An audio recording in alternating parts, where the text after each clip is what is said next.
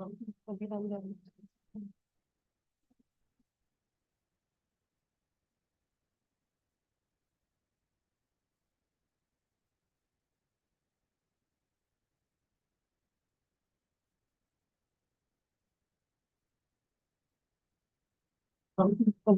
On है। अभी on है। ऑन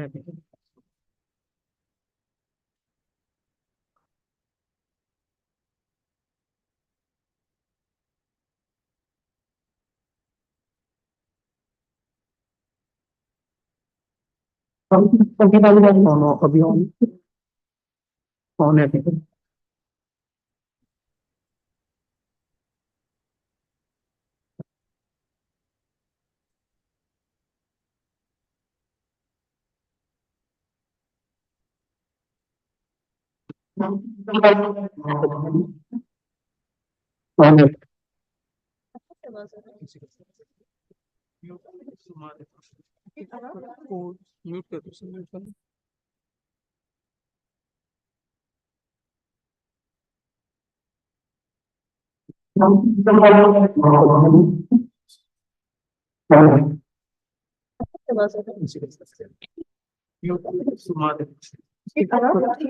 म्यूट कर दो, म्यूट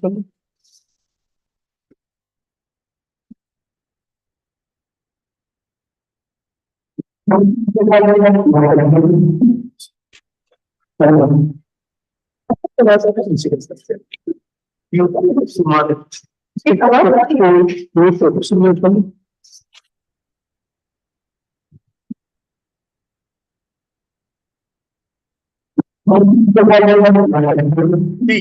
यार एक बढ़िया सी टी शर्ट दे दे।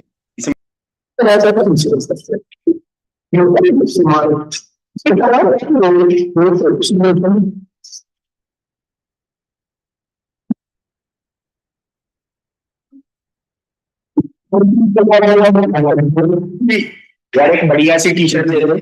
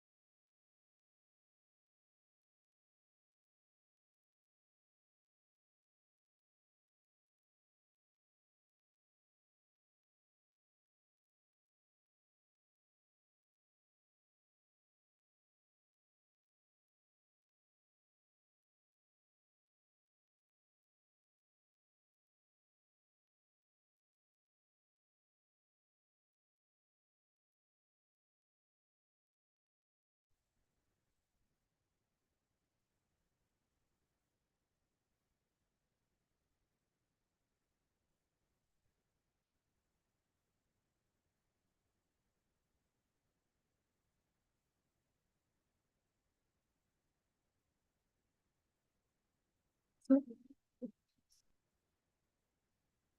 very good morning to all the distinguished guests, esteemed speakers, and my fellow participants.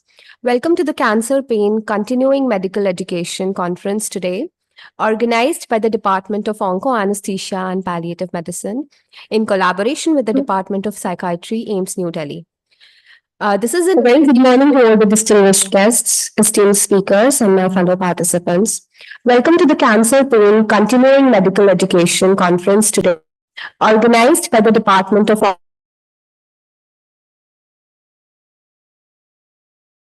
New Delhi. This is a very good morning to all the distinguished guests, esteemed speakers, and my fellow participants.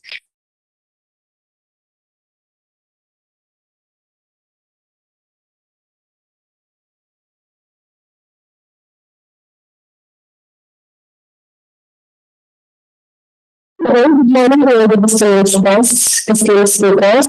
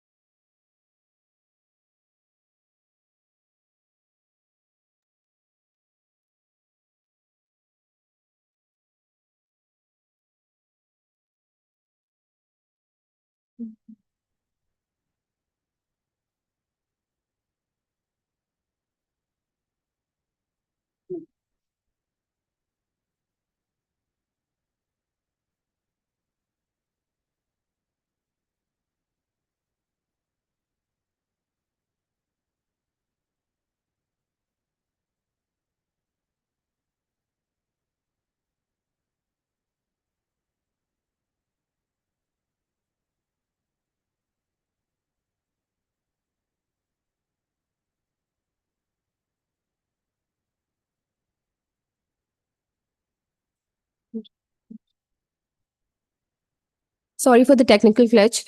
I extend my heartfelt thanks to Delhi IAPC and the IPS North Zone, who have jointly made this possible today. I am Dr. Devana, and alongside me is Dr. Anjali, and we are thrilled to be your hosts in this enriching event. Absolutely, Dr. Devina. Today, we gather here to delve into the multifaceted realm of cancer pain management. Our agenda here is carefully curated to provide you with comprehensive insights and strategies regarding the holistic patient care. Before we embark on this enlightening journey of knowledge and collaboration, let us take a moment to express our gratitude to the dedicated individuals who have worked tirelessly behind the scenes to make this event possible. We extend a special mention to our organizing chairpersons, Dr. Sushma Bhatnagar Ma'am and Dr. Pratap Sharan Sir, for their exceptional leadership and unwavering commitment in shaping this conference. Furthermore, our heartfelt appreciation goes out to our organizing secretaries, Dr. Raghav Gupta Sir, Dr. Preeti Ma'am, and Dr. Swati Ma'am. Their meticulous planning, attention to detail, and relentless efforts have been pivotal in ensuring the smooth execution of this event. It's through their dedication and hard work that we stand here today, ready to embark on a day filled with insightful discussions and invaluable learning opportunities. So now, without further ado, let's kickstart this enlightening day with our inauguration session. We invite everyone to gather as we officially commence the proceedings of this conference. May I invite Dr. Raghav Gupta Sir, the organizing secretary for today's event, to commence the event. Thank you, Devina, and thank you, Anjali. On the behalf of Department of Onco-Anesthesia and Palliative Medicine, as well as on the behalf of Department of Psychiatry, Aiims, New Delhi, I extend a very warm welcome again to all the dignitaries and the delegates, both offline and online, on behalf of Aiims NAM CME Organizing Committee. Today, through this platform, we intend to advance our understanding and management of cancer pain in a holistic way. We are privileged to have a lineup of expert, renowned speakers who will share their thoughts and insights on various aspects of cancer pain management. Now, without wasting further time, I would like to welcome on the stage our Honorable Chief Guest, Professor R.K. Chadha, sir. Sir is currently Professor and Head Department of Psychiatry at Amrita Institute of Medical Sciences and Research Center, Faridabad. We welcome you, sir.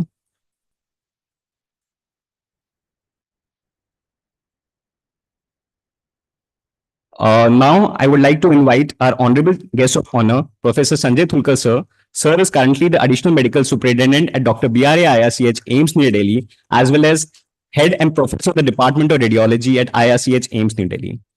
We warmly welcome you, sir.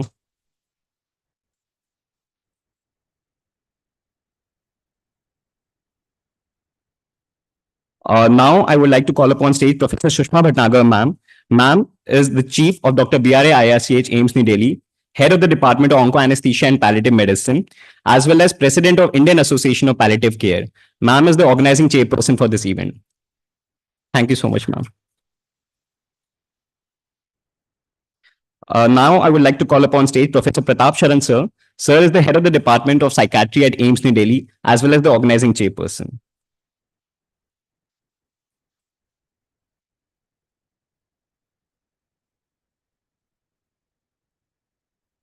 Now, I would like to invite Professor K.K. Deepak, sir. Sir is currently the visiting professor at Indian Institute of Technology, Delhi, and was formerly the professor and head Department of Physiology at All India Institute of Medical Sciences, New Delhi, as well as professor and the ex-dean examinations, Aims, New Delhi. Thank you so much, sir. And last, we would like to call Professor Seema Mishra, ma'am. Ma'am is currently the professor in the Department of Onco-Anesthesia and Palliative Medicine, as well as the chairperson of Delhi State Chapter of Indian Association of Palliative Care.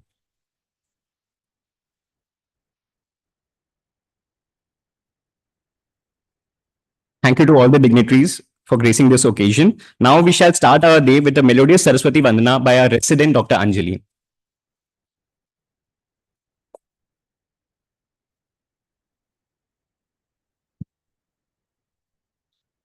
या कुन्दीन्दुतुषारहारधवला या शुभ्रवस्त्रावृता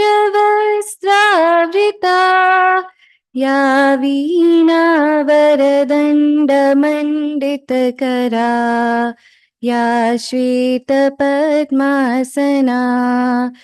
या ब्रह्माच्युतशङ्करा प्रभृतिभिः देवै सदा वन्दिता सा मां पातु Saraswati Bhagwati निशेषजाड्यापहा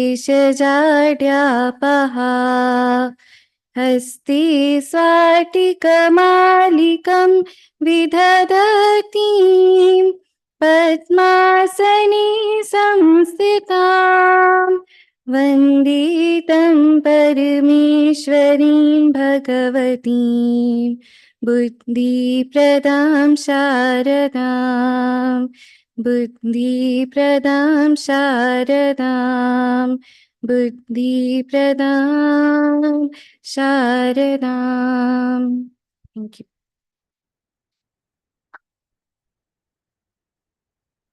Thank you so much, Anjali, for this melodious Saraswati Vandana. Now, I would request Dr. Swati Gupta to felicitate our dignitaries one by one. I would request Dr. Swati to felicitate our chief guest, Professor R.K. Chadha, sir.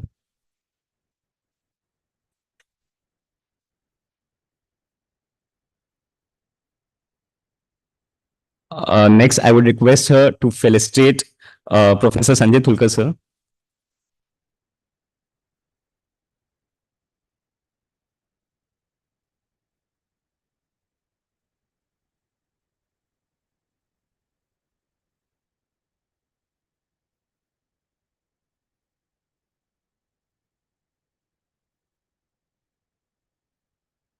Next, I would request her to felicitate Professor Sushma Bhatnagar, ma'am.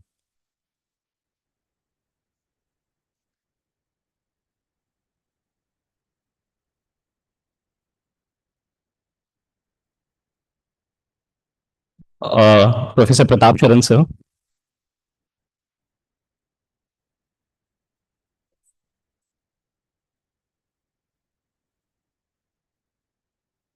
Professor K.K. Deepak, sir.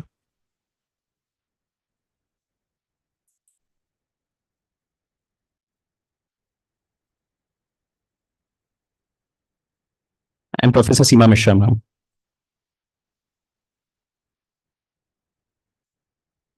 Thank you so much, Dr. Swati. Now we'll begin our day with a series of welcome speeches setting the tone of the day of learning and collaboration. May I please invite Professor Sushma Bhatnagar, ma'am, for her warm welcome note.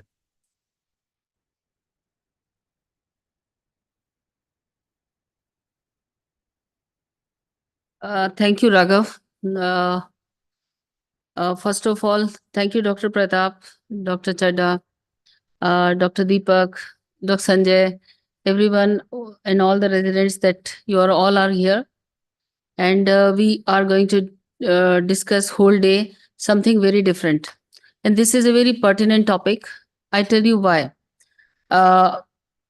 Pain, I think pain, very important phenomena. We are doctors, we are nurse, whole of the hospital is working only because patients are coming in pain. But pain has a very wide spectrum, and why we planned that there should be a collaboration with we should do this activity in collaboration with Department of Psychiatry. I will explain with you two examples. You know, when a girl or a boy go for a tattoo, he is experiencing pain. Tattoo का pen भी काफी severe होता है.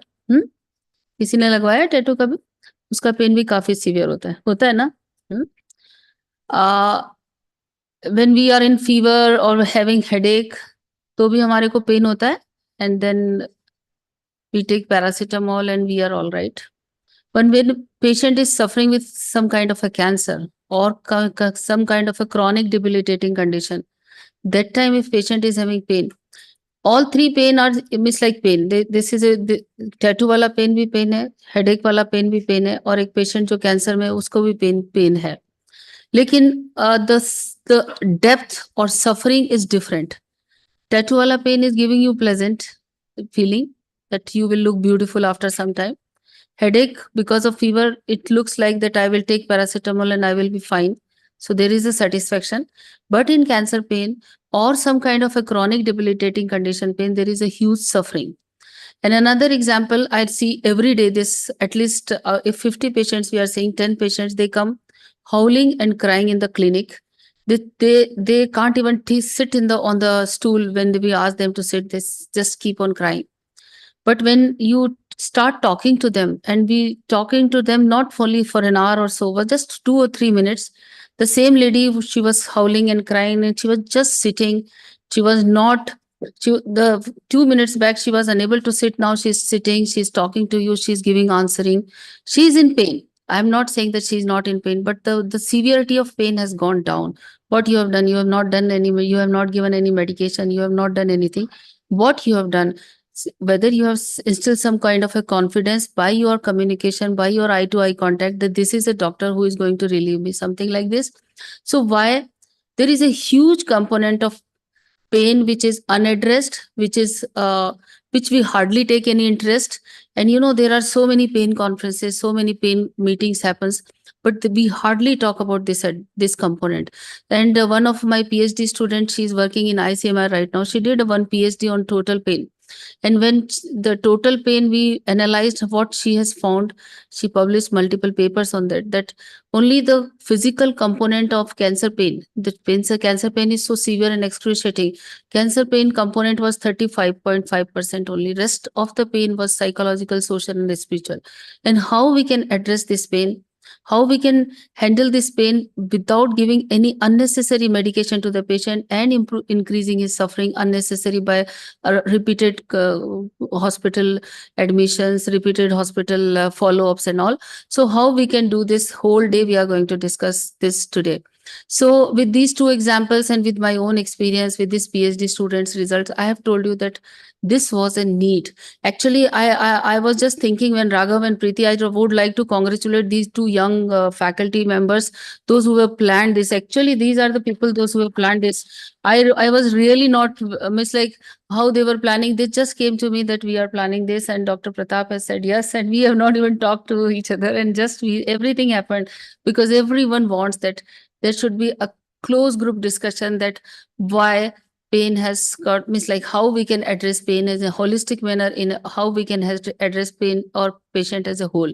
Thank you very much and congratulations Preeti and Raghav for organizing such a fantastic and possibly after this maybe it will become such a popular this thing that a lot of people will start thinking that there is a huge component of something which is not addressed, something which is not people are discussing, and we must discuss when we discuss pain. So whole day we will discuss everything about pain, and there will be a very silent feature which we will discuss today, that is how we can address a patient who is suffering. Basically pain is a suffering, and how we can address with patient is pain and depression and everything we will discuss today. And there are a lot of good I think they have selected all again Raghav and Preeti, they have asked us that this topic this person will take and this topic this person will take, and they have decided it. And I was seeing the program, it is fantastic and it's going to be very very useful.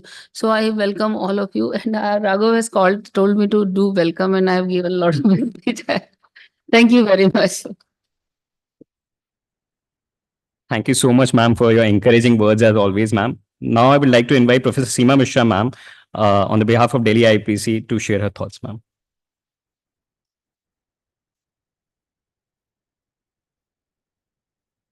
So good morning, everyone, and respected dignitaries on the dais. First of all, I'd like to thank the NAMS that they given opportunity us as a Delhi IPC for collaboration with the other department also. Thank you so much, sir. And pain is a very important component, and Dr. Sushma Bhatnagar has already enlightened what are the really important features of that. And I think beauty of this today collaboration with the psychiatric department, that what are the other components which is very very important other than the physical, how we can deal in day in and out. Thank you so much, everyone.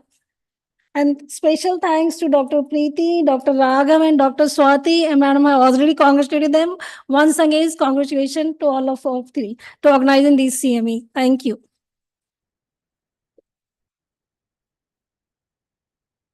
Thank you so much, ma'am. Now I would like to invite Professor K.K. Deepak, sir, for providing his valuable perspectives for the starting of the day. Good morning, everybody. Respected Dr. Chadda, Dr. Sanjay Tulkar, Dr. Sushma Bhatnagar, Dr. Seema Mishra, and Dr. Pratap Sharan, and all senior colleagues and my colleagues here. So I'm here in the capacity of a CME convener for NAMS for Delhi NCR. I'm also today observer for this event from NAMS side. So I must inform you, people here and from here, that NMS has opened up its facility for having CME on important topics like this cancer, pain, taking other departments into consideration and addressing the core issues. And for that, we welcome, we provide the facility, we facilitate. So I'm very thankful for Preeti and Raghav and Swati. They came up with the idea, and then I said, yes, we endorse it. And then you go ahead, wherever you want any help, we can give you the help. So this help we also extend to other departments for other CME for cutting edge. We are coming up in a big way to have Indian guidelines, task force. Also, if you have want to prepare some SOPs or some kind of a position paper, the India should lead now. We should have our own guidelines which are followed by world over. And this is doable and will help you. So this is, so with that introductory note, I welcome you all and very thankful to the young Turks, young boys and girls which are doing a wonderful work, and very happy to be. The other thing is now currently I'm at IIT Delhi, and what I've seen a little change in IIT Delhi, and then things, and I also sometimes keep on going to MIT, things become simpler and highly academic. You look at the graph. So all paraphernalia, all time taken, they quickly jump into kind of a business and high level discussions, which is still we need to work out in that way. So that's the one thing, little observation which we do, which means we should end up, as Dr. Shma Bhatnagar said, at the end, we should do a business, core business, and something should come out. Some objective should and quantifiable objective should come out. So that's a simple suggestion.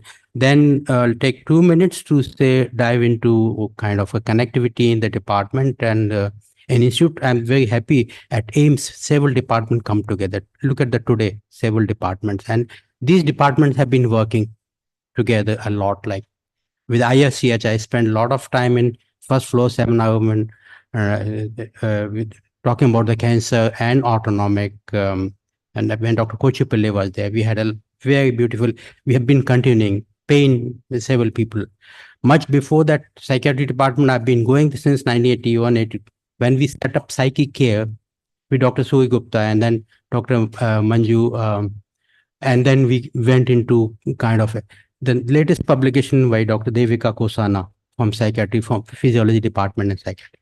So we have been having those kind of publication. I'm very proud of them and thankful to psychiatry department and IRCH, which we have seen coming up from one floor to, I think when I joined 81, it was one floor only, and then it came up all day. So I've seen a story. I'm very happy the kind of a culture we have at Aiims, and that should be utilized by other departments. And then those kind of productivity, like solid productivity, which can be cited, only then the Indian science will grow. So with that, I wish you all the best. Thank you very much for being here, and I'm sure it's going to deliver good foods. Thank you. Thank you so much, sir, for sharing your perspective on behalf of NAMS. Now I would like to invite our esteemed guest of honor, Professor Sanjay Thulkar, sir, for sharing his thoughts.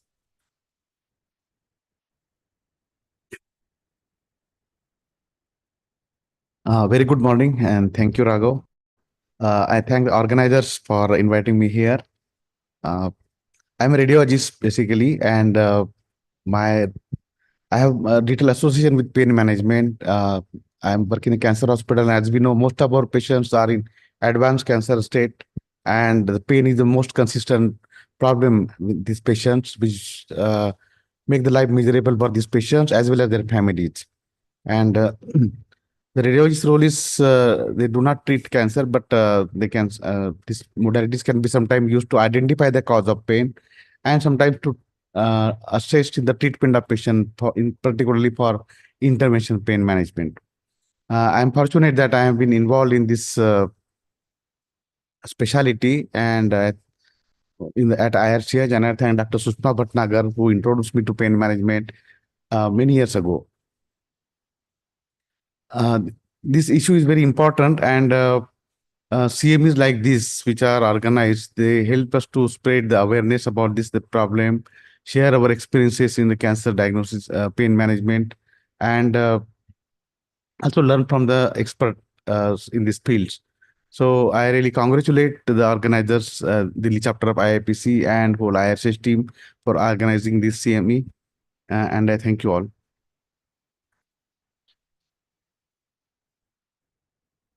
Thank you, sir, for your kind words and gracing the occasion today. Now I would like to invite our chief guest, Professor Rakesh Kumar Chadha, sir.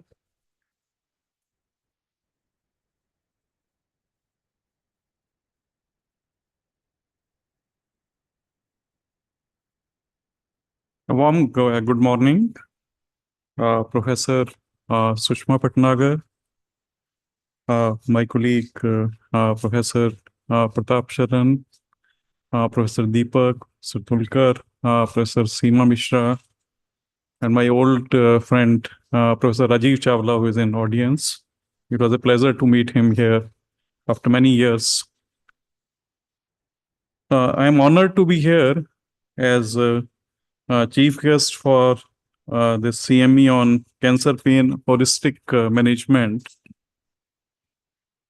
Pain is a very distressing term as we all are aware. And more often, when one joins medicine, one always, and there is generally a perception that pain has a physical cause. And one gets headache or any pain, one tends to take analgesics, and which are often promoted in the media also, because these are the OTC drugs. But pain also have a strong psychological component, and even major psychiatric illnesses like schizophrenia, severe depression. Also, sometimes the patients suffer severe pain, and that pain does not respond to analgesics, because that's a pain which has a strong psychiatric component, and which is coming as in the form of a delusion, or say it's coming in the form of a manifestation of depression. Now, coming to cancer, now here the person is going through, one is there is a physical pain of cancer, the primary pathology which is causing pain, and then there's a strong psychological or reactive component. This reactive component may be coming from because it's a definitely very severe illness, and person is in a uncertainty whether he or she would recover or not. So that leads to strong psychological conditions, which could be in the form of depression, which could be in the form of anxiety or a general distress. So all these also contribute substantially to pain. As Dr. Sushma Bhatnagar said in the beginning, that sometimes the sympathetic listening also helps in relieving the pain to some extent. So that way, the role of holistic management comes very important. And in that background, today's CME, which is being organized by Department of Palliative Medicine, then Indian Society of Palliative Care Delhi chapter, and in collaboration with the Department of Psychiatry at Aiims, and also Indian Psychiatric Society North Zone, that comes, and it's being organized in this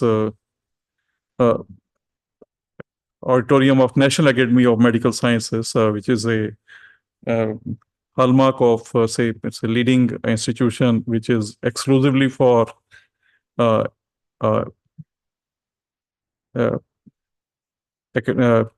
academics in medicine. So it becomes it's a very important event, and the faculty is a leading experts from palliative care, as well as from psychiatry and from clinical psychology and basic sciences. So this should serve a great purpose, and that attendees will gain a lot, will be able to resolve many queries and which are related to cancer pain. I congratulate the organizers and thank you all.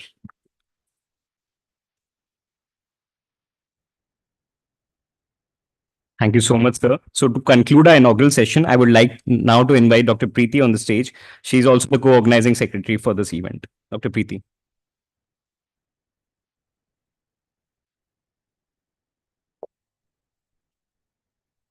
Respected dignitaries on the dais, my dear colleagues, juniors and seniors, and all the members present here, as well as virtually, who contributed to the seamless realization of today's event, it's a honor and privilege for me to extend my vote of thanks on behalf of the organizing team.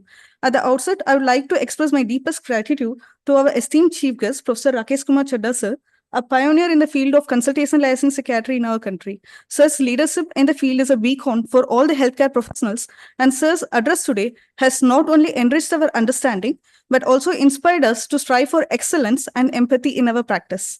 We are immensely thankful to you, sir, for taking out your time to share your wisdom with us all today. I would like to thank Professor Sanjay Tulkar, sir, our esteemed guest of honor, for having taken out time from his busy schedule and having graced the occasion with his presence. We are also thankful to sir for sharing his expert insights about the holistic management of cancer pain. I would like to express my heartfelt thanks and gratitude to Professor Sivakumar Sareen, sir, who is the President of National Academy of Medical Sciences, Professor Umesh Kapil, sir, the Secretary of National Academy of Medical Sciences, and Professor Ajay Kumar Sood, sir, the Deputy Secretary of National Academy of Medical Sciences, for their unwavering, wholehearted support in all aspects for today's CME. Their dedication and passion to improve the knowledge and skills of the medical practitioners through various academic activities is an inspiration to us all. I would like to thank Professor Sushma Bhatnagar ma'am and Professor Pratap Saran sir, the organizing chairpersons for today's CME, for their leadership and guidance, without which today's CME would not have been possible. Thank you, ma'am and sir. I would like to thank Professor K.K. Deepak sir, the state convener of the Delhi State Chapter of National Academy of Medical Sciences, for his guidance throughout in envisioning and organization of the current CME. Thank you, sir, for all your guidance. I would like to thank Professor Seema Mishra ma'am, the chairman of the Delhi State Chapter of Indian Association for Palliative Care, and Professor Mamta Sood ma'am, the president of the Indian Psychiatric Society North Zone, for providing enormous support from their societies in enhancing the visibility of today's CME. I would like to thank the esteemed speakers and chairpersons of the today's CME, without whose support the CME would not have been possible. I'd like to express my heartfelt thanks to all the delegates who have registered and joined us offline and online, even on a holiday, to enhance their skills and knowledge. We look forward to your active participation in the scientific session ahead.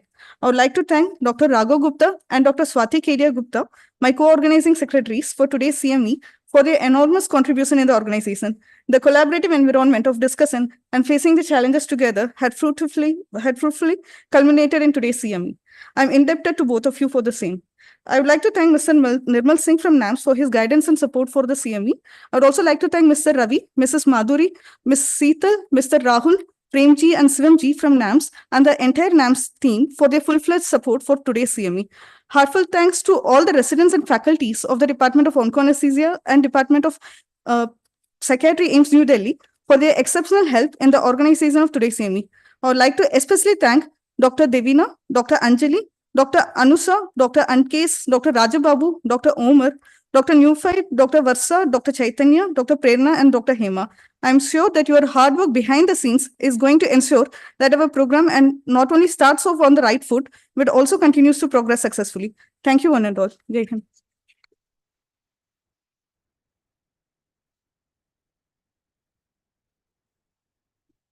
Thank you so much to everybody on the dais.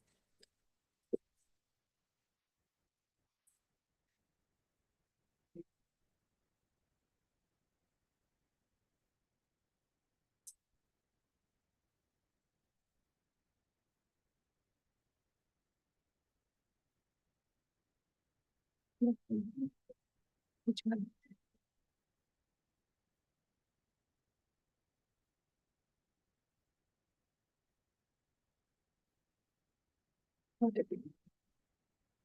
Slide share कैसे? Slide share.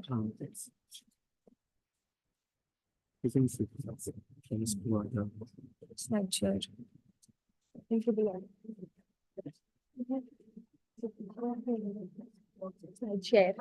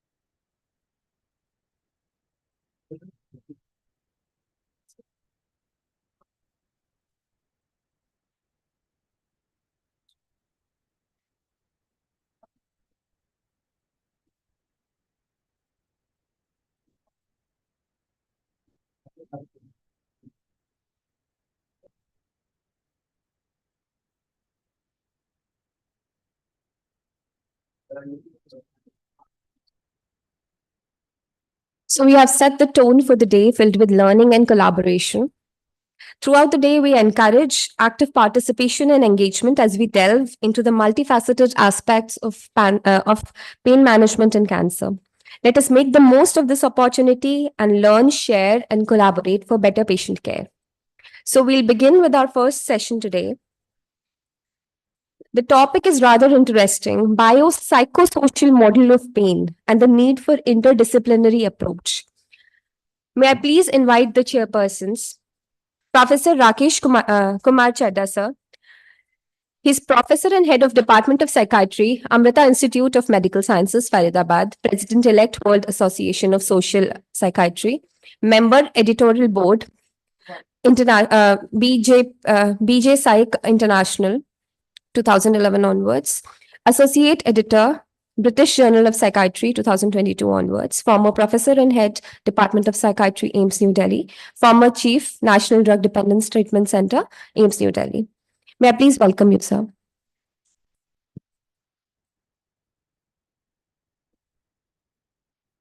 May I also please invite Professor Sushma Bhatnagar, ma'am, Chief Dr. BRA IRCH, Aims, New Delhi, Head of Department, Onco Anesthesia and Palliative Medicine, Aims, New Delhi, President, IAPC 2018, Fellow of the National Academy of Medical Sciences 2023, former Head, National Cancer Institute, Churchard, Aims.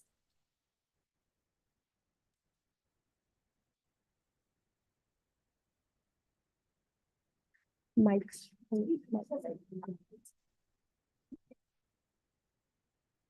Thank you so much, ma'am and sir. May I please request you to invite the speakers for the session? हमारे पास वो नहीं है list, programme छोड़ दिया कहीं। Programme की copy दे दो, इसको बुलाना है पता है। Okay, thank you, Devna. So we are starting. Now, first topic is very important topic: biopsychosocial model of pain, need for interdisciplinary approach. And I think this topic will be taken by Professor Pratap Saran. We all know Dr. Pratap Saran very well. All the students of Aims, they know Dr. Pratap, how empathetic he is. And when he talks, I think half of the problem of all the students gets solved without any medication. So Dr. Pratap is professor and professor at All India Institute of Medical Sciences. We all know him very well. So Dr. Pratap, everyone is waiting for you to listen. Thank you. Listen.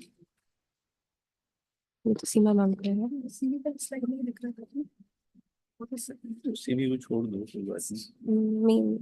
Main slide.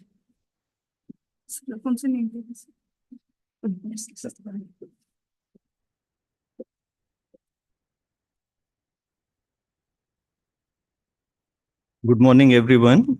I would like to thank Professor Chadda and Professor Bhatnagar for allowing me to speak here. I would like to thank the organizers for giving me the opportunity. I'm going to talk on biopsychosocial model of pain, the need for interdisciplinary approach.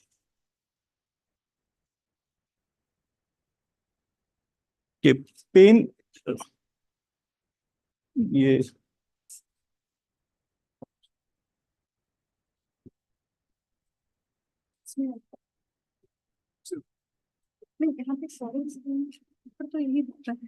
अच्छा sharing करना है sorry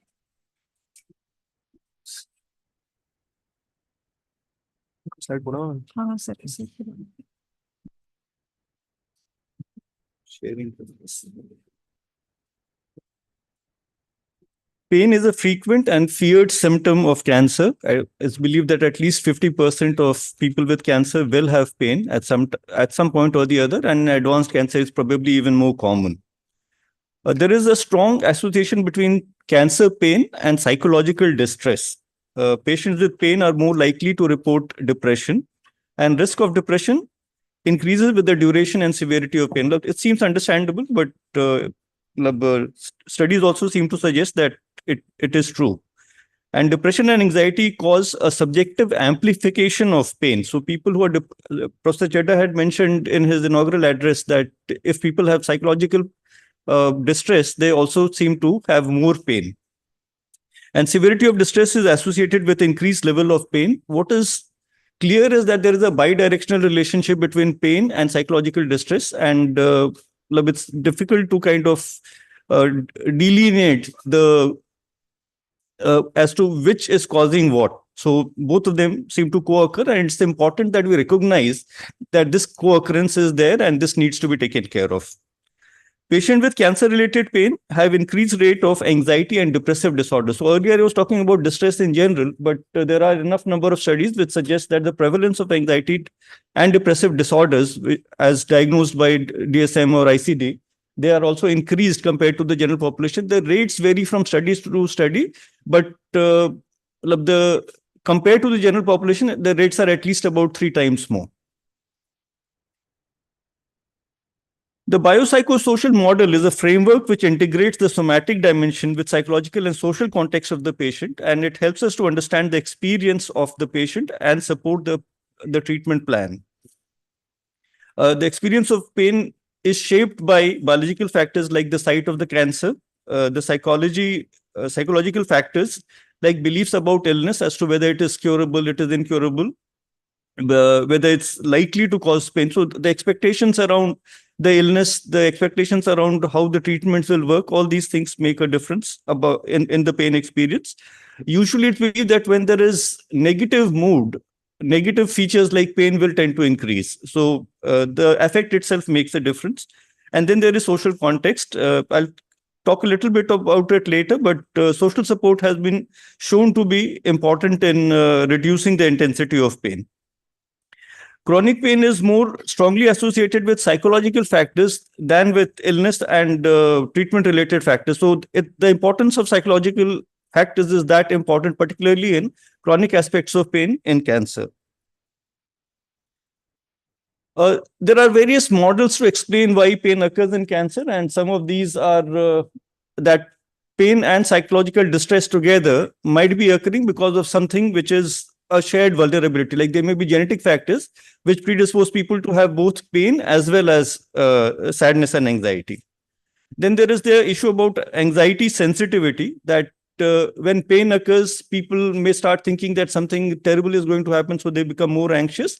And similarly, when they start becoming anxious, the pain increases because of there is a tendency for negative emotions to be connected with pain.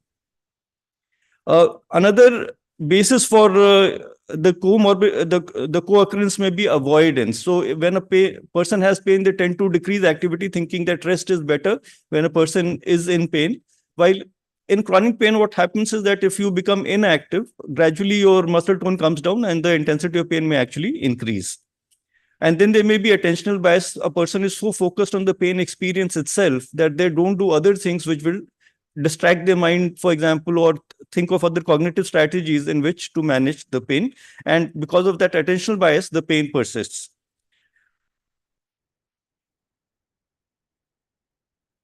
From a physiological perspective, the co-occurrence is believed to be related to monoamine neurotransmitters, BDNF and glutamate levels, and or their receptors. And there is also this possibility that inflammation may be playing a role.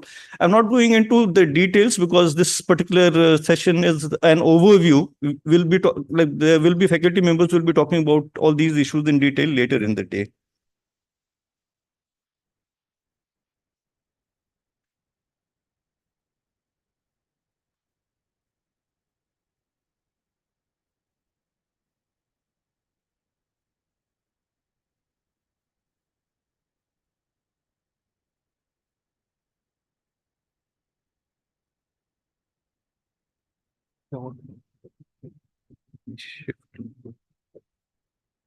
Change नहीं हो रहा है, बस escape भी करो,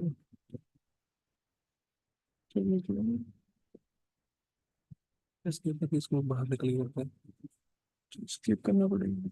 I think so नहीं हो रहा, नहीं नहीं हैंग हुआ है। स्टॉप मैम, साइड हो गई है।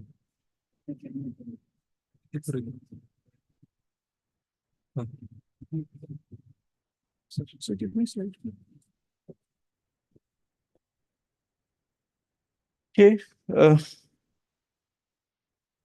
For assessment, comprehensive evaluation would, people who are in pain, for their comprehensive evaluation, there should be a screening for psychiatric morbidity, and the simple screening tools that can be used are PHQ-9 Patient Health Questionnaire, the 9-item version. This is for depression. and generalized anxiety depression scale, which is a 7-item scale. So these are very small, simple scales which can be used to pick up whether psychological problems are there or not. There is a concern that when people have physical problems as well as psychiatric issues like anxiety and depression, sometimes the distress may appear more because some symptoms may be common, like decrease in appetite, sleep disturbances, or fatigue.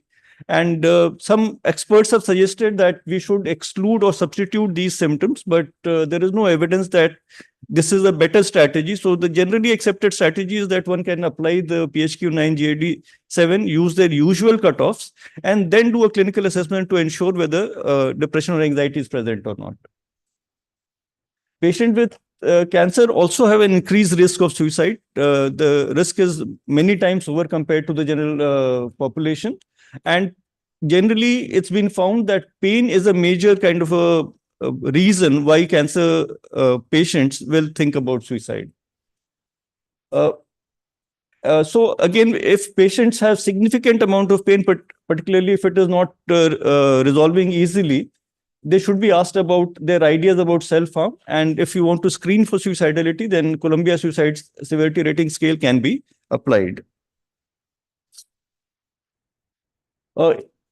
Moving to the topic per se, incorporation of mental health care providers into cancer pain treatment teams may improve patient outcomes.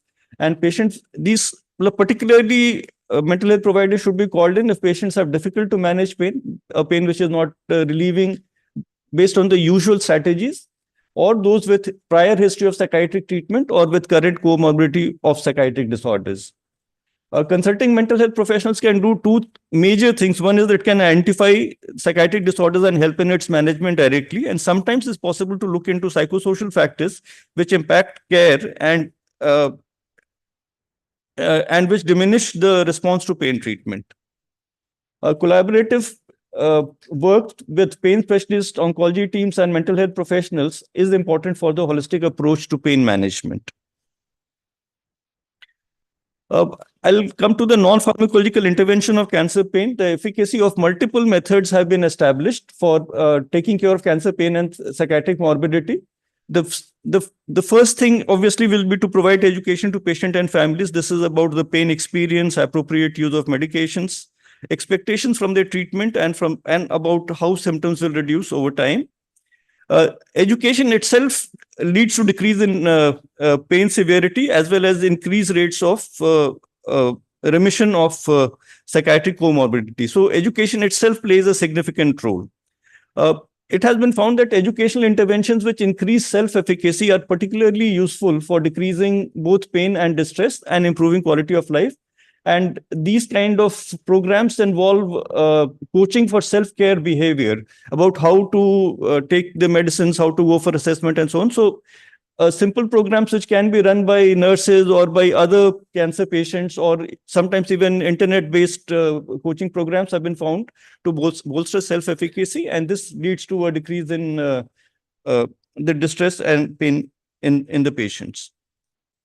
Another very important issue, which is very commonsensical, is social support. Social support is known to directly improve well-being. So even if a person has cancer and if he's with a friend, he feels better, which is the pain may not come down, but he may still feel better. But it's also been found that it buffers the impact of stressful experiences, including physical illnesses. And perceived social support has been, in cancer pain patients, has been found to decrease incidence of chronic pain as well as depression. And cancer peer support groups are useful in this regard. And even though there is no data about the peer support groups on pain management, it decreases the sense of isolation and it improves the coping skills in general, which may in a roundabout way go to decrease pain. Guided imagery and hypnosis have found a kind of their way back into the psychotherapeutic armamentarium based on the work in cancer. They had become discredited to some extent earlier, but in cancer pain particularly, they seem to be pretty useful. The mechanism is that they seem to work through dissociation, which is taking the attention away from the pain. Efficacy has been proven in acute procedural and post-surgical pain, and also in mucositis following bone marrow transplantation and chronic malignant pain. So it's in acute as well as chronic pain management. Hypnosis also decreases anxiety, depression, and improves positive mood states. CBT is the kind of the bedrock of psychosocial management of pain in cancer, and it aims to modify cognitive distortions, change distressing thoughts associated with pain, and increase coping strategies. It has been shown to improve pain control and overall functioning in patients with treatment-resistant and persistent cancer pain. So there are multiple meta-analyses now which show that CBT works. And it's also efficacious for taking care of the comorbidity of anxiety and depressive disorders. Again, coming to holistic care, collaborative care models have been developed in which there is a care manager. So he is mostly a social work person who's supervised by a physician who does education for the patient, monitors them for adherence, and adjusts treatments as needed. So this particular model, which is a system-based model, can also be delivered through telemedicine, has been shown to decrease pain severity and depression in patients. Coming to psychopharmacological interventions, again, this will be taken up more in the later sessions, but antidepressants are efficacious in non-cancer chronic pain. The evidence for cancer pain is a bit limited, but what does matter, what is known is that analgesic effect of antidepressants does not depend on their antidepressant ability. Like pain reduction occurs in non-depressed patients also. Analgesic dose is lower than the antidepressant dose, and onset of analgesic effect is earlier than the onset of action of antidepressant effect. Mechanism of action is probably working through both norepinephrine and serotonin levels through descending pain mediating pathways. And the antidepressants which seem to work on pain are those which work on both these norepinephrine as well as serotonin. So the other antidepressants don't seem to have pain relieving properties. Small uncontrolled studies show that antidepressants are efficacious for neuropathic pain, which is seen in about 40% of patients, but well-controlled studies are still not available. About tricyclics, these were the standard earlier, and even now amitriptyline is used frequently. The analgesic effect is dose dependent, but the drug should be increased gradually. Tertiary amines seem to be more effective, but they are less tolerant. One thing to be aware of is that they have significant cardiac effects, so they should be used a bit more carefully.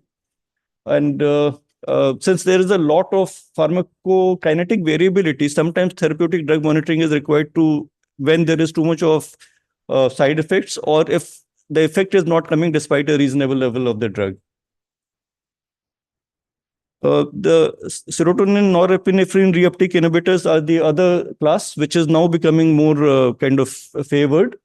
Venlafaxine and duloxetine have been studied as analgesics, and duloxetine seems to be better because it affects norepinephrine and 5-HT levels at lower doses. So right from the basic therapeutic level, the duloxetine seems to become effective. Venlafaxine becomes effective at higher doses. They are also efficacious for vasomotor symptoms related to anti-estrogen treatment in breast cancer survivors, and that could be one area where they could be used frequently. Okay, I think the other important thing to remember is that if we are using SNRIs, they have withdrawal effects. So if they're stopped suddenly, flu-like symptoms come up, and hence they should be tapered over about 4 weeks' time. In people with breast cancer on tamoxifen, there is an increased risk of recurrence of the breast CA in case of duloxetine because it inhibits the CYP2D6 enzyme. In conclusion, cancer pain is associated with psychological distress. Well, that's a no-brainer. The biopsychosocial model provides a comprehensive approach to the conceptualization and treatment of pain in cancer patients.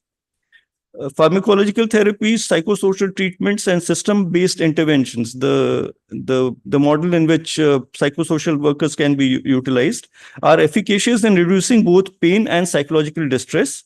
And multidisciplinary collaboration is useful throughout the treatment process to address multiple aspects of cancer symptom burden. So this is what I wanted to talk to you about. Thank you.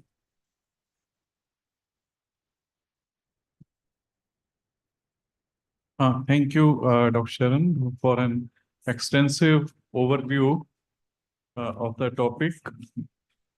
biopsychosocial model of pain, need for interdisciplinary approach. I was a bit confused because what I am going to say in my topic, because you have almost covered my topic fully. So thank you so much. I think we'll have question answers after. I'd like to invite Professor Seema Mishra. Can I have her intro slide? Yes. Ma'am का intro slide दिया bye से हाँ share touch थोड़ी यहाँ से share screen Professor Seema Mishra will be speaking on palliative care, need of the hour. She is a professor, Department of Onco-Anesthesia and Palliative Medicine at IRCH Aiims, New Delhi. She's also chairperson, Delhi State Chapter of Indian Association of Palliative Care, and is a national faculty member of IAPC Certificate Course of Palliative Care. She is a recipient of Royal College of Physicians scholarship, has more than 200 publications. I invite Professor Seema Mishra for her presentation. Thank you. Share कीजिए वो नीचे करो ma'am का PPT कैसा है अच्छा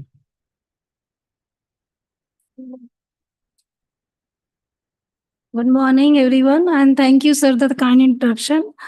So, in next 20 minutes, we are going to just talk about that how the palliative care, why it is so important in day-to-day life of everyone overall.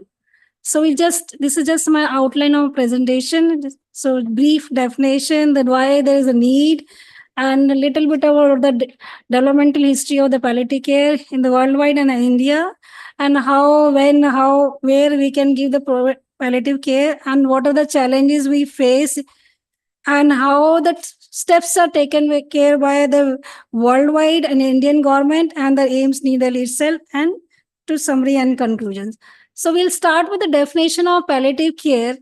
Palliative care is nothing but an approach that improves quality of life of patients and their families facing the problem associated with life-threatening illnesses through the prevention and relief of suffering by means of early identification and thorough assessment and treatment of pain and other problems, physical, psychological, and spirituals.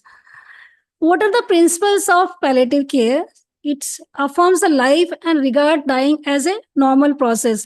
In medical profession, all the time we feel the patient die, then we feel it is a failure of our practice.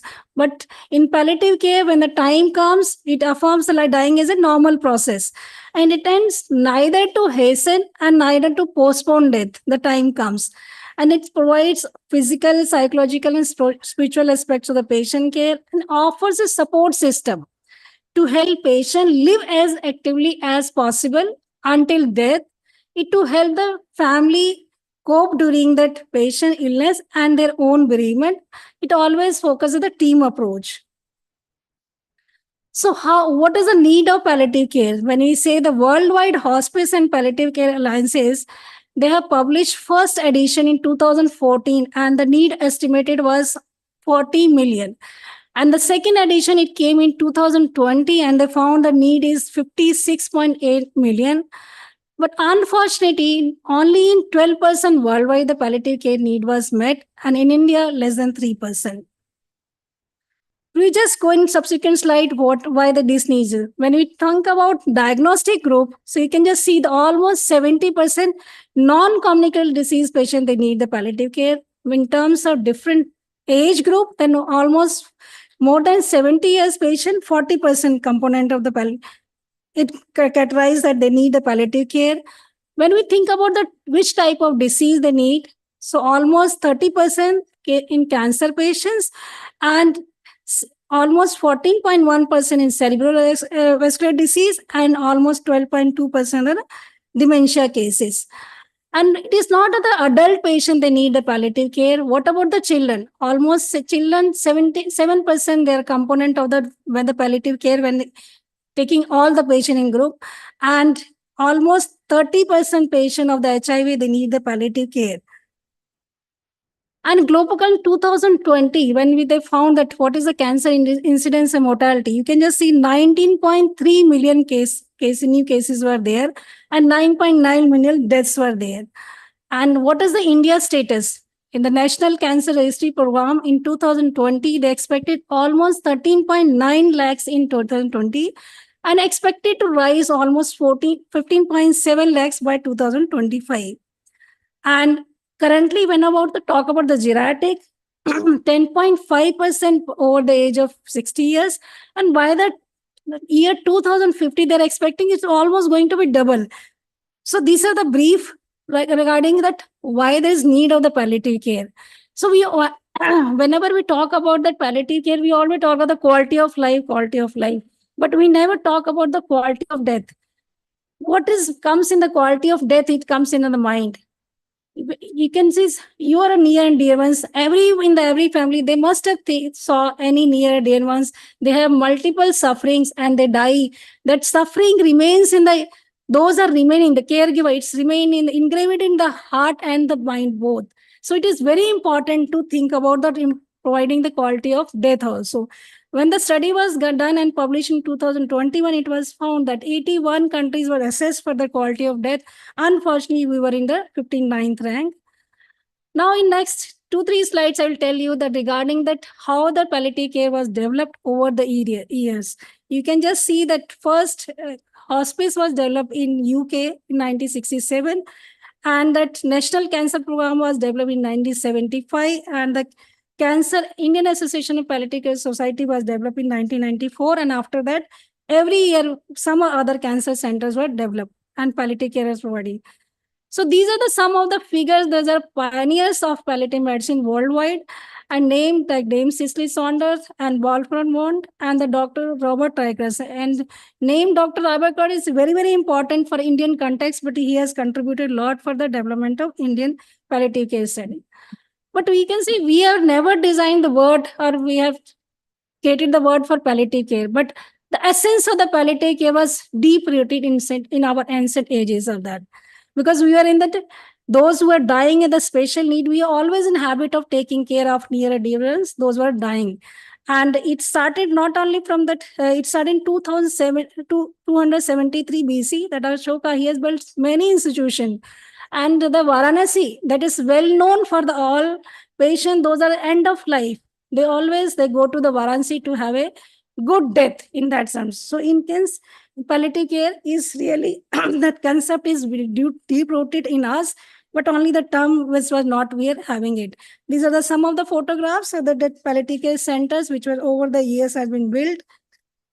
These are the list of various centers after 1994 that has been really every year some of the centers been developed in all over the country. And what are the recent academic milestone? You can say 2012 that MCI recognized the palliative medicine as a specialized branch, and 2021 DNB palliative medicine course was initiated by the National Board of Examination. Now next time, by this time we come to know that we need a palliative care, and who needs a palliative care? Obviously that is not only the cancer patient, non-cancer patient equally need that palliative care. So what happened when we are not providing the palliative care? So in absence of accessible palliative care system to guide and treat the patient, most often then they get drawn to inappropriate, futile, expensive treatment. Like if the patient are cancer patient, that futile chemotherapy, immunotherapy, thinking of something miracle is going to happen. And they have multiple hospital admissions, that is inappropriate hospitalization in ICU care. In government setup, still we are having a free of cost, but if they are going to the private hospital, there is charge is enormous and leads to further harm, including the financial liability. One way the caregiver is losing their near and dear ways, and simultaneously they are losing the money. So there's too much of that financial loss. It leads to the financial toxicity. And ultimately, if you're not selecting the patient, in India, we have a resource constrained country. We are going to occupy the hospital beds unnecessary, which is going to be a road blockage, and we are not going to offer the care which we want to do those patients those are having curative therapy itself.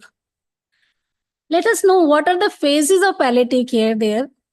You can see the circles. There are 3 circles are there, which you can think about the phases or layers of care, you can say.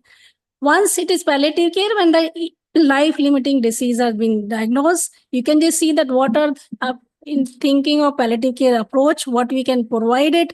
As the time comes, like end of life care, weeks to months to live, what are the care we should provide it. And when the terminal care occurs like days to weeks, then only that symptom management is the most important part which we should provide it. After that, when we should start? One thing we have come to know, the patient, when they land up with the life-limiting diseases, but when? Initially, the traditional model was there, when all therapies fail, then you should start the palliative care. But in the modern era, it has been suggested that it should be, as soon as the patients diagnosed as life-limiting disease, they should start. And you can see this to diagnose this. Can you have a pointer? Okay, so initially you can just see the curative therapy's role is very much high. As the time increases, as the disease gets progress, the role of palliative care is increasing, and curative therapy treatments are going to be lesser and lesser. And time comes, end of life care, and the patient, when they die, bereavement care to the caregivers. This is the landmark study which was published in 2010 in New England Journal of Medicine regarding that early palliative care for the patient with metastatic small cell lung cancer. And they found that early integration is going to help in better quality of life, less depression, and fewer people getting aggressive therapy and better survival. So who provides? You can see the multidimensional needs are there. Obviously, the primary physician and other allied branches, we have to, depending on the patient requirement, they should contribute it. And various palliative care delivery models are there, depending upon the expertise. Initially, when the patient symptoms are not much, that obviously all physicians, they should be knowing about the basic concept of the palliative care. They should provide, as the complexity of their symptoms are more increasing, more experts are there. Ultimately, the tertiary care, where the palliative medicine, they should come forefront and take care of that all complex symptoms. So what is being provided? Obviously, as I told you, the complex symptoms. So these symptoms, whenever they are going to take care of the multidimensional. So first of all, the communication since morning, when we had Dr. Sushma, she highlighted when patient came in very crying, and when she has given that asked to sit, and within few minutes, she has really got so much of relief. So information, giving comfort is very much important. Next is physical, emotional, and psychological, and all depends upon every patient doesn't have all the symptoms. Maybe intensity will be different. Some is having emotional intensity is very high. Some are physical intensity is very high. But we have to take care of all the components.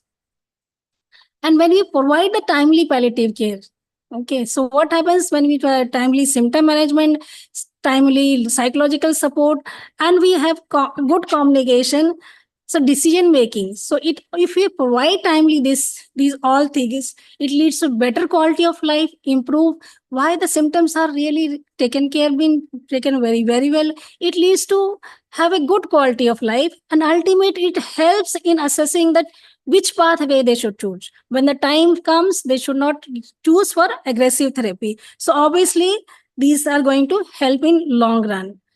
And I think pain, since morning we are discussing regarding pain, is very much important. Whenever that symptoms come, very important symptom is there. And when we thought of demand analysis, and 2/3 of the cancer patient present in advanced disease, you can imagine almost, I think initially the patient have a less component of pain, but as the disease aggressive, almost I think 100% patient, they are having some other intensity will be different, but they have the pain. Approximately 97% of adults and 99% of children who need pain relief, unfortunately, they don't have access for it in India. And this is the total pain, whatever that I think Dr. Pratap Shah recently told about the biopsychosocial model. In palliative care, the Dame Cicely Saunders, this coined the word about the total pain, which almost it is similar for the biopsychosocial model. These are the various intensity of the pain. We have to scales to assess, and depending upon that, we can choose the drugs. This is for children. This letter is going to be subsequently discussed in detail regarding how we can really help the patient in cancer pain, choosing the drug or intervention part, and just little bit of the opiates. These are the 6 opiates. It has been like the essential of narcotic drugs, which comes to morphine, fentanyl, methadone, and codeine. And these 4 are available in the country, and hydrocodone and oxycodone, we are not having it. But I think everyone should know that opiates, we are the country where maximum opiate production, but unfortunately we are all sending it. So ultimately what happens, India lags behind the rest of the world in terms of opiate availability for their own patients. The Western world, they're facing for opioid phobia regarding because they have not taken care of the safety of the opioid. They have given the opioid left and right, and they're fear of using the opioids. But in our country, because of lack of opioids, we are not able to provide that opioids in the judicious patients. So ultimately, we should also have to learn that because we have a large country, if any misuse is going to happen, it is going to cost a lot to us. So balancing and safe use of opioids is very, very important. And communication is very important part of the palliative care. And there's some various ways to how to really communicate. There's various models are available which can help the clinician, because nobody taught. I don't think anybody has been taught in that at our age that in MBBS time how to really talk to the patient, how we should communicate, how we should breaking the bad news. So this is very, very important part of in palliative care, which is going to be really helpful for everyone. And where we should provide. It should be provide palliative care in the place of their choice. Some patient they want, once the symptoms are free, they should go home. Some patient they want to stay for a longer time in the hospital. If their caregivers are not able to help in that at home, they want to stay for a longer time. But once you counsel them and give the empowerment of the caregiver, obviously they go for it. And another choice is hospice. What are the challenges? Foremost challenge is that late diagnosis and inadequate pain relief. Less than 3% of Indian cancer patients access to adequate pain relief. Lack of palliative care facility, then poor quality of death index that in the beginning I just told you, and lack of medical infrastructure. And what are the barriers are there? We as a physician, most of the time we think that we are Superman. We know each and everything. But when we think about that personal level, we know if we are not open for the receiving any knowledge, we are not going to have it. If you don't have an attitude to learn things, our own belief systems are there, which we are not open for it, we are not going to change. This is a very important point, how that the barriers are there. Then healthcare system levels, workforce is not there, that organization level, they are not willing to provide the space or to provide that infrastructure to that. And policy level, there's so many hindrances regarding the narcotics for the cancer pain. What are the steps being taken care for international association and our own government? You can just see that WHCA has in the beginning, I showed you that they have booklets, they provided the needs, and there are many manuals have been created to make a awareness of the palliative care and knowledge. And our Indian government, National Program for Palliative Care, it has been started in 2012. They also created very educational manuals by Ministry of Health and Palliative and Family Welfare. ICMR also has given a very commissioner report they have published in 2018, which helps in assessing that what is the definition terms you should be used for limitation of treatment and providing palliative care. Another amendment which has done with the Indian government, like NDPS Act, started in 1985, lead to 2004. You can just see this figure. It is literally a very complex figure. And 2014, the amendment was done. Single authority was given authorization to a single state agency, which helps in whosoever wants to take care of the such type of patient, they can apply for it. Another term they have in the amendment was the recognized medical structure as institute, which was introduced, and this was a medical institution officially recognized by state drug control or purchasing, possessing, and dispensing essential narcotic drug for medical and scientific purposes. These were the amendment was done. What we have done at Aiims to develop the palliative care. This is under leadership of Dr. Sushma Bhatnagar. She has formation a dedicated team of palliative medicine. She has created a department of oncology and palliative medicine. She has really made an effort to provide the indoor and outdoor services, the palliative care. And these are the some of that photographs of our wards. And she is trying to have a multidisciplinary team whenever the patient, cancer patient, they have to be taken care of it. And one of the example is a physiotherapist. And these are some of the awareness knowledge programs has been included, like included in UG orientation curriculum, started MD and PhD program in palliative medicine, inclusion and palliative care in disease management group, an ambulatory palliative care team, rotational posting for our MD students in different departments. So they should go and spread and their knowledge and they acquire the knowledge also. And coordination with the home care teams, CAN support and CAN kit, and some of the training programs like certificate course in essential of palliative care by Indian Association of Palliative Care. Since 2008, we are running program, and we are also running the foundation course yearly since 2003. CTC program, some of the training, interdepartmental training program, and various organization of the various conferences and workshop regarding this. And they have, our departments have taken really active involvement of the COVID-19 pandemic. And we have a formation of pain management policy at Aiims, which is going to help these. Once we have formed this policy, and all over the department from the Aiims, we are getting the referral from not only for the cancer, non-cancer patients. And to provide the dignified death, we are going to have a end of life policy, which has been also published, and it is in there in that website, also Aiims website. And some work is in progress at Aiims. So like integration of palliative care in various other departments, like emergency department in neurology, pulmonary medicine, pediatric, geriatric, nephrology, and intensive care unit. Just to summarize, this is an immense need of palliative care because of increasing rate of incidence of cancer. Advanced medical treatment led to increased life expectancy, but simultaneously increased number of individuals with higher age group with the chronic illnesses.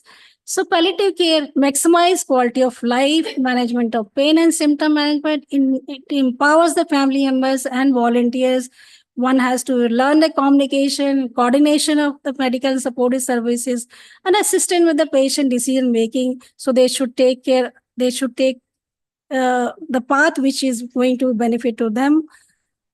And emphasis should be given for introduction of palliative in the curriculum of undergraduate. And government should make an effort system for easy availability of opioids, especially in morphine, to all over the country. And it should be mandatory training for all healthcare professionals in the palliative care. Thank you. Thank you so much for the opportunity to come and just give the present lecture.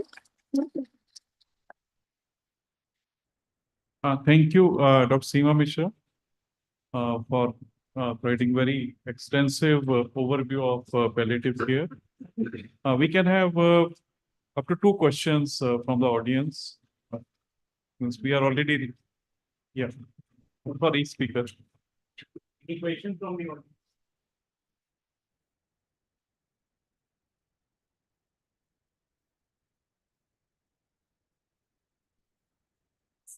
So I think if there are no questions, we can conclude here that we have understood that pain is not only the physical symptom, it is biopsychosocial. There is a lot of psychosocial component.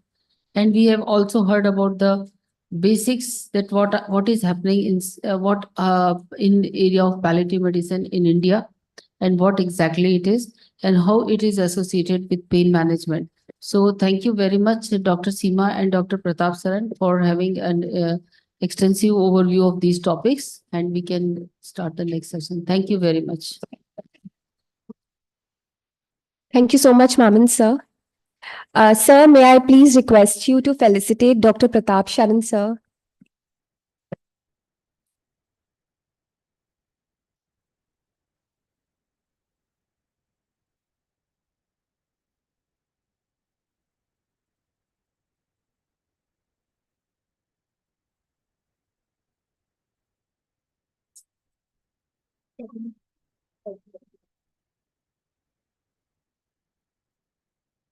And Dr. Seema Mishra, ma'am.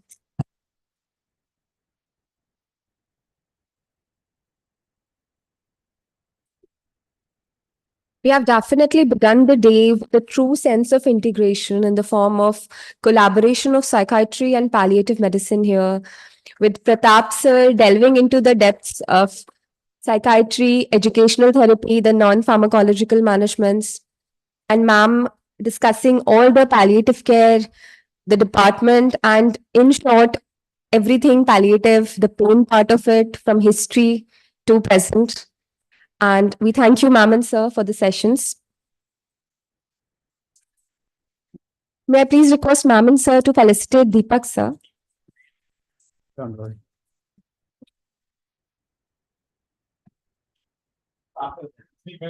Apologies.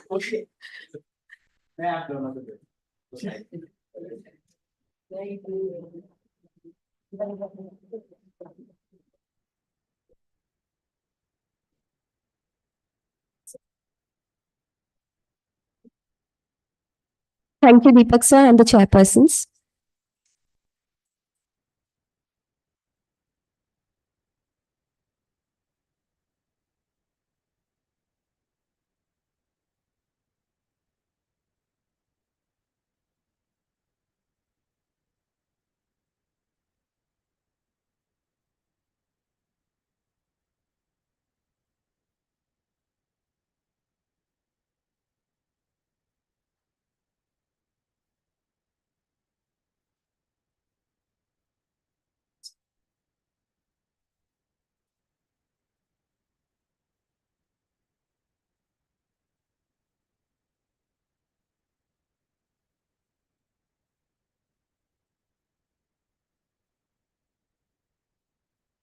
After the highly enlightening first session, now we are moving on to the next session, which is on the pathophysiology of pain and role of autonomic function tests in cancer pain.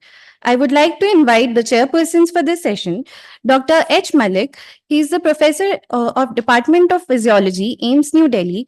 He is the fellow of National Academy of Medical Sciences from 2015, President, Indian Society for Sleep Research, President of Asian Sleep Research Society, Finance Secretary, Association of Physiologists and Pharmacologists of India 2002 to 2020, and Governing Council member of World Sleep Society till 2019.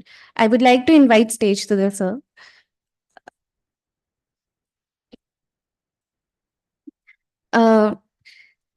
The second chairperson for today is Professor Nand Kumar. He is the professor in the Department of Psychiatry, professor in charge ICMR care in neuromodulation for mental health, chairman Physical Treatment Committee IPS 2019 onwards, founding president Neuromodulation Society India, founding member and vice chair National Network of Depression Centers India. I would now like to invite the chairpersons to introduce our speakers for the day.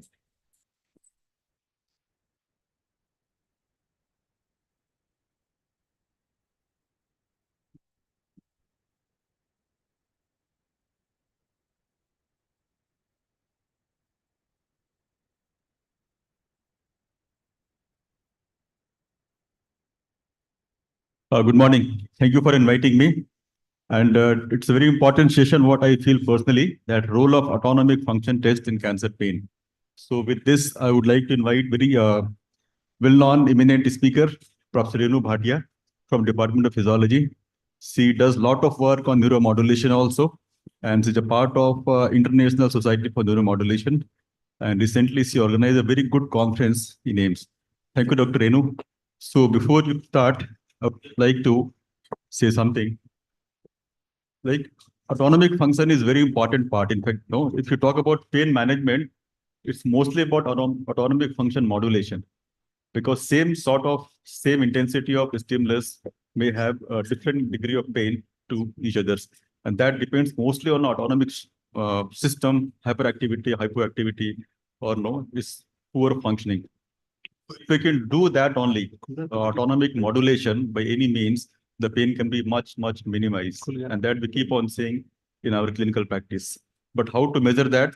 No one can be better than Dr. Please. Thank you, respected chairpersons, for kind introduction and the dear audience. and I would like to thank NAMs and Aims for giving me this opportunity to present before you the pathophysiology of pain. I'll be talking about mainly about the pathophysiology of pain, more of chronic pain, and the later on Professor Deepak will be covering about the autonomic changes in chronic pain. So to start with pain, a lot has been said about pain already, but according to our understanding as a physiologist, pain is a sensory experience of special significance to both physicians and basic scientists. Where acute pain is a symptom of disease, the chronic pain is a disease in itself, and managing it is really challenging task for both the basic as well as the clinical physicians. So when we start about pathophysiology of pain, how do we define pain? Pain is an unpleasant sensory and emotional experience. Everybody knows that, with actual or potential tissue damage. This definition was given by IASP long time back. Then many new aspects of pain came up, and they had to further modify the definition of pain, that it is the personal experience that should be given a lot of importance. Pain is not merely the activity in the sensory neurons, it is way beyond that. One learns the experience of pain with time as one suffers more and more. The persons of report of pain should not be neglected, and it should be given utmost respect. And pain usually serves as an adaptive role, but with time, it becomes a burden and it can have adverse effects on the body and mind. And the verbal description of the pain may not be the only way to express pain. There are many behavioral aspects which are manifested, like depression and other things, the interpersonal relationships. There also the pain can become a very dominant feature. Now, for a physiologist, is acute pain or nociception same, or they are two different entities, or they overlap? So for us, the nociception is the encoding and processing of the sensory stimuli, right from stimulation of the sensory nerves to what is experienced at the level of the somatosensory cortex. Whereas pain is an overall experience. Now, what are nociceptors? Nociceptors are the free nerve endings. These are multimodal receptors, A delta and nociceptive C fibers, which are activated by the release of potent chemical substances, distension, prolonged muscular contraction like in tension type headaches, tissue ischemia in bowel pains, noxious hot and cold type of pains like trench foot, or overstimulation of the mechanoreceptors. Now, nociceptors are activated by many of the chemical reagents such as protons, bradykinins, serotonin, prostaglandins, and these activated nociceptors can further activate the mast cells, which can release potent chemicals like histamine, which can produce vasodilation, and they can also lead to the inflammatory aspect of pain. So this inflammatory aspect of pain is the acute pain that we generally talk about in day-to-day life. The endings of a nociceptor are highly specialized. You can see there, these are the potent ion channels through which sodium, calcium, these types of ions, they are flowing into the nociceptor, and from there they form the action potentials which travel to the central nervous system. The capsaicin-sensitive TRPV1 vanilloid receptor was discovered by Professor David Julius and team, and I had the opportunity to meet the gentleman when he came to Aims New Delhi this January, and he told how they were able to clone these receptors and look for the various activators of these receptors: heat more than 43 degrees centigrade, H+ ions, and capsaicin is the active ingredient which is able to produce activity of this nociceptor and release, and there is a release of sodium and calcium ions into this ion channel. So this is the structure that was formed by this team. Pain pathway, if we look at the pain pathway, unlike other sensory modalities, pain pathway is unique. There is a lateral system and there is a medial system. The lateral system is mainly responsible for the sensory affective component of the pain, whereas the medial system is responsible for the medial system is responsible for the aspects of pain which are mainly mediated by the anterior cingulate cortex, insula, and the prefrontal cortex, which is for the affective, motivational, and the cognitive aspects of pain. Pain is one unique entity which is just not mediated by the ascending sensory impulses and going to the somatosensory cortex and ending there. It gives a lot of twigs in the subcortical structures, and there are many structures in the brain which are responsible for the overall experience of pain, and they together now constitute pain matrix. This is what we say in these days, that the pain matrix is an important set of structures which are woven like a network, and they interact with each other for the overall experience of pain. Here, insula and anterior cingulate cortex, they enjoy the status of being the main cortical areas which are responsible for the sensory aspect and the emotional aspect of the pain. Now, is nociceptive pain or a neuropathic pain that we experience during cancers or during chronic regional pain syndrome, are they same? So where on one hand, the nociceptive pain is responsible for the activation of the nociceptive nerve endings and inflammatory soup that we have in the tissue which is injured. The neuropathic pain is due to the disturbances in the nerve fibers, the spinal dorsal horn, the spinal cord itself, and the ascending tracts. And the characteristic feature of this type of pain, neuropathic pain, is a very different and aching and burning kind of pain, which is different from the pain that we have in the nociceptive pain. There are major ascending and descending tracts when we talk about pain. Unlike, again, pain is unique because the body has got its own pain controlling system, which is there, the endogenous opioid system, which can be further modified to release more opioids by various methods, which can act centrally in our body. So we have an indigenous system which can control the pain influences. So these are the main areas which are responsible for the endogenous pain control, such as periaqueductal gray, nuclear raphe magnus, and rostroventral medulla. Now, as I mentioned about these areas, I was trying to cover the sensory discriminative through the somatosensory cortices and the pain matrix that is covering the affective motivational and the cognitive evaluative aspects of pain. Now, these aspects of pain are affected by the physiological state of the individual, sensory state, the behavioral state of the individual, the cognitive state, many socio-cultural and other factors, economical factors also, which together contribute to the pathogenesis of chronic pain. Now, when we classify pain, it could be acute pain less than 3 months, or chronic, which is more than 3 to 6 months and continues way beyond that. And in animal models that we do see in our laboratories, it is a phasic pain, which is a short-lived pain, or a tonic pain, which is continued for a very long time. Such pains are assessed by formalin assay. We inject formalin and look for the response of the animal for the pain. In human subjects, however, the pain is more generally classified into acute, chronic, nociceptive, neuropathic, and among neuropathic also central and peripheral pain.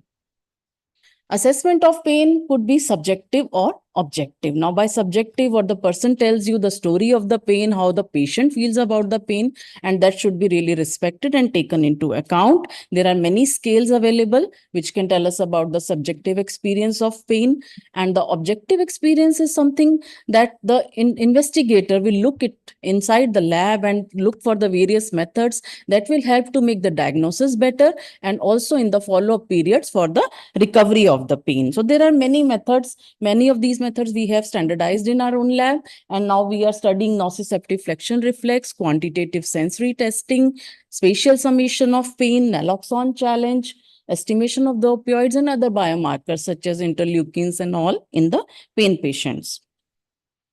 So these are the various scales. Many of them have been covered by the previous speakers. And we found the changes in the pain scales in fibromyalgia patients.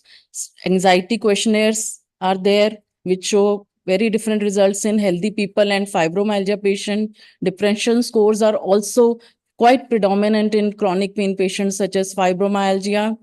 We found pain belief questionnaires, which are helpful to look at the patient's perspective of his pain, how they are able to cope with the pain. The coping strategy questionnaires are available.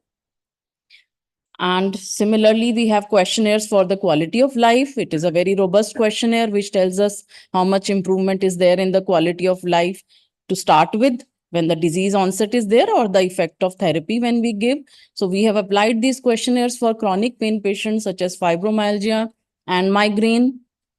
Numerical pain rating scores for tension type headache, which is due to clenching of the muscles, pericranial muscles.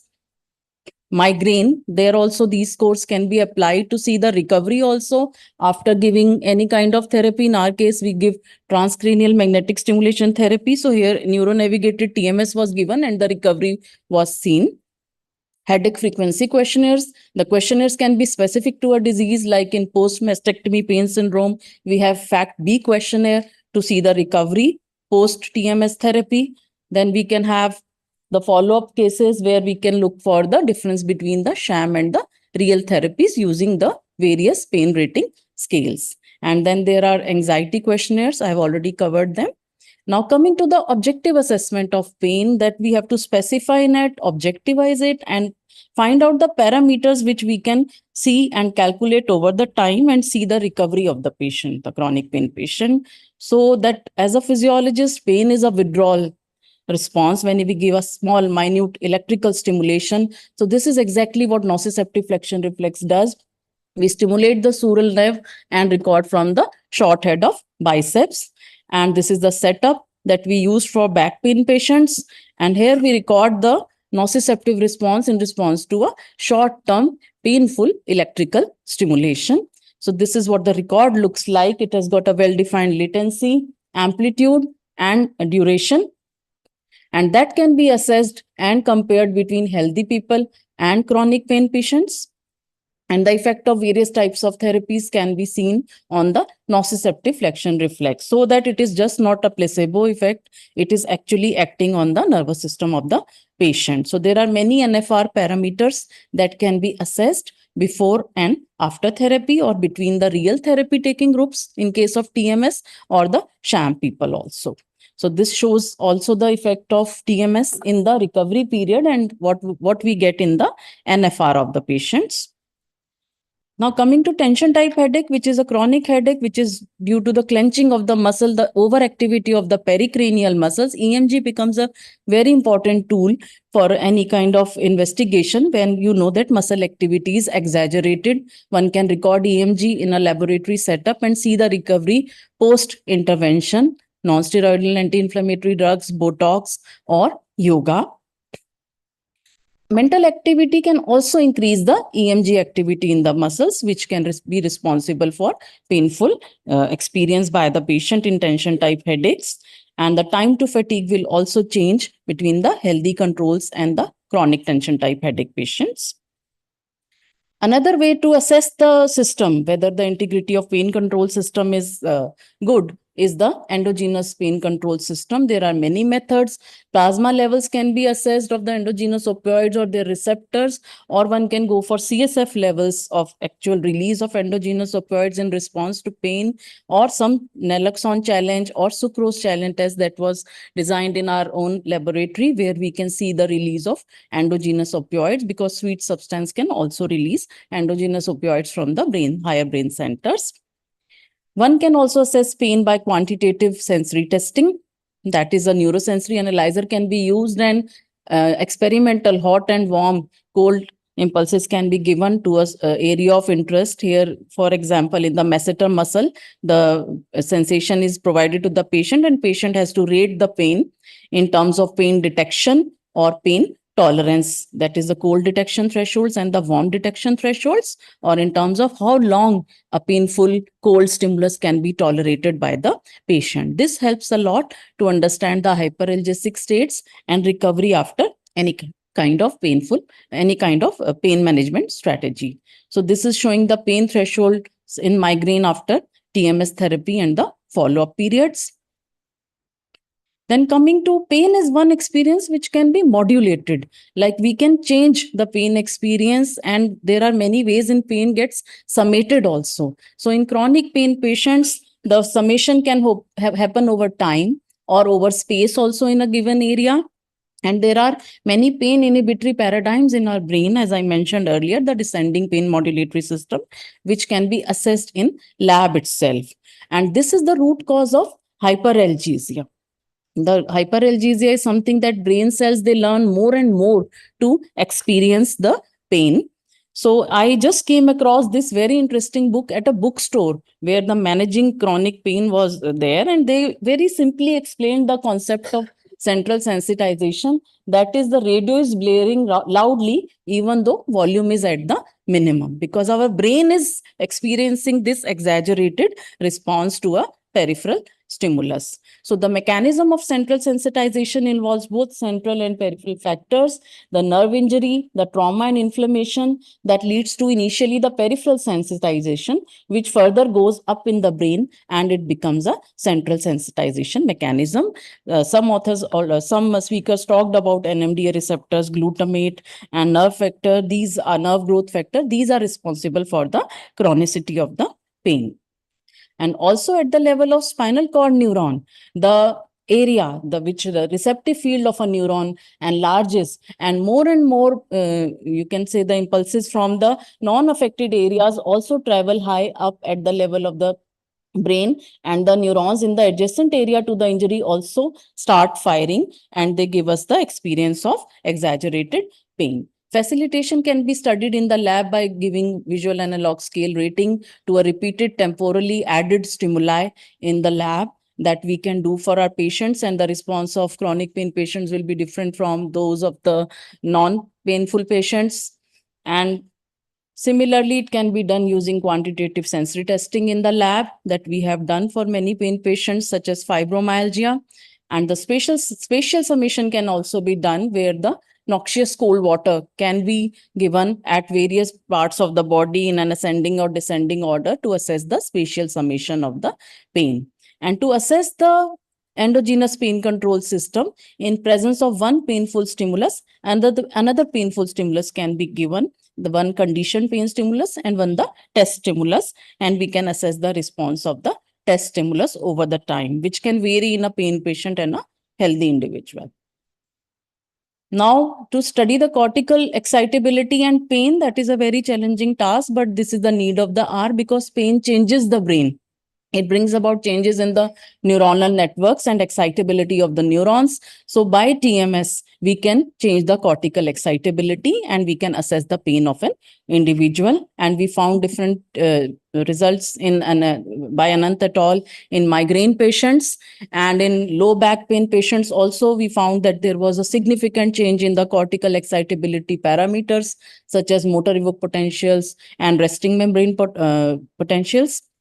And this is the protocol where the mapping of cortical areas can be done using TMS. To summarize, that there are many areas in the body which are responsible for the various aspects of pain, the depression and anxiety, the objective evidence of pain, and there are some which decide the quality of the pain. The understanding of these brain areas and pathophysiology of pain not only helps in diagnosis, but also helps in the prognostic care of the patient. I would like to acknowledge all the departments who have been regularly collaborating with us and give newer insights from the clinical angle for the pain relief and pain management and pain assessment and physiology of pain. I'm thankful to all the students in our lab who are responsible for all this research work that I've presented today. And in the end, I would like to thank you all for your patient listening. Thank you, Professor Renu, for the very extensive and excellent coverage.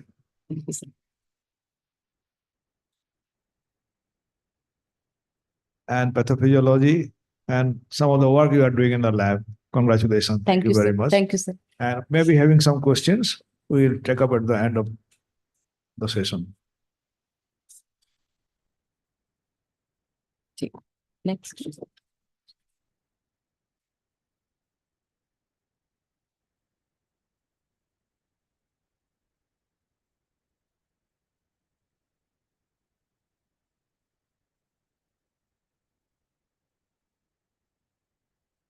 Next हाँ Session 2. ये यहाँ पे इस पे click करो, इस पे click करो. With this, no, the second part, Dr. Deepak, please kindly. अगला yes. एक मिनट छोड़ो.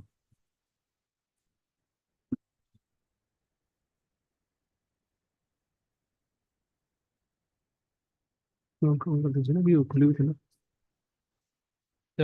afternoon.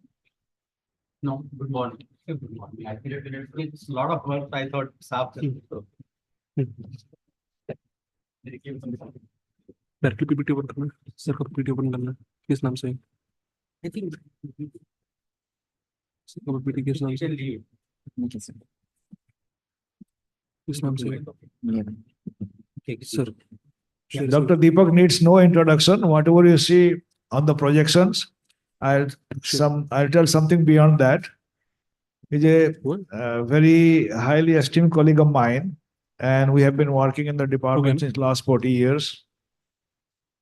And mostly autonomic nervous system is taught in anatomy, but it is not undermined in physiology. If you visit any physiology lab in the country, you will find a autonomic function lab. And also, he has collaborated with all the clinical department in Aiims. And today you'll get a glimpse of it with cancer and palliative care. Okay. Dr. Deepak, please. Thank you. Chairperson is my colleague.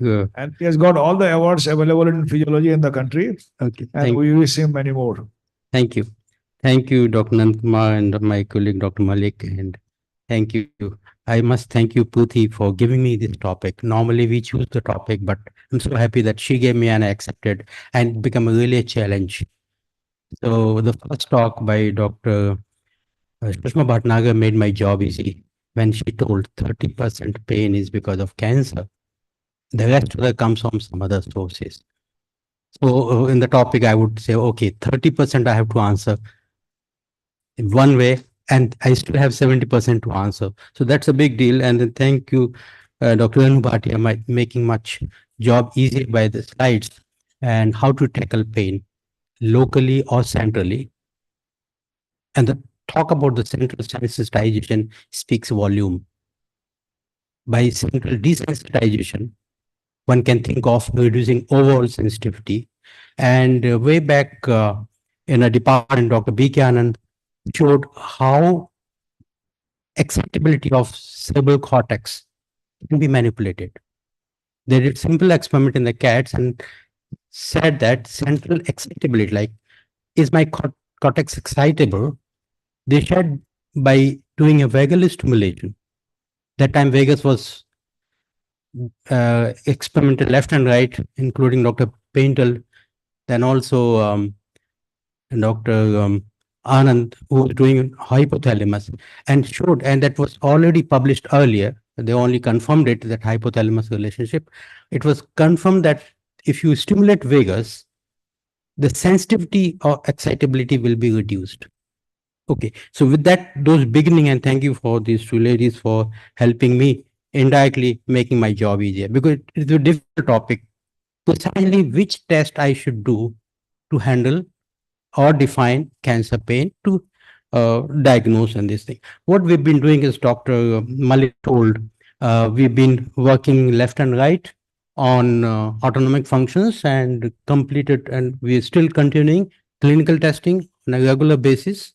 By the time we finish, 2 tests must have been done in AFT lab. Every day we are doing 4 tests, referred from across the board. We're doing research, a lot publication you would see, capacity building across country and across our countries. Now we've gone to SEER countries. Technology development, we have developed devices, software across board, and there's a database of 23,000 housed in AFT lab, and it can be used as a resource for anyone. So you can use again and again. The data is already there. A human data I'm talking about. It's a huge data we like to see. Coming to the topic, like autonomic functions may affect any of the organ, and you'll have manifestation from eye to toe. Similarly, cancer may also affect, when it's in full swing, may affect the influence when it becomes generalized. And when it's local, it will have local implications. So you will have both local symptoms, and the symptoms would be related something like common. When you go to the clinical side, you get these symptoms. Finally, why these symptoms are there? Either local blood flow or local stimulation, sensitization or other, and you have symptoms like pain or alteration in color or sensitive or blood flow, any other. So those all will lead to, or maybe sweating. So all these things we've been doing, and you realize that autonomic function testing is useful. So I'm not going to deal upon why it is useful, what other kind of a thing.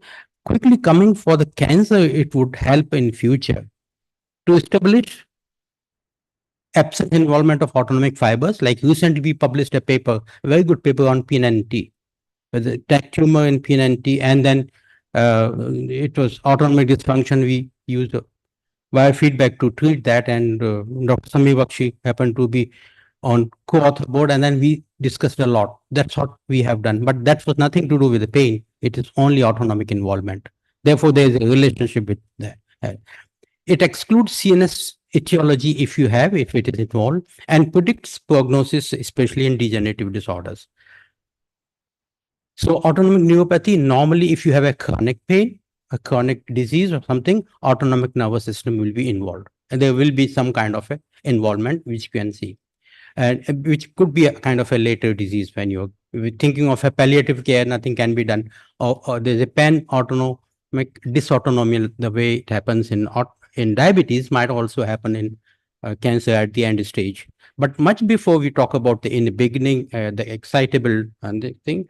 So, which means a chronic disease which leads to neuropathy may be included, and that results into the problem that if you have autonomic neuropathy because of some reason or because of cancer, you would land up in some other issues, cardiac involvement or number of ages of your year.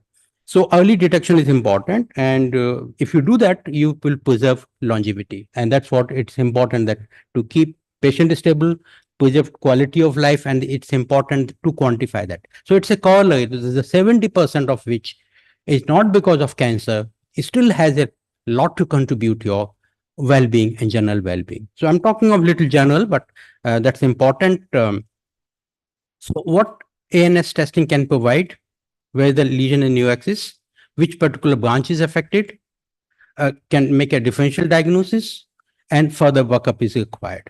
However, whenever we have been dealing with AFT testing at AFT lab, we were thinking there's a loss of autonomic functions. And I had a long argument with psychology in psychiatry department, long back in the 80s, that what about the excitability syndromes in autonomic nervous system? And even then, there's a path available to find out, are you sympathetically excitable more than others? And how to quantify is still miles to go. The road is still open for physiologists or anybody to find out the brain excitability. For example, early in the morning, you're more excitable. The same words by your spouse, they think, why you should keep quiet, but in the evening they are comfortable. And the same thing happens in the patient. If the patient is more excitable for other reason, he will have more pain or he will have more symptoms. So how to quantify the excitability, like vagal or autonomic, still miles to go. We have not done that. Somebody should take, and the next generation take that, and that is more relevant for cancer. I'm going to prove that. So the methods are direct methods, laboratory tests like catecholamines. We have measured catecholamines in several of the cases whenever required. Norepinephrine spillover, easily doable test, or based on isotopes and microneurography. Is still to be explored in India. Just in infancy, microneurography, we just tried once, and then it takes some setups. We have not done it. Anybody having a good EMG machine can do it, and then one should go ahead with that. So these are the things, and more important for cancer now, because if you have to localize pain and handle pain on a localized basis, the way Dr. Bhatia told, it has to be done. You have to find out, or then you manipulate sympathetic C fibers. Can you quieten sympathetic C fibers? That's another therapy may come up. And that's what I'm going to further dilate upon. And the other indirect method, easy, low hanging, people can do it. Heart rate variability, we have been doing. Ewing's battery. One of the paper which I'm going to show you, the last, they just use Ewing's battery. The routine test which are being done at AFT lab now, they have done in cancers, across cancers, and they have reported a big finding. So very easy to do the bedside test, or they can be done in the physiology department, the way it's being done, HRV, heart rate variability, to quantify tones, sympathetic tone or parasympathetic tone based on cardiac involvement. These are the routine tests. I don't find the list of cancer here when we have been talking about the routine implication of autonomic function testing, because we were focusing on autonomic loss. So dysautonomia, that's what we have been focusing. So it has also capability to predict the severity. But we stuck up one study we carried out in anesthesia and this thing. It can also serve as a tool for monitoring an ANS during anesthesia. And that's what some studies going on by using combining EEG with the HRV. There are several studies going on. And this is another very fertile field for anesthesia. Go into kind of a non-invasive monitoring of the brain excitability. Because if the brain becomes excitable, everybody is excitable. Then nothing happens. And the whole why the blood pressure is shooting up and again and again. And somehow, if you can handle the understand, my brain, the patient's brain is going to be excitable and going to symptoms. So this is one. So relations of ANS disturbances with the pain actually brings from my anesthesia link, where we did some study. But before that, I will quickly, briefly go through some of the studies which we have published. Only a few of them I'm going to touch upon. CRPS. So this is with CRPS is, the causalgia. I'm not going to detail about this. When we were MBBS student, RST was there, reflex sympathetic dystrophy. Now the term is CRPS, complex regional pain syndromes, and they are the various symptoms well known. And so we published a study on CRPS with Dr. Kotwal and other colleague Amit Pankaj, and we tried to compare whether local autonomic function testing would be useful in those patients of CRPS where the three-phase bone scintigraphy is being done. So these kind of two techniques are being done, and therefore we brought in autonomic function testing local, and then we showed that skin sympathetic response, which is a local response, anybody can measure. He's got a EMG machine, just stimulate, find out how much sympathetic response is present.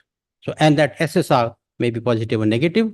That's what we have been reporting earlier, and can be used to document sympathetic dysfunction in cases of having an associated sweating abnormality, and may have diagnostic value in late cases of CRPS where TBPS is not actually useful, less reliable. And this is what the paper we published. So it is useful.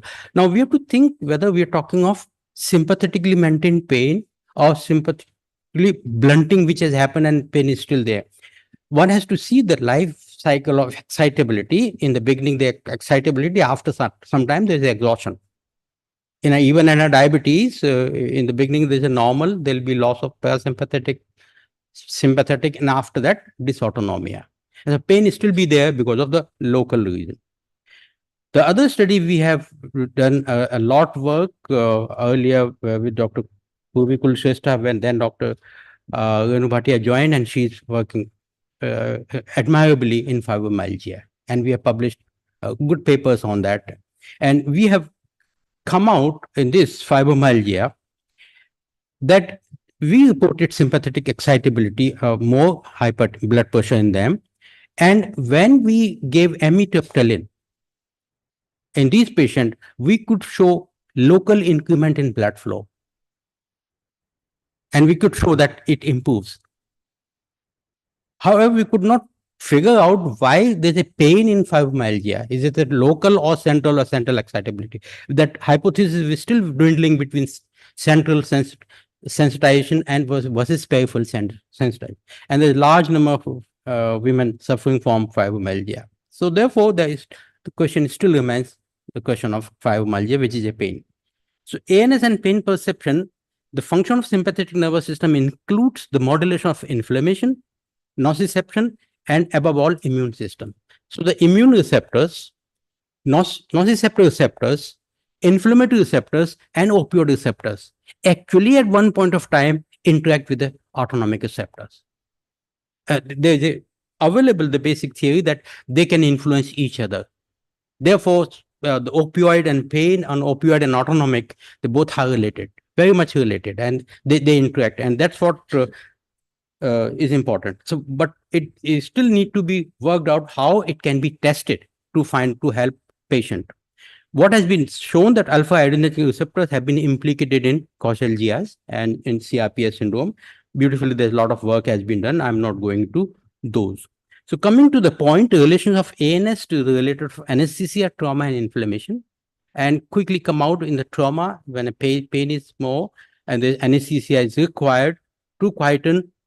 And also there's a hemodynamic crisis, which adds to sympathetic excitability. If you have a lower blood volume, your sympathetic excitability, the brain becomes excitable because it has to maintain blood pressure. Therefore, all these are related, and this is one of the study we did to determine the hemodynamic profile during anesthesia and diabetes, those who are compromised and not compromised, very clearly. And what we could show that recovery time after vecuronium is prolonged in diabetic patient with autonomic neuropathy. And therefore, so we didn't do the pain measurement and other thing, but this was one important finding done with the anesthesia department in the main hospital. There are other studies have shown that acute traumatized patients have shown increased mortality in those patients who have lower domain of HRV, which means if you have lowered autonomic functioning, therefore in a trauma patient, you may get more mortality. Therefore, it becomes important for monitoring those things. There is a relationship with the endotoxins. I'm skipping this. Then I would want to make a more focus on the point, the task given to me. So the lesson learned from the inflammatory studies, it's clearly demonstrated between ANS and immune system, which forms the basis of psychoneuroimmunology. That forms the basis of the intervention in case you want to use the holistic approach. So autonomic nervous system and cancer has been discussed a lot, but yet to be explored. And basically, there are two ways how it can affect autonomic nervous system.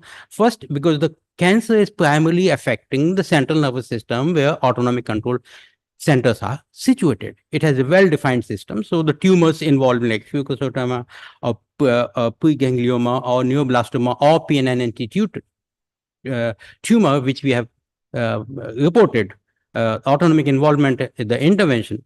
That's one way.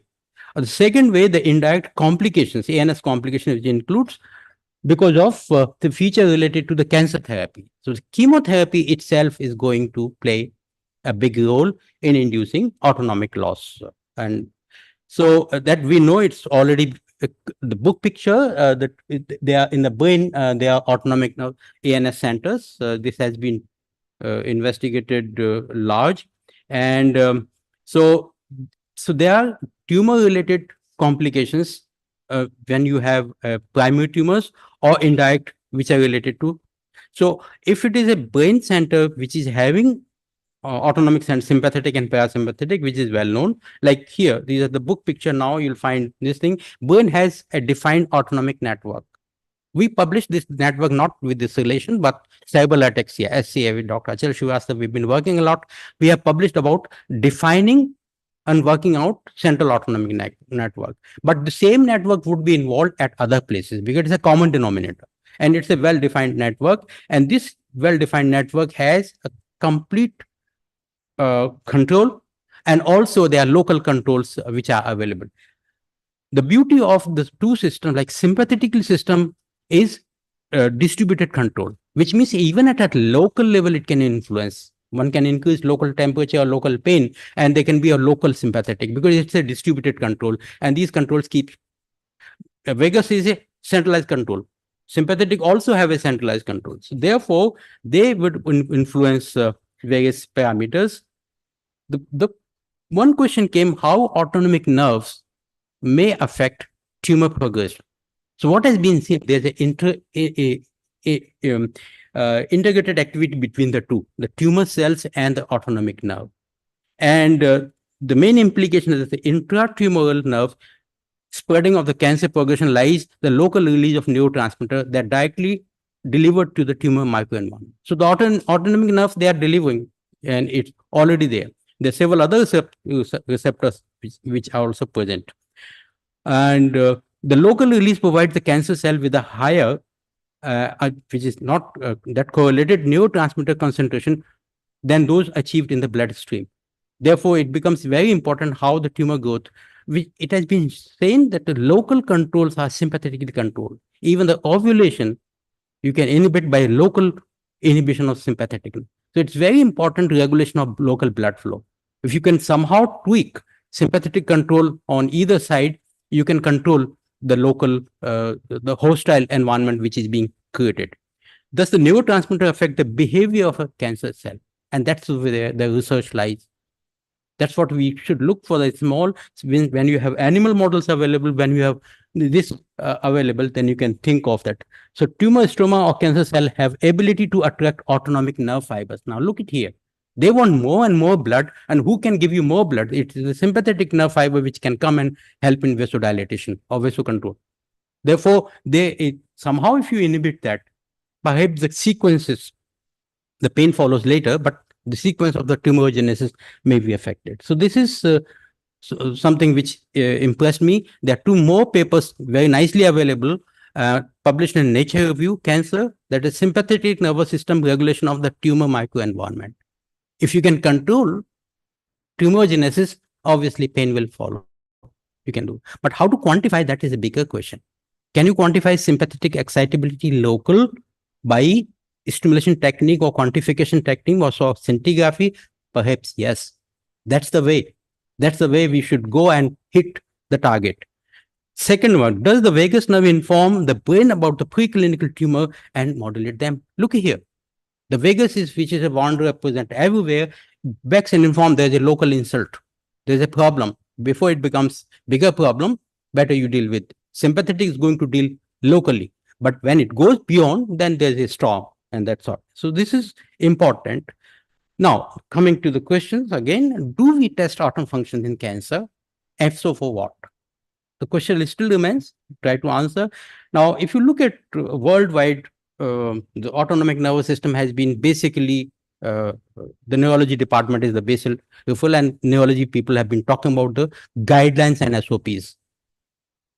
No oncologists have been talking about the creating guidelines and SOPs for autonomic testing. And therefore, this is what you see, all neuropathies and other. Even if you look at the ICD 9 and 10 classification for indication of autonomic function testing, look here. It's all neurology department. It's all neurology conditions. And therefore, and mostly they are focusing on one point, is there loss of autonomic? I come to my question again. People have not talked about, maybe in future talk about excitability. Am I overexcitable? And that's what we talk about is stress. That's what people have been talking about here. Give opioid and suppress it. But have you quantified it? How much excitable, locally or generally? So therefore, this does not include any oncological condition. However, we have been getting requests for a small lung cell carcinoma or the form IFCH to us. This has been a long story. A beautiful paper, although some may critique it, but however, I found it's worth mentioning for one paper. When we talk of holistic approach, if you go to West literature and hit which is the alternate technique got most evidence-based data, you hit only one line, acupuncture. For 30 years, amount of the data produced, the evidence-based for use of acupuncture is huge. So then convert from quasi less acceptable alternate therapies to acceptable therapy. This paper, the patient with the 3 different types of cancer, gastric, lung cancer, and colon cancer, they were injected by using acupuncture, the herbs which Chinese have been using. So MGP is there. And then they have shown the visual analog scale, the pain was used to assess their levels of cancer pain and also doses of the frequency analgesic. This paper has published in Autonomic Nerve Pharmacopuncture. The name itself has come up. They may be critical. Like it's good to be critical and then try to find out. So in conclusion, they said autonomic nerve pharmacopuncture. Look what they are trying to do. That's what I'm trying to build up a history. Is it sympathetic nerve locally causing pain? We know sympathetically maintained pain. That's what we talk about CRPS. And now they want to nullify this by a pharmacopuncture. They call pharmacopuncture because this is a drug, or you can use a drug, controlling cancer pain for 3 different types of cancer investigated in a study. And those 3 patients, they have shown the dose reduction and other things, all the visual analog. So this is worth going and visiting. There's a second powerful statement regarding this, which also recently I've seen.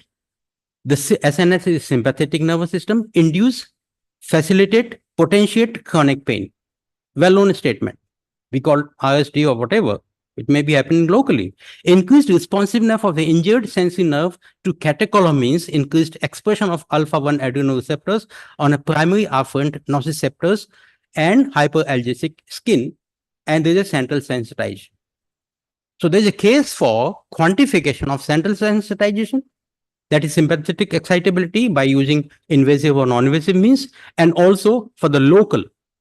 And I must give you some examples. Maybe you are not talking. Several of the patient came to us. I have a hot here. I have a blood flow changes here. I'm talking of some faculty members. And what to do? There's what local changes are there? And we try to quantify the local. That's what I'm. Hyperalgesic skin is one of the manifestation. What can be seen? I told increase in temperature or blood flow, which I can quantify comfortably. I don't know about hyperalgesia, but this can be done.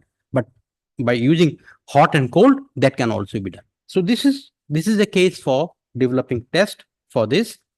People have used. I'll take 5 minutes more. I think if I do have time to just 2 minutes. Yeah. So chronic pain, autonomic nervous system. We have shown that if you have a vagal stimulation and auricular or vagus stimulation directly can help and reduce. So this is a transcutaneous VNS can help. And if you have more SNS, obviously the problems are there. And this is the case study which have said how many autonomic dysfunction in advanced cancer. And here's the case. The severe is seen as a large number, like 53%. Autonomic dysfunction in highly prevalent in the patient advanced with the cancer. So there is a case for quantification of autonomic tone. It's a huge study. And it is associated with increased severity of the fatigue and reduced survival. And due to the frailty, 45% of the participants were unable to complete. So even if you go for testing, they will not be able to complete because of it requires an effort. So this is a huge case for this. And it is related to survival. Kaplan-Meier curves say that it is survival. So I was wondering if you given me a couple of words: cancer, pain, psychiatry, physiology, holistic intervention, psychology. I don't know where to start. I can start from anywhere and anywhere end. Actually, may start with the psychology, bad psyche, resulting into psychiatric problem, or cancer resulting into psychiatry, or holistic intervention, which is not given, which should have been. We all have to be healthy and happy, but it was lacking. The lifetime is an intervention. So it is a complex equation. Somewhere we can start. So AFT, certainly, thank you for giving me this question. And there is, so to sum up, it is useful. It can serve as a tool for quantification, all these. And the last line, a suitable parameter for studying complementary alternative camp. Even a pain intervention, the improvement could be because of autonomic. So there should be a system-based approach. Status of ANS excitability in carcinoma need to be done. We need to create evidence-based reference data on alteration in ANS and carcinogenesis. The pain will follow. So this has been my long team. Acknowledge them. This is a lifetime work. There have been several workers. Thank you so much. Thank you.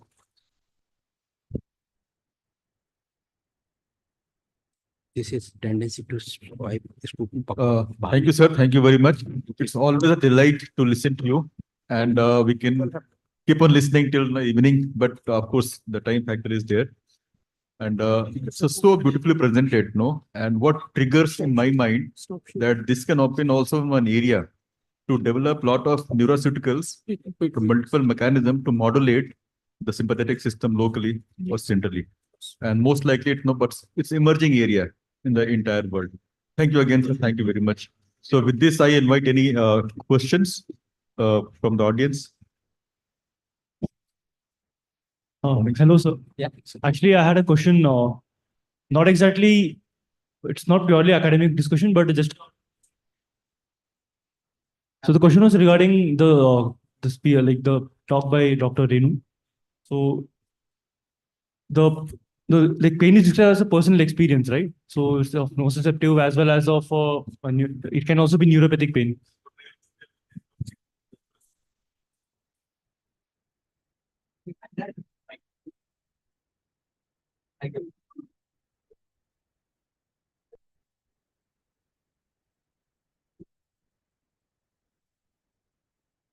Yes. Hi, ma'am. Kindly. So I'll just repeat it again.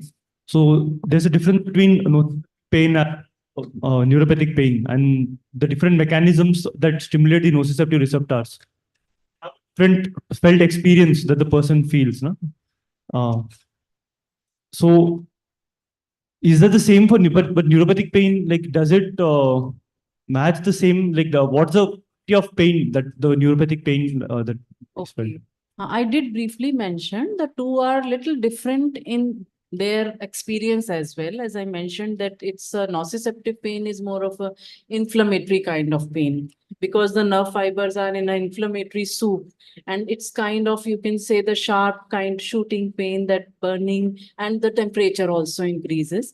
Whereas the neuropathic pain, because it is directly due to the disturbances in the nerve fibers, the action potentials that travel, that is kind of an electric short term but very severe kind of pain. So that way you can differentiate between the two, and of course depending on the etiology of the problem, like what is the predisposing condition to that pain. Okay, if there is a trauma or an injury, more of a nociceptive in the periphery. Okay, or if there is a chronic regional pain syndrome or cancer pain where the nerve fibers are involved, then it will be coming under the more chronic form of neuropathy. Is that satisfy your query? Thank you, sir. Always a pleasure to listen to you and the whole physiology department.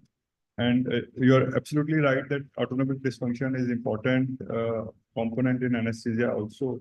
And of late, we have seen that these patients behave little weird many times when we compare to a normal patient without a malignancy. And in fact, we were doing one study with you, and we are mostly done with the replacement part of it. We have seen that a lot of dysfunction is there in these patients because of malignancy and because of the chemotherapy and other treatment they might end up with. And it is always good to see that you generate a lot of hypotheses during the presentations, and it gives us a lot of ideas which we can take it forward. Thank you, sir. Thank you. I think CME should generate hypotheses. At the end, they should push, which excite your mind to come up. So thank you so much. And we are working together. Thank you. Can you please tell a little acupuncture? Advanced acupuncture. So I'm not the expert. I just got that reference. Maybe we discuss one-to-one rather than going. So how acupuncture have been working? There are several hypotheses. There's a stimulation point-wise, and they have identified several points which are related to organ, they suppose. So it's for allopathic person, sometimes difficult to believe how I can cure my headache by having acupuncture needle here. But it works, and it does it. So can I answer this? Sure, I think so. There will be people who can answer. I'm not that expert. Acupuncture is nothing but basically it is fooling your brain. No? So there will be a constant low degree stimulus to part of the body. So they specifically put needles in specific parts depending on the pain symptom patient will be having. So once you have a constant stimulus, with some time the patient's neurons in the brain starts realizing this is something normal and it is not pain for them. So eventually the pain will decrease. So anything which is based on acupuncture or say any other low degree stimulus applied on a constant basis, whether it is transcranial stimulation or magnetic therapy, so all of them are based on the same things. So it is just that at the brain that thing is not there. So it's a gateway theory. Large fibers is stimulated, Maljac and wall, and so perhaps that works. But how there's so much specificity, so much It's beyond our. But the problem here is that pain is not only a worrisome symptom, it is a response to some kind of, so there's some pathology undergoing. So it is patient's perception that some pathology and it needs to be addressed. So if we cure pain, it doesn't mean pathology is being settled. So that is still there. So it is not curing the pathology. It is just improving the symptom perception of the patient. So that is the difference. Thank you, Nishkat. Good morning, ma'am. I would like to know more details about naloxone challenge test and sucrose challenge test, because naloxone is one of the drugs we come across in our practice. So these naloxone challenge test has been already done previously by some teams in Italy. They were doing this test for assessing the integrity of the endogenous opioid system, because naloxone being an opioid antagonist, so it's gonna inhibit the opioids. And opioids have a release role in many of the other hormonal factors that we see. And they used to look for the release of mainly the luteinizing hormones. So they used to look for LH surge. In our laboratory, headed by Professor Mathur, when I was an MD student here, what we did was that why naloxone? Let us choose sucrose, which already is a chemical agent safe for the body, where it can release the opioids. So sucrose, if ingested, it can release the opioids. Experimentally, we saw, and it did affect the nociceptive flexion reflex amplitudes and durations. It suppressed the pain. So we made a modification of the naloxone challenge test, and we used a sucrose challenge for the patients as well as in animal models to assess the indirect assessment of the endogenous opioid system. The direct and specific will be that you assess the opioids in the blood. Okay, but this can be done indirectly without much, you don't have to spend too much. Just give a sucrose challenge and assess the endogenous opioids. So that's the history of this test. Ma'am, I would like to add a point about the previous sir's question also regarding neuropathic pain and nociceptive pain. So neuropathic pain patients, classically, they present to us with burning, tingling, and numbness sensation. And especially if it is a diabetic neuropathy, they will have classical glove and stock pattern of distribution. And when we say about pain, it may not be always neuropathic or always nociceptive. It can be mixed type of pain sometimes. Like for example, breast cancer, head and neck cancer, and cervical cancer, pain is mostly mixed, neuropathic with nociceptive component. Yes, when the peripheral tissue is involved and it is encroaching upon the, sensory receptive fields of the neurons also, and eventually the nerves also, though they come together as nociceptive plus neuropathic pain, that is the chronic pain. Okay. Thank you. Thank you. Thank you very most much. welcome to learn this sucrose test. They do every day. Most welcome. Or naloxone. Come for short-term plan. Thank you. We have to conclude. Before we conclude the session, I'll make a small comment. The pathophysiology of pain, when you are talking about acute pain, it is very easy to explain in terms of stimulus and response. When it comes to chronic pain, it's heterogeneous. And we physiologists are trying to explain in term all available mechanism, hyperexcitability, inhibitions, long-term potentiations, even the glial dysfunctions. If we are able to find out the exact pathophysiology, then it will be very easy to manage the cancer pain or any kind of pain. Thank you. And I now request Professor H.N. Malik sir to kindly felicitate Professor Renu Bhatia ma'am.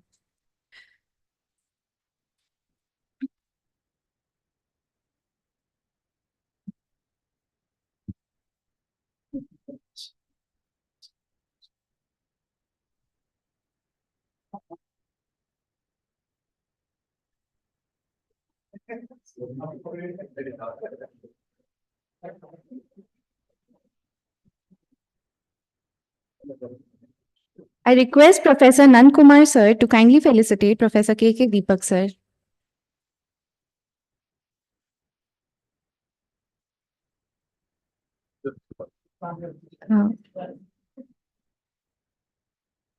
I now request Dr. Seema Mishra ma'am to kindly felicitate our chairpersons.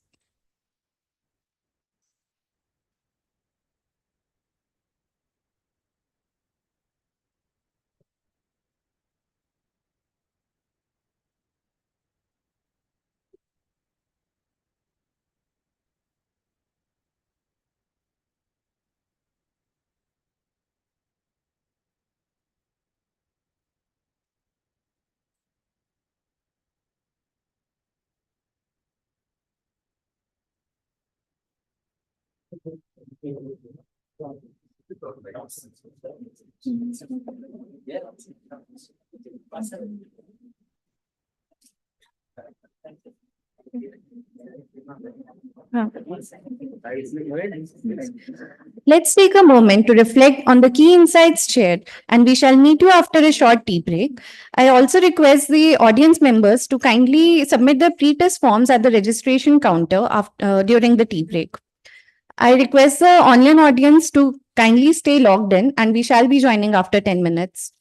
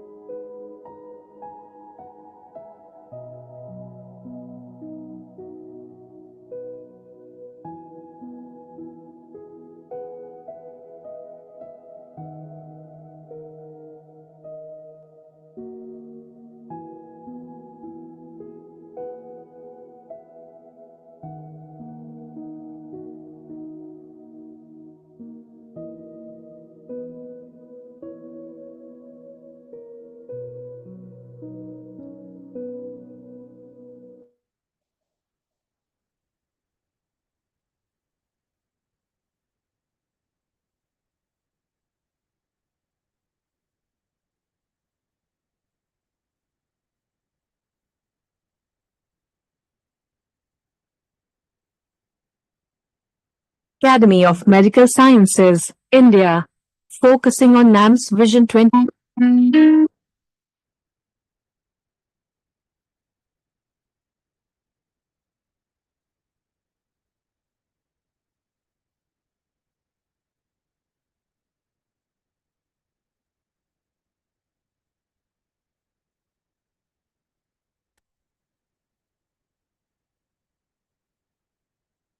Greetings from National Academy of Medical Sciences, India, focusing on NAMS Vision 2030. NAMS is pleased to share some of the important activities like NAMS National, International Fellowship and Membership, Member After Day and Beam NAMS, NAMS Task Forces, Aiims NAMS Navigate Medico CME, CME activities, publication of annals, newsletter, networking with professionals, public orations, Young Scientist Fellowship, Scientist Exchange Program, scientific visit of Emeritus Professor and many more activities. All application forms for fellowship, membership, associate fellowship, and member after day NB have been made online and objective criteria from the year 2022. NAMS has also started a new online Aiims NAMS Navigate CME and Navigate Medico CME program to assist in the development of competencies among PG students and share multimedia learning resource materials as e-library. NAMS has also started 21 task forces to address medical issues of national importance. Under publication activities, NAMS has its own annal as Annal of the National Academy of Medical Sciences. In addition, NAMS also publishes its quarterly NAMS newsletter. For more details of NAMS activities, please visit our NAMS website www.nams-india.in or scan QR codes with the camera app.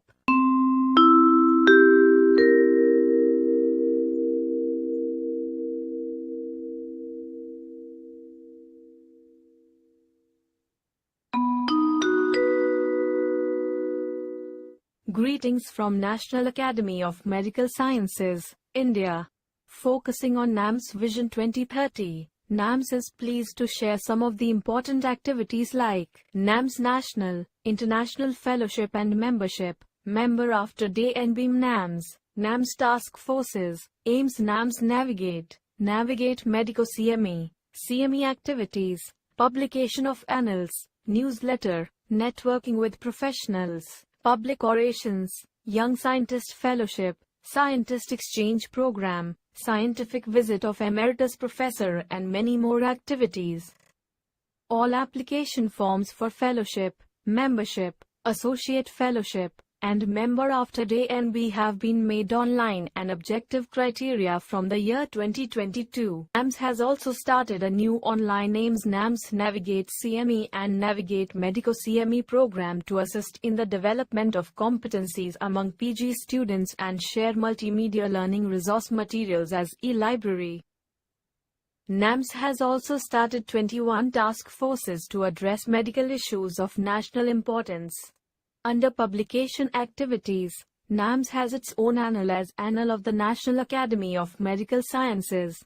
In addition, NAMS also publishes its quarterly NAMS newsletter. For more details of NAMS activities, please visit our NAMS website www.nams-india.in or scan QR codes with the camera app.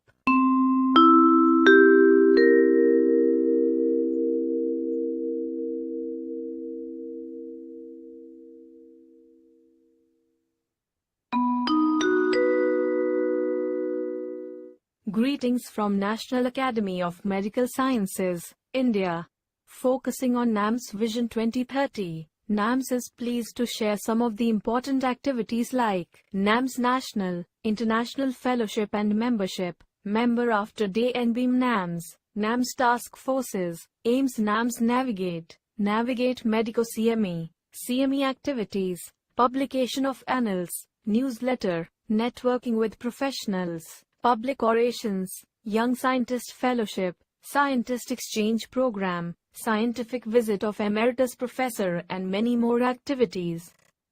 All application forms for fellowship, membership, associate fellowship, and member after day NB have been made online and objective criteria from the year 2022. Aiims has also started a new online Aiims NAMS Navigate CME and Navigate Medico CME program to assist in the development of competencies among PG students and share multimedia learning resource materials as e-library.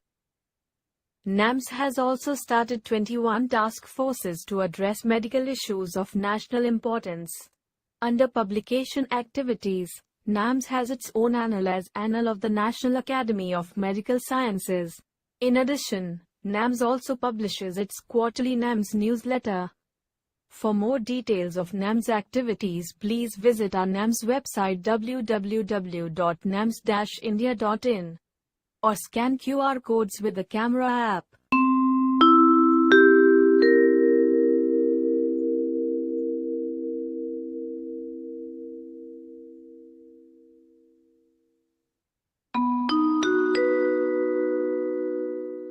Greetings from National Academy of Medical Sciences, India. Focusing on NAMS Vision 2030, NAMS is pleased to share some of the important activities like NAMS National, International Fellowship and Membership, Member After Day NBEAM NAMS, NAMS Task Forces, Aiims NAMS Navigate, Navigate Medico CME, CME activities, publication of annals, newsletter, networking with professionals, public orations, Young Scientist Fellowship, Scientist Exchange Program, scientific visit of Emeritus Professor and many more activities. All application forms for fellowship, membership, associate fellowship, and member after day NB have been made online and objective criteria from the year 2022. Aiims has also started a new online Aiims NAMS Navigate CME and Navigate Medico CME program to assist in the development of competencies among PG students and share multimedia learning resource materials as e-library.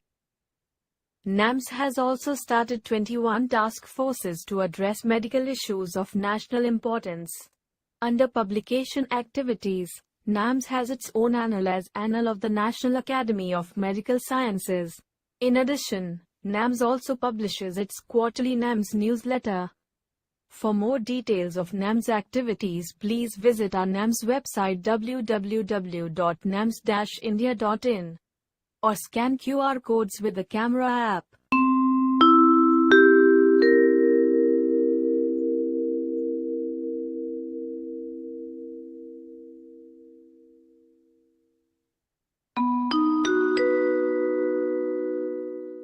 Greetings from National Academy of Medical Sciences, India.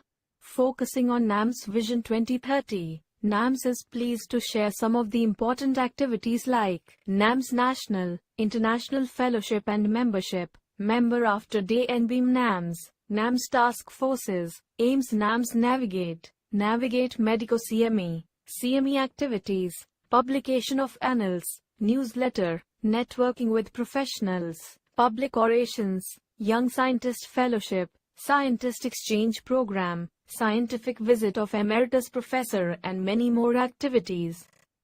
All application forms for fellowship, membership, associate fellowship, and member after day NB have been made online and objective criteria from the year 2022. Aiims has also started a new online Aiims NAMS Navigate CME and Navigate Medico CME program to assist in the development of competencies among PG students and share multimedia learning resource materials as e-library. NAMS has also started 21 task forces to address medical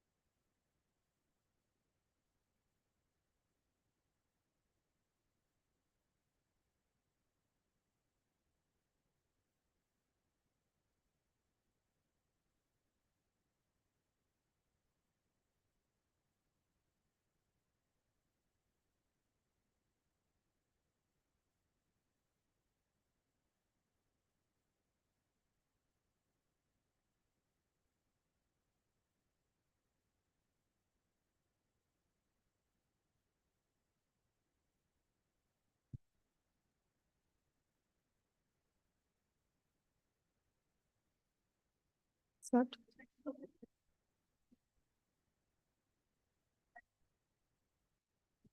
I request everyone to join back for the sessions.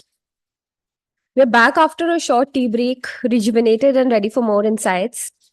So till now, we have discussed the biosocial model of pain by Dr. Pratap sir, the palliative care need of the hour by Dr. Seema ma'am, followed by which we delved into the depths of pathophysiology of pain and the autonomic function tests of cancer pain. So now, our next session is on assessment of pain and the pain management. May I please invite our chairpersons for the same. Professor Seema Mishra ma'am, Department of Onco Anesthesia and Palliative Medicine, BRAIRCH, Aims, New Delhi. Chairperson, Delhi State Chapter of IAPC, National Faculty Member of IAPC Certificate Course in Palliative Care, National Coordinator of Certificate Course of Essentials of Palliative Care. May I also invite Dr. Vichitra Nandra Patra. He's an additional professor, Department of Psychiatry, Aims, New Delhi, Associate Editor of Clinical Case Reports.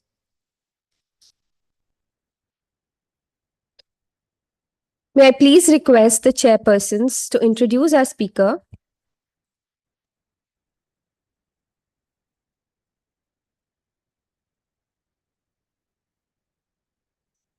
So good morning, everyone. After the tea break, we are going to a very, very important topic by Dr. Raghav Gupta. And Dr. Raghav Gupta is one of our very intelligent and dedicated faculty in our department.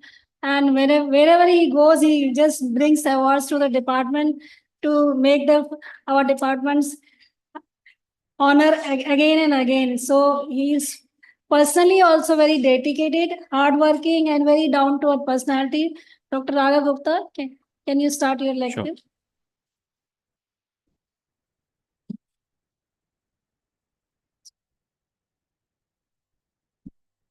A very good morning, and thank you to the chairpersons, Seema ma'am and Vichitra sir. So I'll be covering a very important topic as mentioned by Devina, that is assessment in patients presenting with cancer pain. So till morning, we have seen regarding the role of palliative care, regarding the pathophysiology of pain, biopsychosocial model of pain. But it is equally important that when a patient comes to us with cancer pain, how do we go about assessing those kind of cases? So greetings from my institute. On the left-hand side is the Aims New Delhi campus, and on the right-hand side is the dedicated tertiary care cancer center under the aegis of Aims, that is the National Cancer Institute, Jhajjar. I have no financial interest or relationship to disclose with regard to the matters of this presentation. The scope of my presentation would include a brief definition of the pain, which has been recently been given by International Association for Study of Pain, the statistics of cancer in India, the etiology and classification, comprehensive pain assessment guidelines, the tools which we are using in the adult patients, what are the common barriers which we encounter while assessing the patients in cancer pain, the tools used in children, neonates, and non-communicating patients who are intubated, and take-home message. So the initial definition of pain, which was given in 1979, was an unpleasant sensory and emotional experience associated with actual or potential tissue damage. Almost 4 decades later, the International Association for Study of Pain has revised the definition of pain, and it has added few components. It has added the component that pain is always a personal experience that is influenced to varying degrees by the biological, psychological, and social factors. We have to respect a person's report of an experience. That should be there. Pain usually serves as an adaptive role. That was also mentioned in the morning session. It may have adverse effects on functioning and social and psychological well-being. Pain and nociception are different phenomena, which till date, there was a lot of ambiguity in that sense. Through life experiences, individual learns the concept of pain. So since childhood till adult, we have our own mechanisms of learning regarding the concepts of pain. And verbal description is only one of the several behaviors to express the pain. Inability to communicate does not negate the possibility that a human being or a non-human being is not experiencing pain. So these are few of the newer perspectives which were added to the definition of 2020. In India, more than 1 million new cases of cancer are being diagnosed each year, and it's estimated that cancer pain burden in India will almost double during the next 2 decades. The incidence of pain in advanced stages of cancer approaches almost 70 to 80%. So you can understand the magnitude that why this topic is so important for us. A meta-analysis of epidemiological studies revealed that pain prevalence rate was 40% after curative treatment, 55% during the ongoing treatment, almost 66% during the terminal stages, and half in almost all the cancer stages. So you see the percentage of the patients having the pain in India. 2/3 of the patients coming to us are incurable at the time of presentation and need a dedicated palliative care and pain management in a holistic way.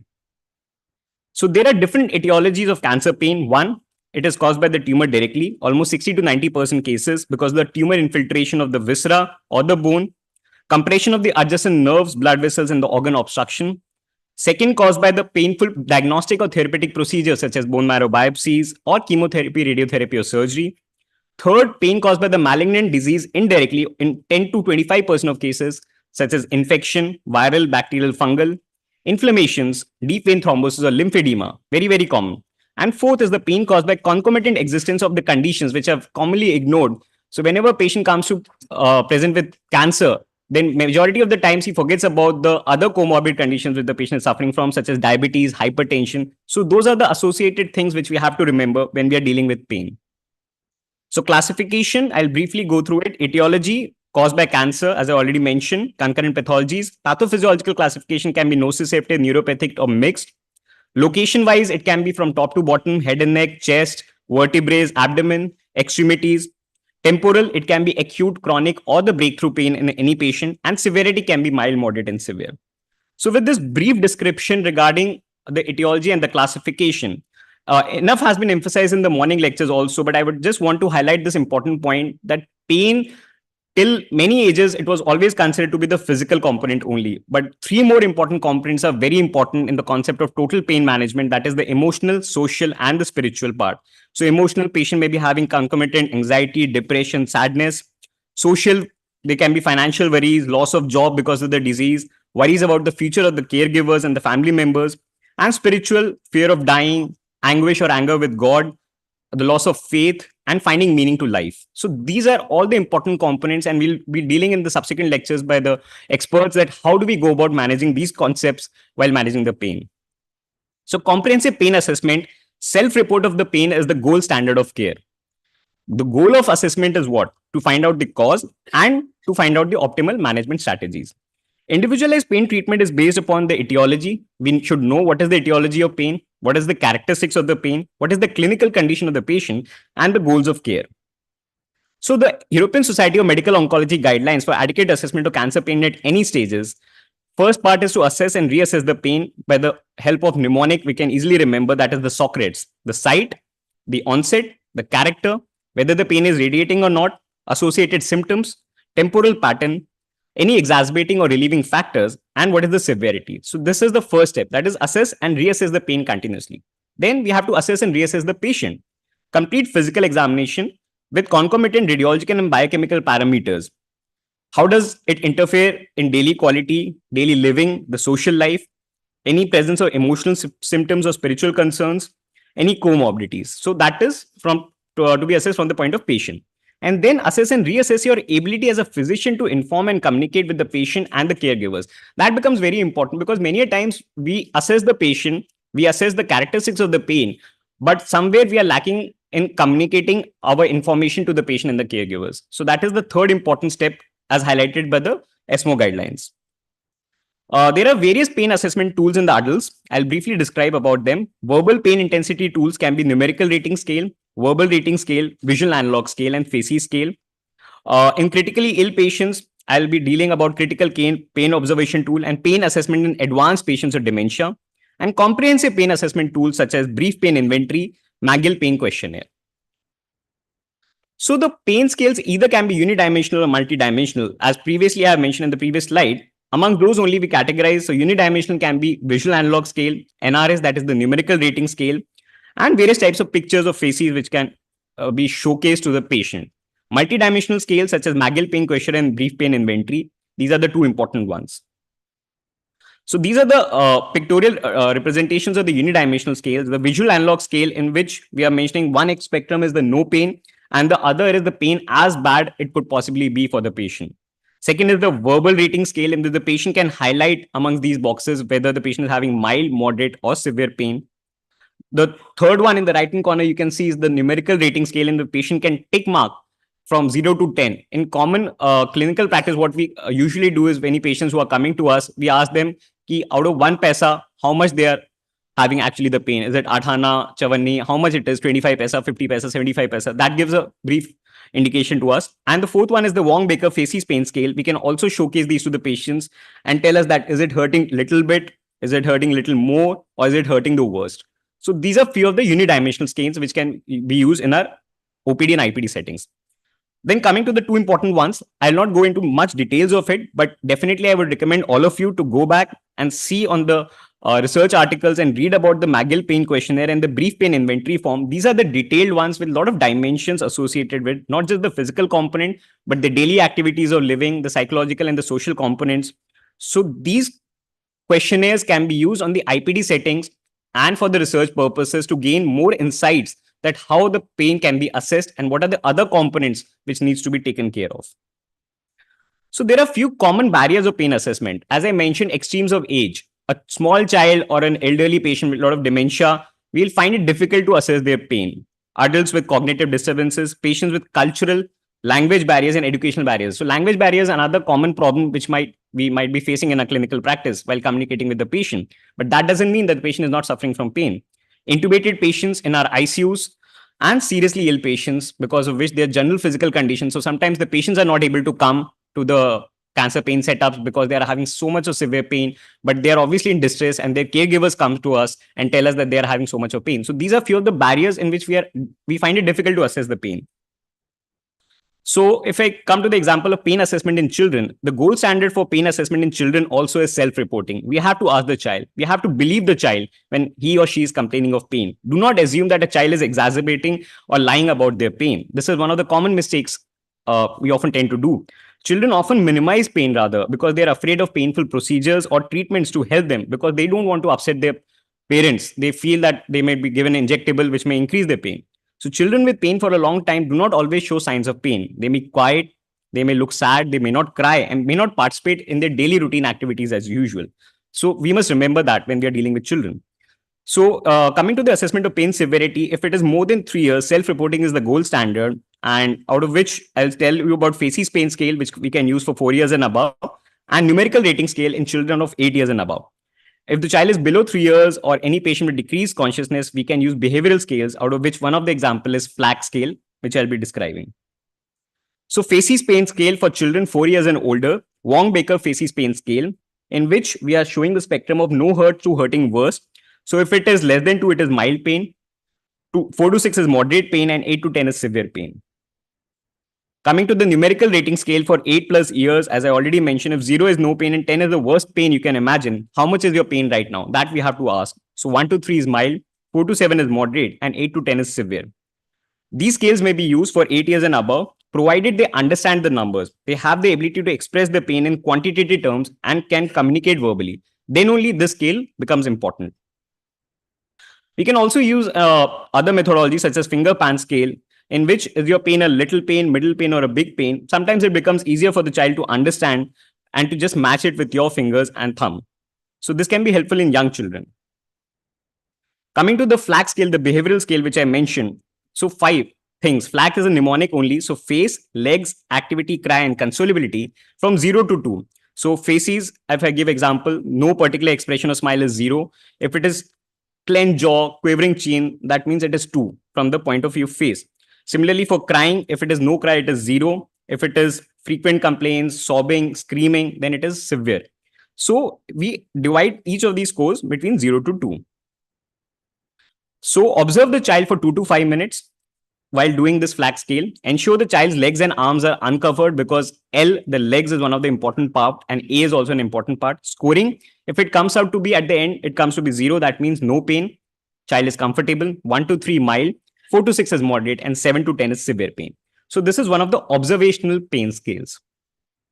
Other behavioral scales which can be used in infant and neonates are because they lack cognitive understanding of pain, but they do also experience pain and stress associated with it. And it has been proven since ages now that infants and neonates also experience pain. So what are the physiological parameters which can be used? Premature infant pain profile, CRY scale, that is neonatal pain assessment scale, and another one is NIPS, that is neonatal infant pain scale. So PIPP scale, which I mentioned in the previous slide, So it talks about the gestational age, the behavioral state, the heart rate, the oxygen saturation, the brow bulge, the eye squeezing, and the nasal labial furrow. So you just go back and read about this scale in detail. Similarly, cry scale, another mnemonic, crying, the FiO2 requirement if the patient is on, increased heart rate and blood pressure, the expressions, and the sleeplessness. The third is the neonatal infant pain scale, in which again there are few of the common parameters: facial expression, crying, breathing patterns, arms, legs, and state of arousal, almost similar to the FLAC scale, in which the grading is also almost in the similar thing, that is 0 to 2 no pain, 3 to 4 moderate, and more than 4 severe pain. So how do we go about pain scale assessment in non-verbal children with severe intellectual disability? These children exhibit pain in a wide variety of yet uniquely individual ways. So few examples for them are individualized numerical rating scale, that is INRS, and the second one is non-communicating children's pain checklist revised. So pain behaviors in children with significant impairment of CNS. How do we go about it? They might be crying, moaning, or gasping. They may be grimacing or frowing. Inability to console by the parents. They may be withdrawn during the interaction. They may have disturbed sleep. Movement increase from the baseline in the movements of arms and legs. There is stiffening of the extremities is there. Physiologically, there may be tachycardia, sweating, shivering, and atypical features such as blunted facial expressions. So these are the pain behaviors when we are dealing with children with significant impairment of CNS, which is very common in pediatric neurological settings. So the source of hidden pain in children with neurological impairment, we must know as physicians, what can be the sources? It can be because of headache, dental caries, gingivitis, joint pains, muscle spasms, GE reflux, constipations, UTIs, kidney stones, and pressure sores. So individualized numerical rating scales, as I mentioned in the previous slide, 0 is no pain. The child may be playful, smiling, then gradually irritable and cranky, then squinching of eyes up to 7. And in worst possible pain, the child may be inconsolable or stiff. Coming to the third section, that is the non-communicating patients.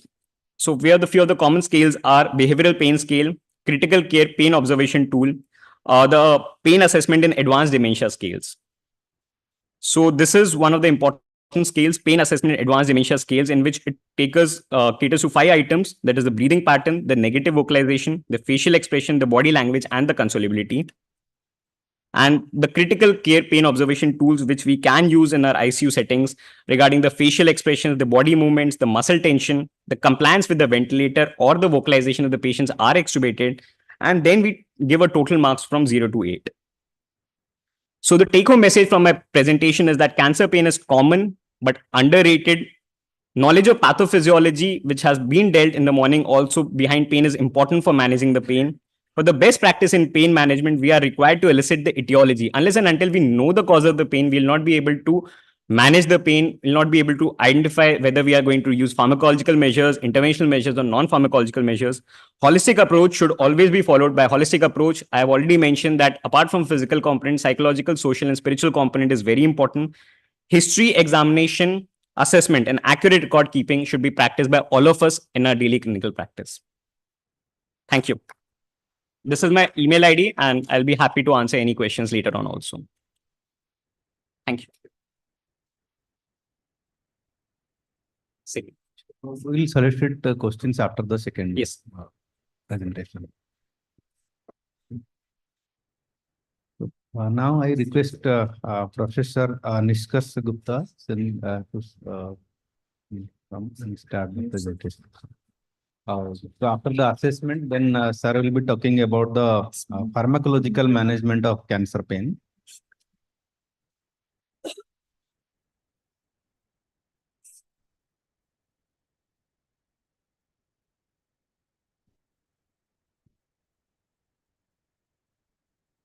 Yes, sir.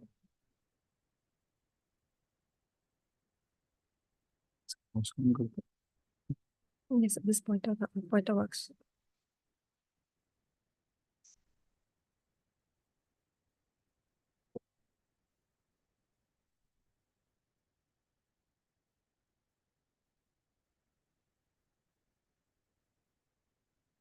Good afternoon, everyone.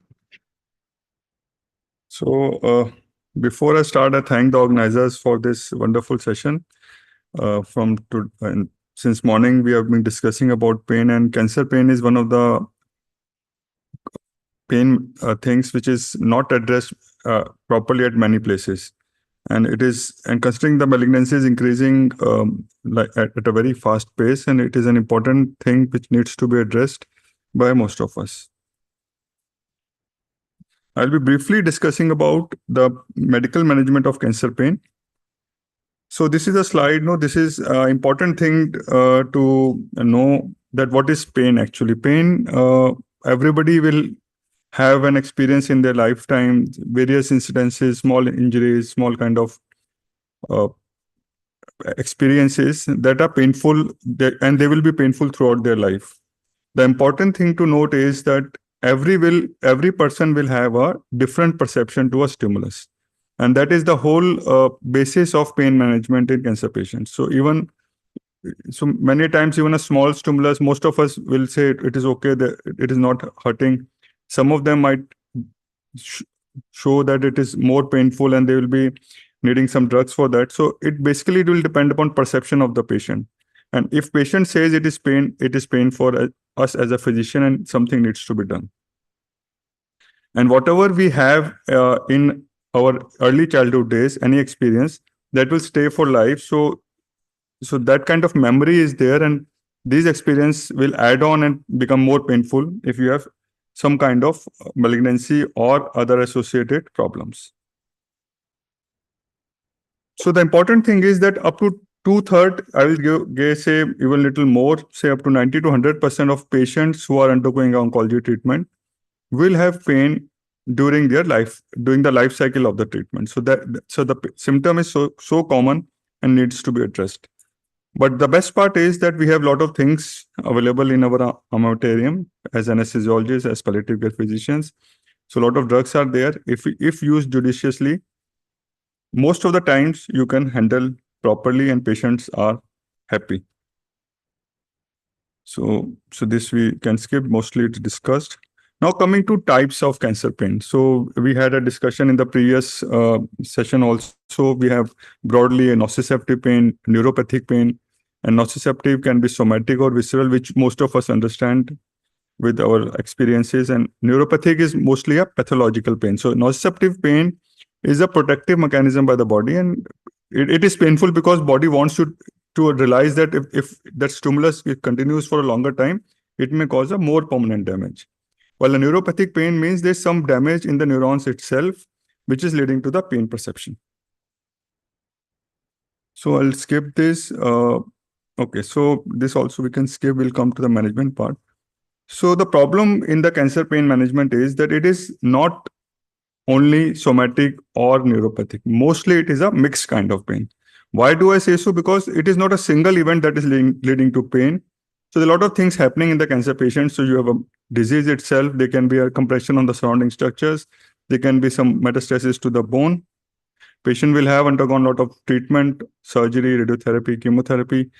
There can be some inflammation ongoing. So a lot of things are ongoing in a patient, and this all lead to pain. In addition, there's a lot of psychological trauma. We have a lot of psychiatrists sitting here. And the psychological component of having a malignancy itself adds to the pain perception of the patient. So broadly, we must know what is broadly to differentiate between nociceptive and neuropathic. Usually a nociceptive pain is very well localized. So actually you can pinpoint that this is a pain source, and you can actually relate this to a acute event also. Neuropathic pain usually is not well localized. It is variedly being told by the patient, like numbness, shooting, burning, pins and needles, and there can be a wide variety of adjectives patient might use. Usually there is no tissue obvious injury on the face of it, and it is associated with pathological nerve injury. There can be associated changes in the firing of the nerves, and modulation is also affected. So neuropathic pain is a pathological type of pain and must be addressed. Again, a difference between acute and chronic pain. Acute pain, most of us understand that there's an acute event, you have a pain and there's associated damage, and you have some kind of short-term psychological effects because of pain. So you may have small injuries, you might fall, you might have some other things. But chronic pain usually is very slow to start with, and it will persist longer. Usually, we are not able to relate an association with the cause of pain.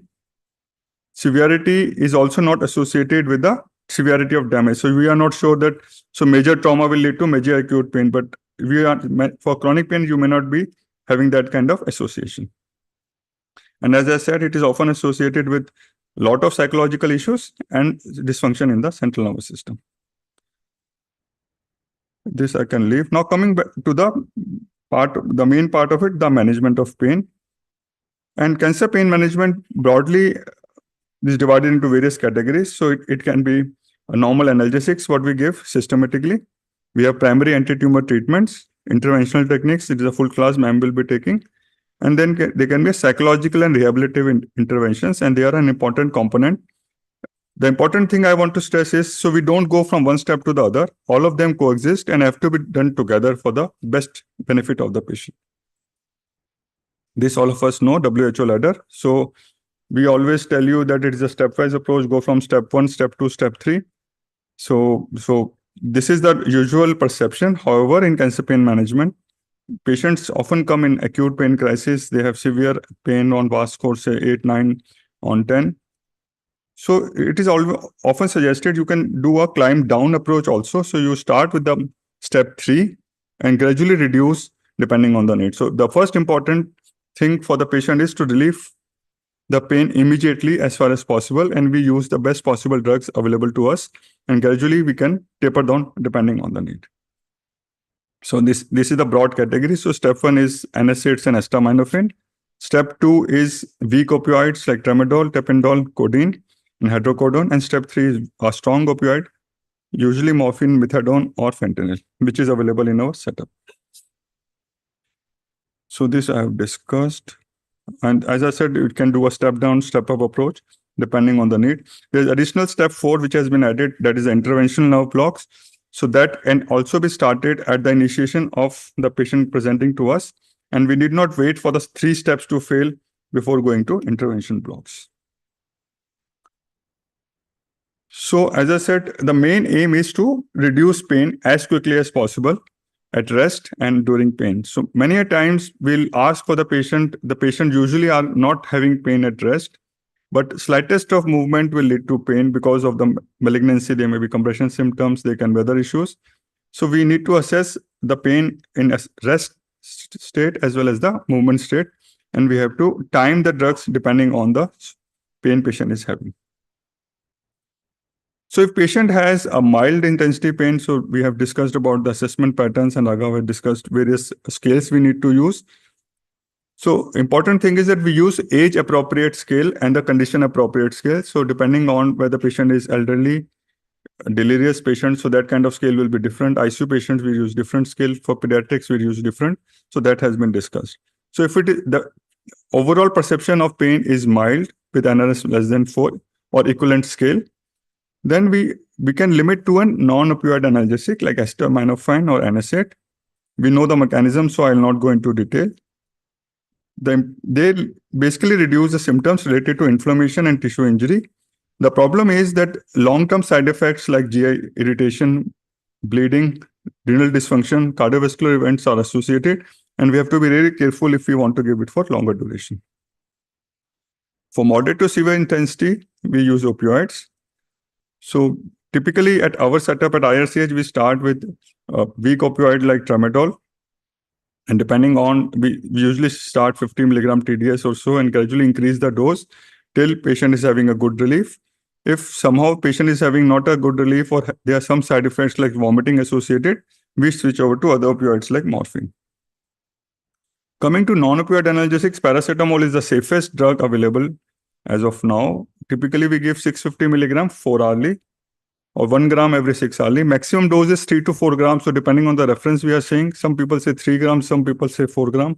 So it is a good idea to start at limit at 3 gram and increase if needed. And due to concern of liver toxicity, we have to be really careful in patients having a borderline liver function.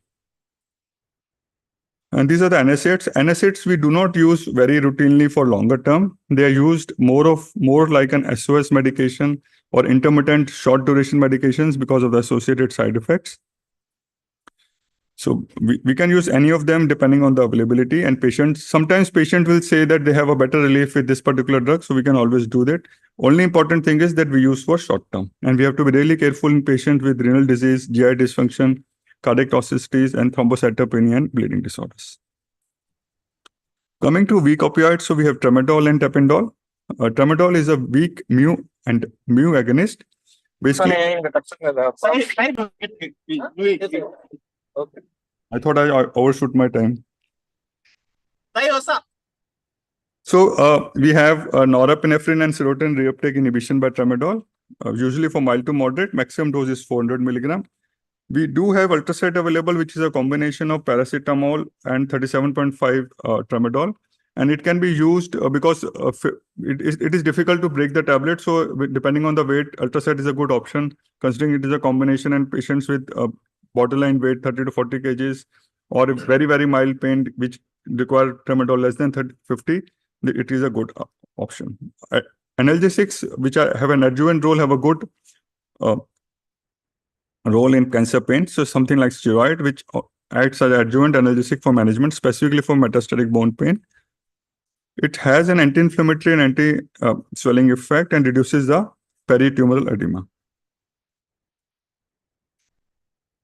So adjuvant steroids have been recommended by WHO to achieve pain control if it is required.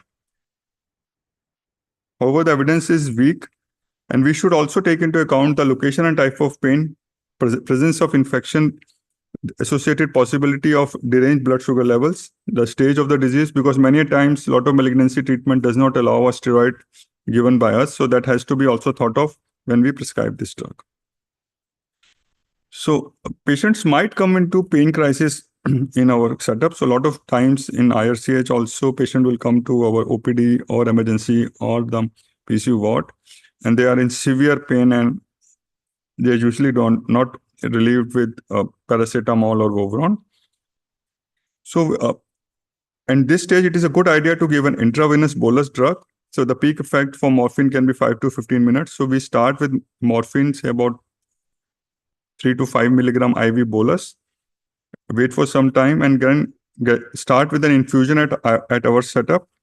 Infusion will depend upon the patient's weight and the severity of pain, and gradually we up titrate till a level is reached, then patient is having a good relief, and then we can convert it to the oral dose. We can also start an oral therapy instead of an IV if the setup doesn't allow. The only problem with oral therapy is that sometimes patients are also having some associated vomiting. There are other associated problems. They may not tolerate it well, and the effect is not instant. So patient does not have that relief instantly if we give oral drug. So and once we titrate, depending on the patient's response, we can gradually reduce the requirement, reduce the dose as per the need. And if pain is not controlled properly, we need to reevaluate the patient and add the adjuvant drugs depending on the situation. Now, another important thing is breakthrough cancer pain. So patients many times are on a stable opioid regime. However, they have a persistent pain which will lead to kind of some kind of intermittent pain might be there. So short-acting opioids of 10 to 20% of 24-hour total dose can be given in addition, so that patient have a good relief. So we can have transmucosal fentanyl also. We used sometime long time ago, but nowadays we are not using it. So if a possibility is there, patients is affording, that can be used. So what we are looking at is not 100% pain relief, but a trade-off between a good pain relief with a minimal side effect of opioids. So that is the endpoint. So we are not targeting an NRS of 0. We are targeting somewhere up acceptable level of pain by the patient with minimal side effects. And we have to be really careful in patients with renal disease, hepatic disease, and chronic lung disease, because side effect of opioids can be really troublesome in these patients. So we usually calculate the dose and start accordingly. Sometimes a particular opioid might lead to some kind of side effect. So we do a opioid rotation. So sometimes tramadol is having a side effect, we give morphine. Morphine is having side effect, we give fentanyl. So this kind of opioid rotation is very helpful in this patient. So the side effects of opioids, all of us know. The most common is dryness, nausea, vomiting, constipation, and respiratory depression. And serious problems like abuse and addiction are potential hazards, but if patient is in pain, usually they do not have these issues. But we have to be really careful. We dispense as per need, and we don't give very long duration medications, and we do check the empty sachet of the tablets we dispense. Constipation will be there in all patients who are on opioids, especially morphine. It can be as high as 90% to 100%. And there are a lot of reasons. I'll not go into detail. The important thing here is the prevention is the key. So we have to always prescribe laxatives whenever the patient is on opioid, like morphine. Ask the patient to have a lot of fluids. Some dietary modification can be suggested. And sometimes everything fails, so you might end up giving an enema if the constipation is persistent. We do have opioid antagonists. Naloxone, if we give, will reverse the analgesic effect. So peripherally acting drugs like naltrexone might be more effective in this regard, that they will give good relief from the opioid-induced constipation without reversing the analgesia. Cognitive dysfunction is also an important thing which might be there. So sedation is there usually for first few days only, and gradually the patient will develop tolerance. So if there is a rapid deterioration in cognition or consciousness, we should always intervene, because there are many factors which are interplay in a malignancy patient. So we have to be really careful if there's a borderline cognition when we are prescribing opioids. So the risk factors include lung cancer, morphine doses more than 400 milligram per day, elderly patients, and patients with a poor GC status. What do we do? Because we have to give good analgesia rest. In addition, we have to take care of the cognition. So we gradually reduce the opioid dose, say 25% times 25% of the dose at a time, and gradually have a balance between good analgesia and a minimal side effect. Addiction is a real threat, but we have not seen much patients. We have had a big study done by Sushma ma'am here, and we could not find many patients who are addicted to our opioid prescription, because we had monitored their prescription, we have given limited dosages, and we had seen how much drugs they are taking, and we have followed them well. So if patient is in pain, they usually don't have addiction. Opioid overdose algorithm we must know. Important thing to know is the naloxone availability should be there. We should know the dosages, and we should know how it has to be given. So we know opioids may lead to side effects. So we have the strategies in place to manage that. So we start with low doses, go slowly. We can decrease by 25 to 50% if there are side effects. And we can always give a combination with a co-analgesic like adjuvant drugs to reduce the side effects. Opioid rotation can be tried. We change the route of administration from switching to subcutaneous from oral will reduce nausea, constipation, and sedation. And their side effects are there. We can use specific drugs to counter the side effects. So I think the time is less. So methadone is also available in our setup. We use sparingly though for a lot of reasons, including the low therapeutic window. So we have to be really careful while prescribing methadone. It's commercially available in 5 milligram and 10 milligram tablets and syrups. And it has to be not to be titrated more frequently than 5 to 7 days, usually by 5 milligram dose. Important thing is it is not a good drug for acute pain, because we sometimes need to give high doses, and we need to monitor ECG and electrolytes when we are giving this drug. So this is the conversion from oral morphine to methadone. So if it is less than 60 milligram, 2 to 7.5 milligram methadone per day. And if it is more than 200, 20:1 ratio is to be used. Now, this transdermal opioids is a good method of delivery, looks very fancy. And if we have a lot of patients coming from private setup, and this is the first drug they will start. But this is not the right approach, because we must know what is the opioid level patients actually need. And depending on that, we need to convert to a transdermal opioid. The problem with transdermal opioid is that the switch on and switch off time is very delayed. And onset is also slow, and recovery from the effect is also very slow. The advantage is that you can actually have a sticker in place on the patient. Every 3 days you give fentanyl, and patient need not take any drug. So that is a basic advantage. And the levels are more sustained for a better analgesia. I'll not go into the details of the patch. So it is a commonly used fentanyl patch drug in setting of poor GI tract absorption. Patient with distress by number of tablets required, because sometimes tablets can be 30 to 40 tablets a day and can be really troublesome. We do have a buprenorphine patch also, though we have not using in our setup for various concerns. And we do use fentanyl patch if patient is on stable opioid therapy, and there are reasons for converting it to a patch. Coming to neuropathic pain, so there are various drugs, starting from anticonvulsants, antidepressants, and they are given as an adjuvant to give analgesia. Lignocaine is another drug which is not used very commonly till few days back. It does have a good analgesic effect if used appropriately. So these are the total dosage regime for various drugs. Gabapentin and pregabalin are most commonly used, though duloxetine has been found to be more effective, 60 to 120 milligram once a day.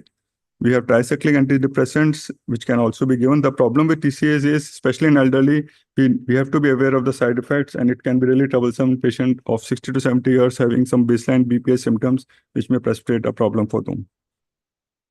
So I think I can skip. Now we have newer targets for pain management as well. We have cannabinoids. So they are involved in pain pathways at almost every level of peripheral nerve.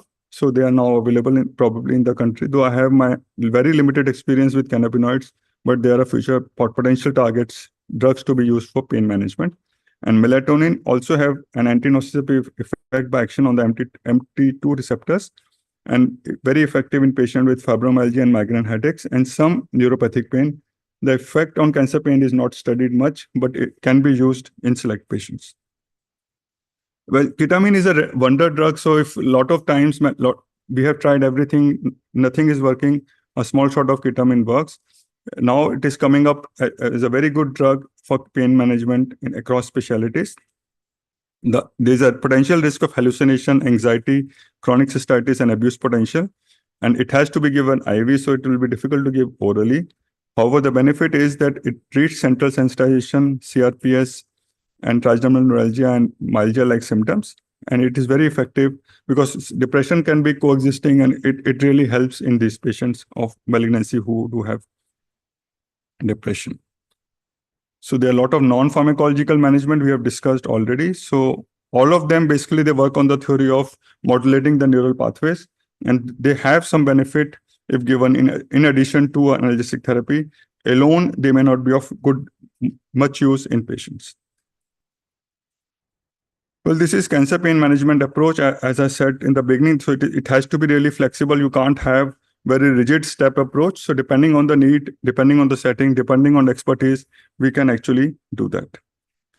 So the key points are that pain is highly prevalent symptom. It is multidimensional and multifaceted.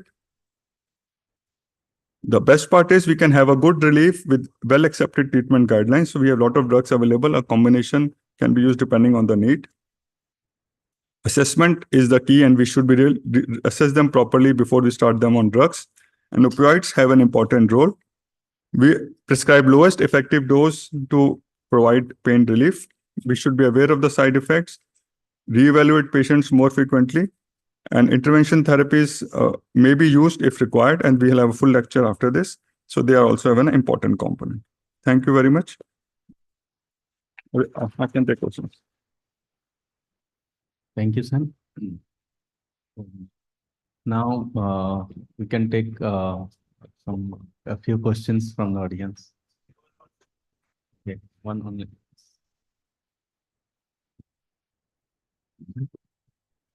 You have a question? You can ask. Yes, question. Sir.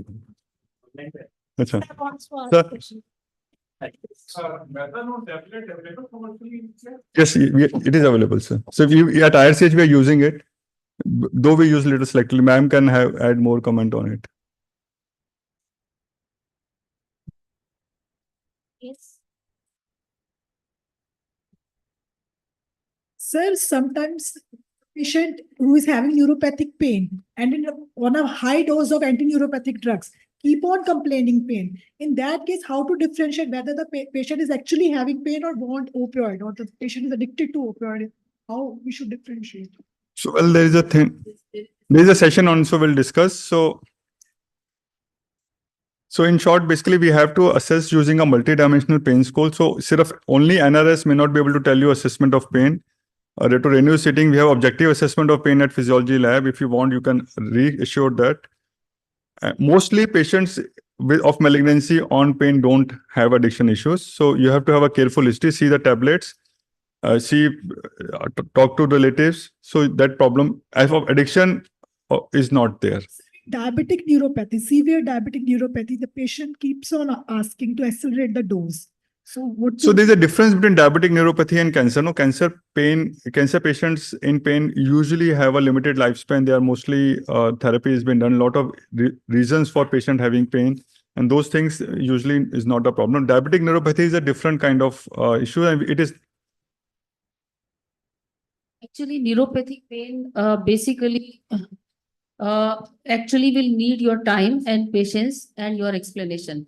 Neuropathic pain patient will never get relieved. And patient will remain in pain and patient will keep asking of medication that he's not asking medication, he's not pain relief, that's why it's asking. So setting a realistic goal is the key.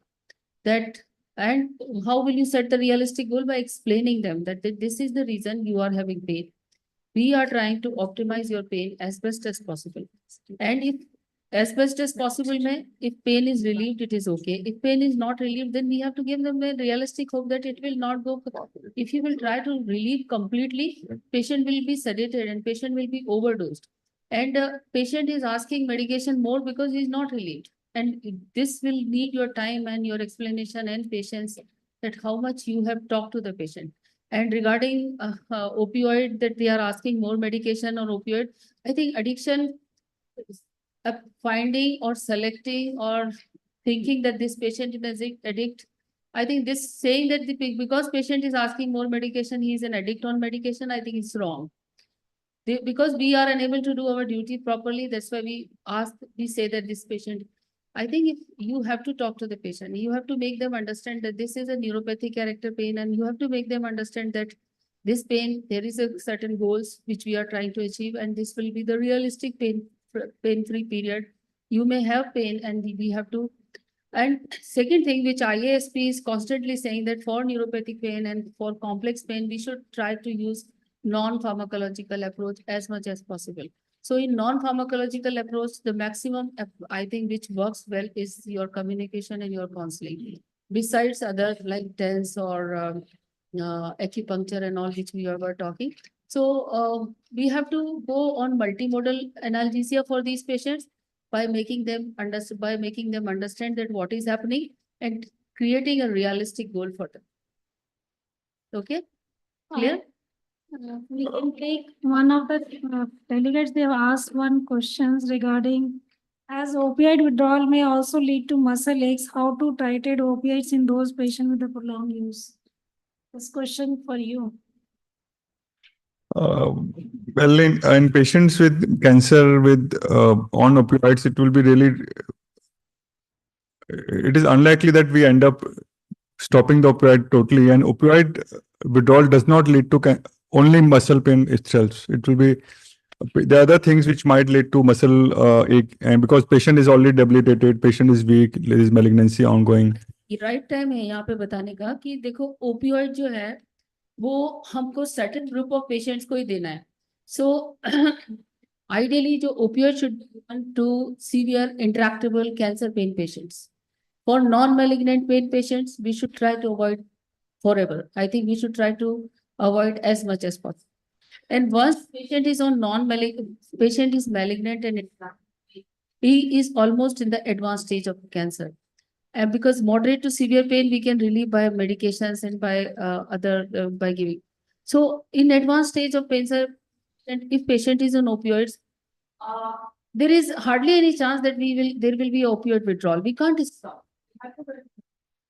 And continuing the opioid, and if there is a myalgia, which I don't know what is the question, that whether muscle pain due to opioid withdrawal and all, I don't think that there will be. Dr. Pratap, would you like to answer that opioid withdrawal causes myalgia? So in cancer pain, I think I will not say that there should be any period where we are going to withdraw opioids. But overall, definitely there is a chances that. I think Preeti may be better to answer. Thank you. So I had posted with ma'am and during my DM residency. I'm DM in addiction psychiatry. So I have seen patients with addiction as well as those with cancer pain. So most of the time, which we found was that those patients with cancer pain, they try to reduce their dose of medicines, while pain care specialists want to give an optimum dose of medicine.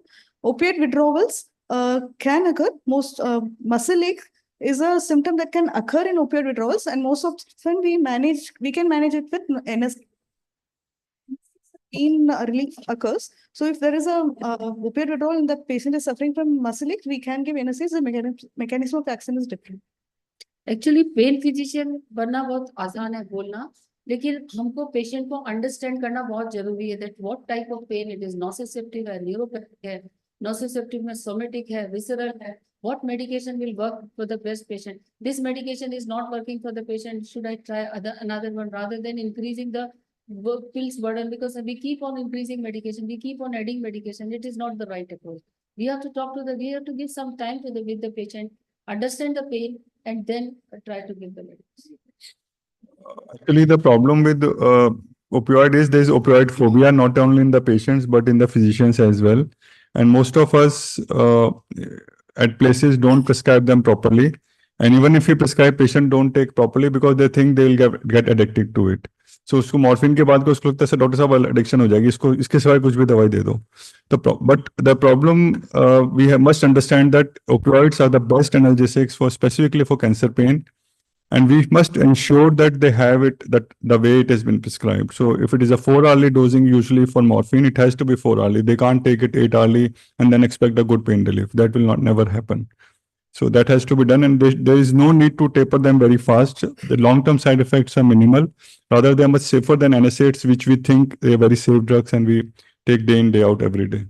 So that has to be really thought of. Last question. We are running late. Very informative talks, both of them. Really like them. Just one question. In we know are difficult pains, but they have an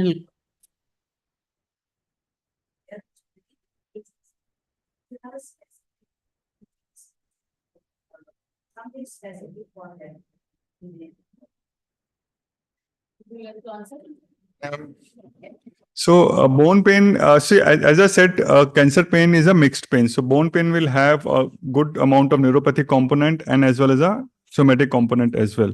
So we do a lot of, in addition to the analgesics, so as I said in the beginning, the adjuvant therapy, so they give zoledronic acid or denosumab depending on patient's thing, because they have a bone remodeling effect. Bone pain will typically have a movement-related pain. So we time the analgesic with the intended movement of the patient as well. So those kind of modifications are required in addition to a normal opioid, any therapy you are giving to the patient. Nishkarsh has said bone pain is again, which if you will get to a true bone pain patient, you will find it sometimes very difficult to treat. So start right from the paracetamol. I think paracetamol works really well. And if paracetamol and NSAIDs, if there is no contraindication, for some time you can try NSAIDs. And when you are trying NSAIDs and paracetamol, go for radiotherapy, because a single bony metastasis, single or two bone metastasis, radiotherapy really works well. Besides radiotherapy, you also can start something like agent like zoledronic acid as well. Zoledronic acid and all, these are not analgesics, but they are going to prevent the bone related any problems like future may there should not be osteoporosis, there should not be bone weakness, there should not be any fracture or something. So they will strengthen the bone. They are not that we give zoledronic not to relieve pain zoledronic acid, but to strengthen the situation. So I think best is paracetamol, NSAIDs. Try to go for radiotherapy. And if radiotherapy is not possible and it is a disseminated metastatic disease, then we should give low dose of morphine with paracetamol and NSAIDs. Plus, it's going to be troublesome because as soon as patient will move, patient will have pain. So for this, I think best is lifestyle modification. Teach them that this is going to cause you pain when you will get up or you do. So you take extra medication when you are doing something very important work, or try to modify this thing. So again, your patience, your talk. That's all. I think along with the pharmacological management, that like spinal metastases are there, vertebral metastases, the different types of bases are available, which is really going to help in the movement related pains. Thank you so much, Dr. Raghav and Dr. Nishkar Gupta, and we have a wonderful discussion among that all offline and online delegates. Thank you. Thank you, everyone. May I please request the chairpersons to felicitate Dr. Raghav sir and Dr. Nishkar sir.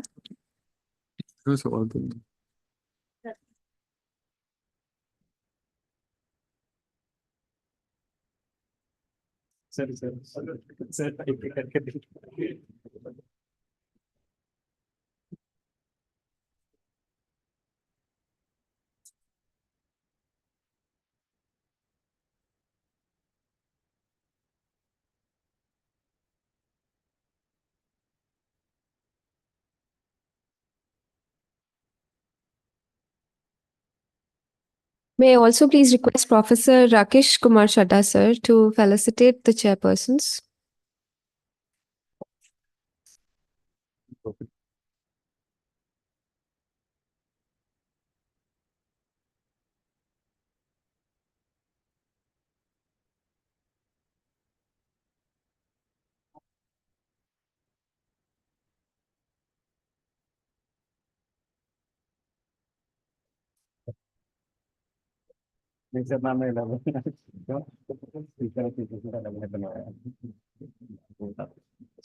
Thank you so much, sir and ma'am.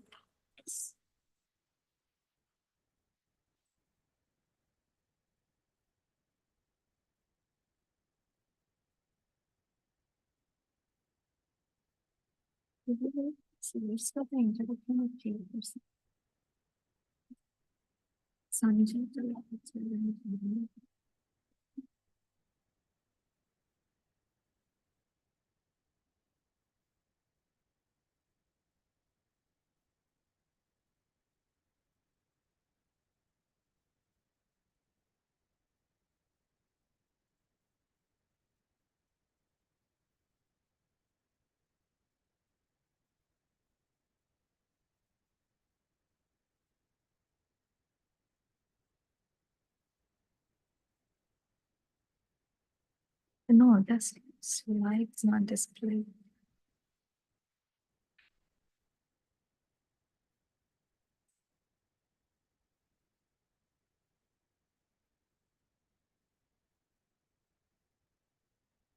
Not false one.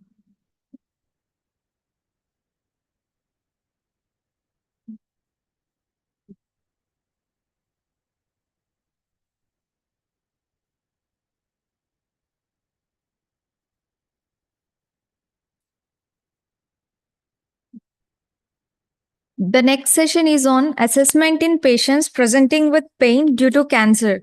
I would like to invite the chairpersons for this session. First is Professor Sanjay Tulkar, who is Additional Medical Superintendent, Professor and Head, Department of Radio Diagnosis, Dr. BRA, IRCH, Aims, New Delhi. Sir has more than 150 publications in peer-reviewed journals and areas of interest being onco-imaging and interventions, pain management. I welcome you, sir. The next chairperson is Professor Ramandeep, Professor, Department of Psychiatry, Aims, New Delhi. Ma'am has received the ICMR Tilak Venkoba Rao Award in 2017 and served as Associate Editor for Journal JMHHB. And she has more than 120 peer-reviewed publications, 30 book chapters, and co-editor of 4 books, with her areas of interest being bipolar disorder, lithium response, and clinical psychopharmacology. I welcome you, ma'am. Next, I request our chairpersons to introduce the speakers for this session. So, our next speaker is Professor Sushma Bhatnagar. Obviously, she does not need any introduction, but it is customary to introduce the speaker before the session. So I will go ahead with that. Dr. Sushma Patnagar is Chief of BRAIRCH, Aims New Delhi, and also Head of the Department of Anesthesia and Palliative Medicine. She is the most well-known, perhaps most well-known and respected name in India in the area of anesthesia as well as palliative medicine. She has started so many centers and encouraged people to develop and really taken this specialty to this far up places in India, and she is credited with that. Madam will speak on interventional pain techniques in the cancer pain management. Okay, thank you very much, sir, Dr. Tulkar. Thank you. Actually, just now we were discussing that intractable neuropathic pain, intractable bone pain.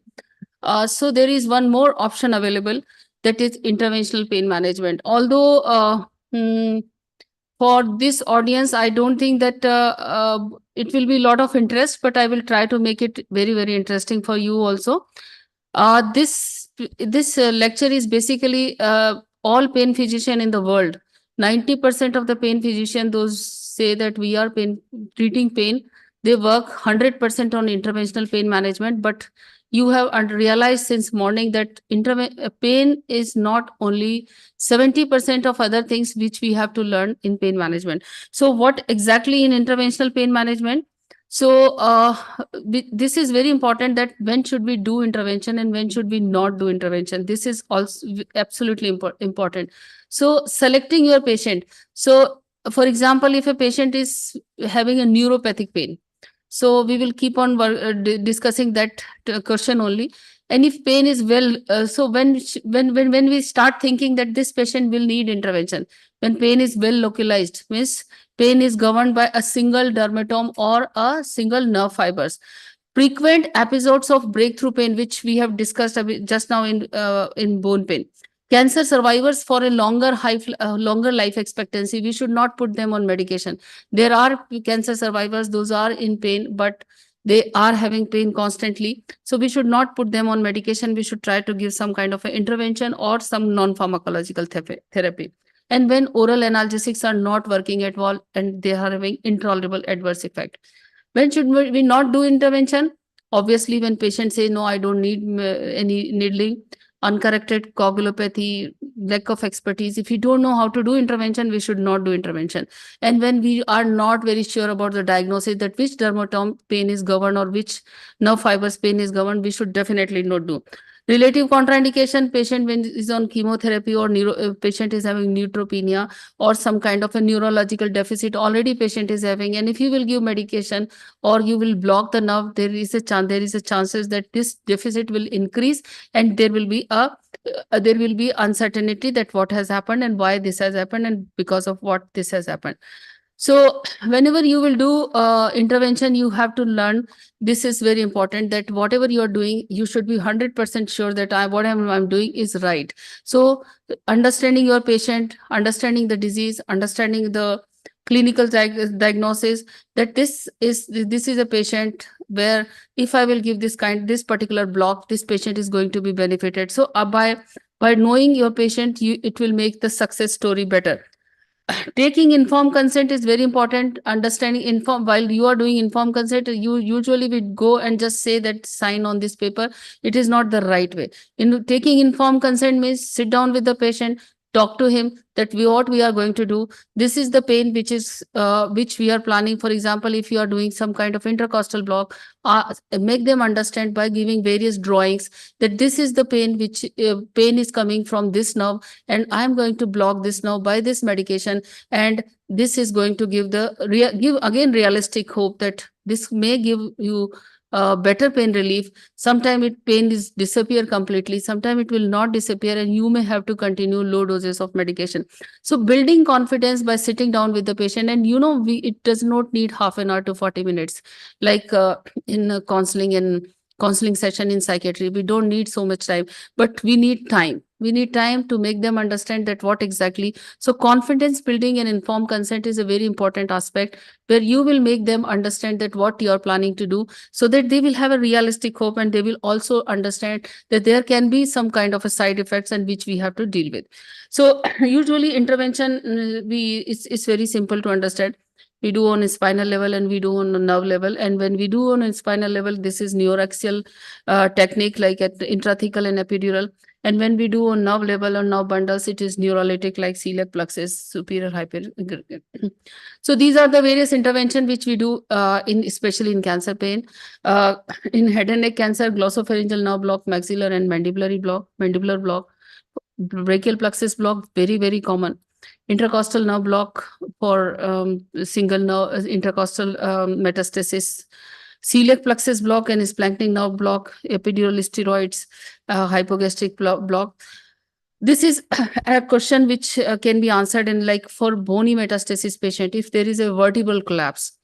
Vertebral collapse patient, you keep on giving medication, patient will not get relieved till the time collapse is released. So collapse is released, either you go for neurosurgical intervention, and it is not easy to get neurosurgical intervention immediately. But this pain is going to be very, very severe, very, very severe. So there should be something which we should know how to, if there is a single vertebral collapse, other things are all right, we can do vertebroplasty and kyphoplasty.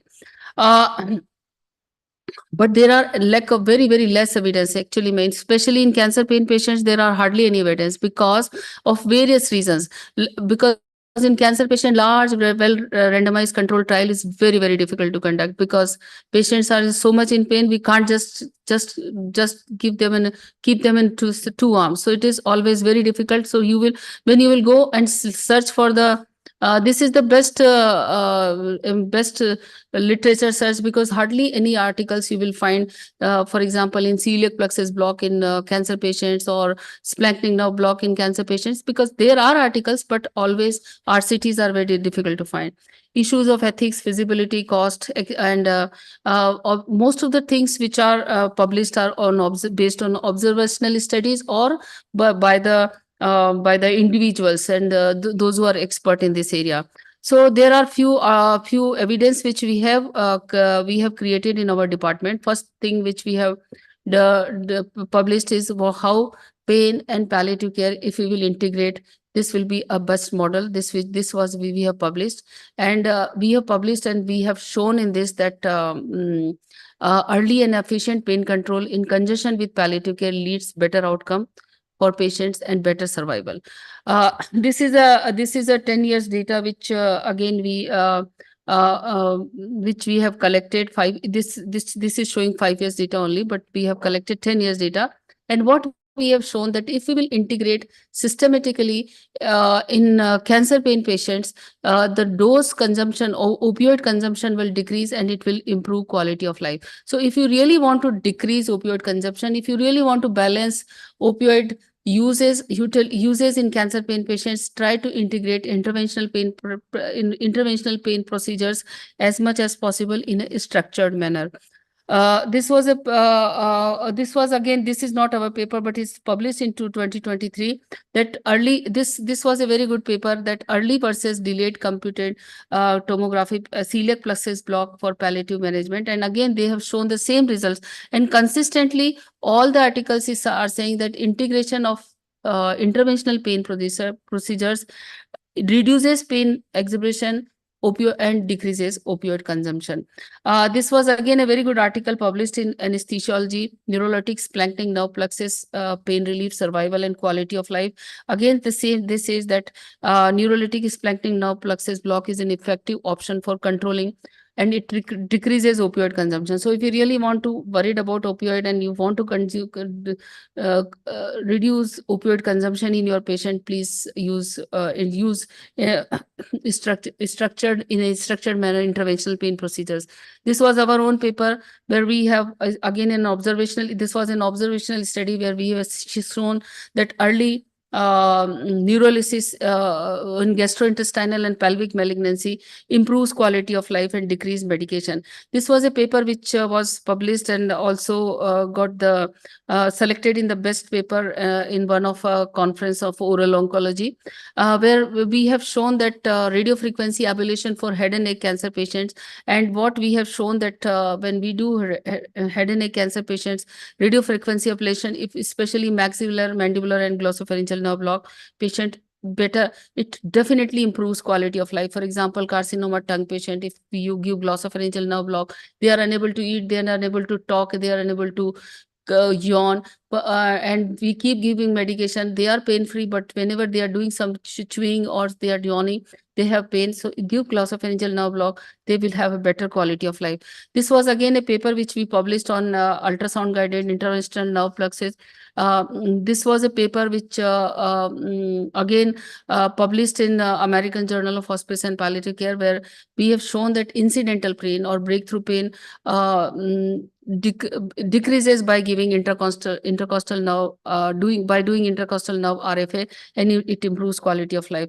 This was again a paper published on Journal of Palliative Medicine, the bedside ultrasound, which I want to acknowledge over here, that when we started bedside ultrasound guided block, we were not knowing anything about ultrasound. So we borrow ultrasound from medical oncology department from Dr. Kuchupille.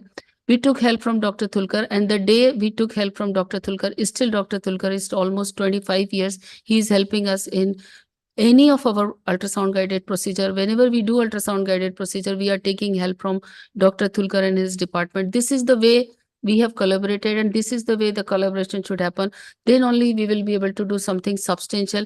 So we have done multiple ultrasound guided workshops. I think more than 10 workshops we have done all over country. Even in the Boston, we went there and we have shown our procedures, what we have published, that this is the way we are working in cancer pain patients. And in the World Pain Conference, we were the coordinator, both of us were the coordinator, and we did ultrasound guided workshop and shown to the world that this is the way we are giving pain management in cancer patients to our patients. And the collaboration with our radiology colleague, especially Dr. Thulkar, is excellent. And Dr. Thulkar, thank you very much. Whatever actually, I can say that in pain management, it is a true multidisciplinary approach, and the way radiology Dr. Thulkar has helped us, I think this has given a lot of confidence. Still, Dr. Thulkar is teaching our residents at NCI every Monday. So this was a paper, first paper we published on bedside is a radiological boon, and then this was an proper paper. Again, we did pilot Dr. Thulkar, and we thought that whether we should use single needle rather than 2 needles, and we realized that even in single needle, the dye spread was equal, so there was no need to give 2 needle prick to the patient. This was again a very important paper, again observational study we did on ultrasound guided block, and what we have seen in CT images that drug spread was very absolutely fine, and this is the reason the patient used to get good pain relief. This was a paper which a comprehensive paper. This journal asked me to write an article on this, and we wrote a comprehensive paper on celiac plexus block and overview. So right from the old technique to new technique, I will recommend that if you are interested, please read this paper. So this will give you a whole comprehensive overview of celiac plexus block. This was a paper published in Pain Physician on hypogastric plexus block, again ultrasound guided from our department. This is again paper. This is again very important intervention which we did. This patient, I told you, the cancer survivor, we should not give medication. So for this is a lady who is a cancer survivor, the upper lady, the lady on the top. So she was a case of post thoracotomy scar pain, and she used to come always with severe neuralgia, thoracotomic severe pain, and sometimes she used to just wear very loose clothes or sometimes just to cover, and she used to have severe pain. So what we did peripheral nerve field stimulation, and this patient got good pain relief. And finally she got second malignancy recently, and we did hysterectomy for this lady, and we removed this and by the time 10 years were over, and she was not having thoracotomy. So this is the way she was not having no more having thoracotomy pain for after that. So this is the way we have to keep thinking of for our patient, that rather than keeping them on medication, how best we can do so that they can have their best quality of life. This is a lady again post phantom limb pain. You must have seen that this is severe and excruciating. This was a severe, again very severe pain she used to have, and we did intrathecal implant, and she used to get 300 milligram oral morphine per day, and with intrathecal implant, the implant we used to give only 1 milligram per day, and she used to get good pain relief. And she was doing everything at home, household work with this amputated limb, because she was pain free and quality of life was best. This was a non-pharmacological therapy example, scrambler therapy, which works on principle of TENS. We have done a lot of work. One of my PhD students, she did a lot of work on this, and she published very good papers and on the best journal of the world in pain physician, pain practice. And she has given good paper on evidence-based scrambler therapy, what is the systematic review. And she did the proper randomized control trial in her thesis and published this paper that in head and neck and thoracic cancer pain patients, those who are severe and excruciating and having neuropathic pain, scrambler therapy, that is non-pharmacological therapy, works the best and improves the quality of life. So my final recommendation that we have to make our strong foundation. Whatever we are doing, we should not work unnecessary. We should not waste our time. If you are doing, you should make our strong foundation. And in strong foundation, there will be always an overlapping work between pain physician and palliative care physician and psychiatrist. But how we can integrate everyone together, this we should know how to integrate. And there should be a close interface between everyone. And we should use ultrasound, and we should have regular pain rounds. And thank you very much. And once again, I would like to thank, before closing this, Dr. Tulkar, thank you very much for giving us so much of confidence of speaking. Otherwise, once I know, first time when I called Dr. Tulkar for ultrasound, I was not knowing anything. I just thought that ultrasound means something black and something white. And what is black and what is white, I was not knowing anything. So you have taught us, and the whole department is now very... it means like we really owe a lot to you. Thank you. Thank you, madam. I'm fortunate and lucky to be associated with these pain management procedures. And now I think we can have few questions before the next talk. Any question? Backside. Okay. Backside.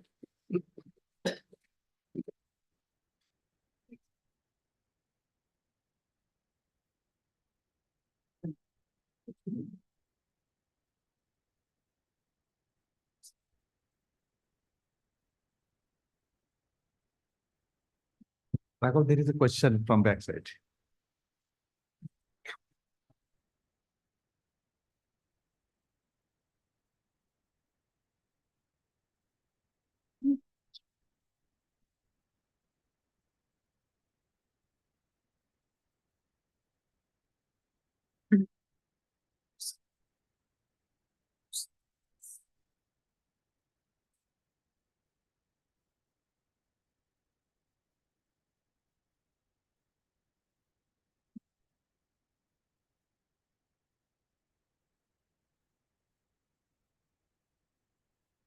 So we'll take the questions, I guess, at the end for both the sessions.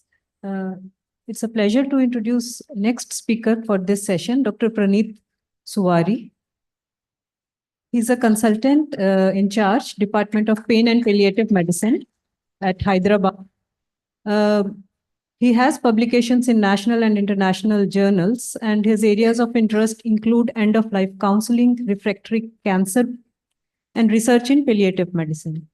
So I welcome you for the next talk on neuropathic pain management with respect to cancer. Thank you, madam, and thank you everyone for inviting me here.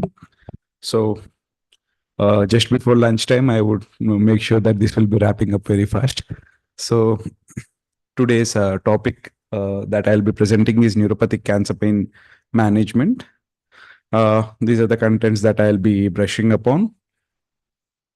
And coming to the introduction, the definition of neuropathic pain has been already discussed in previous two sessions as well, as pain caused by a lesion or the disease affecting the somatosensory system. It can lead to the loss of function and also increase pain sensitivity and spontaneous pain. It is common in cancer due to direct damage from the nervous system from a primary tumor or metastasis, or can also result from cancer pain, cancer treatment like chemo, radiation, or post-surgery. So neuropathic pain is usually chronic, either persisting continuously or characterized by recurrent painful episodes. 20% of cancer pain is estimated to be purely neuropathic in origin, whereas 40% is considered to be mixed neuropathic and nociceptive. And patients with neuropathic pain are reported to have worse physical, cognitive, and social functioning. And coming to the etiology, about 2/3 of the neuropathic pain in cancer patients could be tumor related, and around 20% results from cancer treatment, and 10 to 15% comes from other coexisting comorbid conditions. And neuropathic cancer pain may result from direct infiltration by the primary tumor or metastasis into the components of the peripheral or central nervous system. The central neuropathic pain could be because of the involvement of the spinal cord or the brain lesions. In the spinal cord, could be spinal cord injury or demyelinating diseases, parenchymalgia, whereas brain lesions can be post-stroke pain, Parkinson's disease, etc. And coming to the peripheral neuropathic pain, it could be generalized distribution, as with diabetic neuropathy, HIV, leprosy, post-chemotherapy, Guillain-Barré syndrome, inherited neuropathy, channelopathy, etc. Or the distribution can be focal, like a post-herpetic neuralgia, trigeminal neuralgia, post-traumatic neuropathy, cervical and lumbar polyradiculopathies.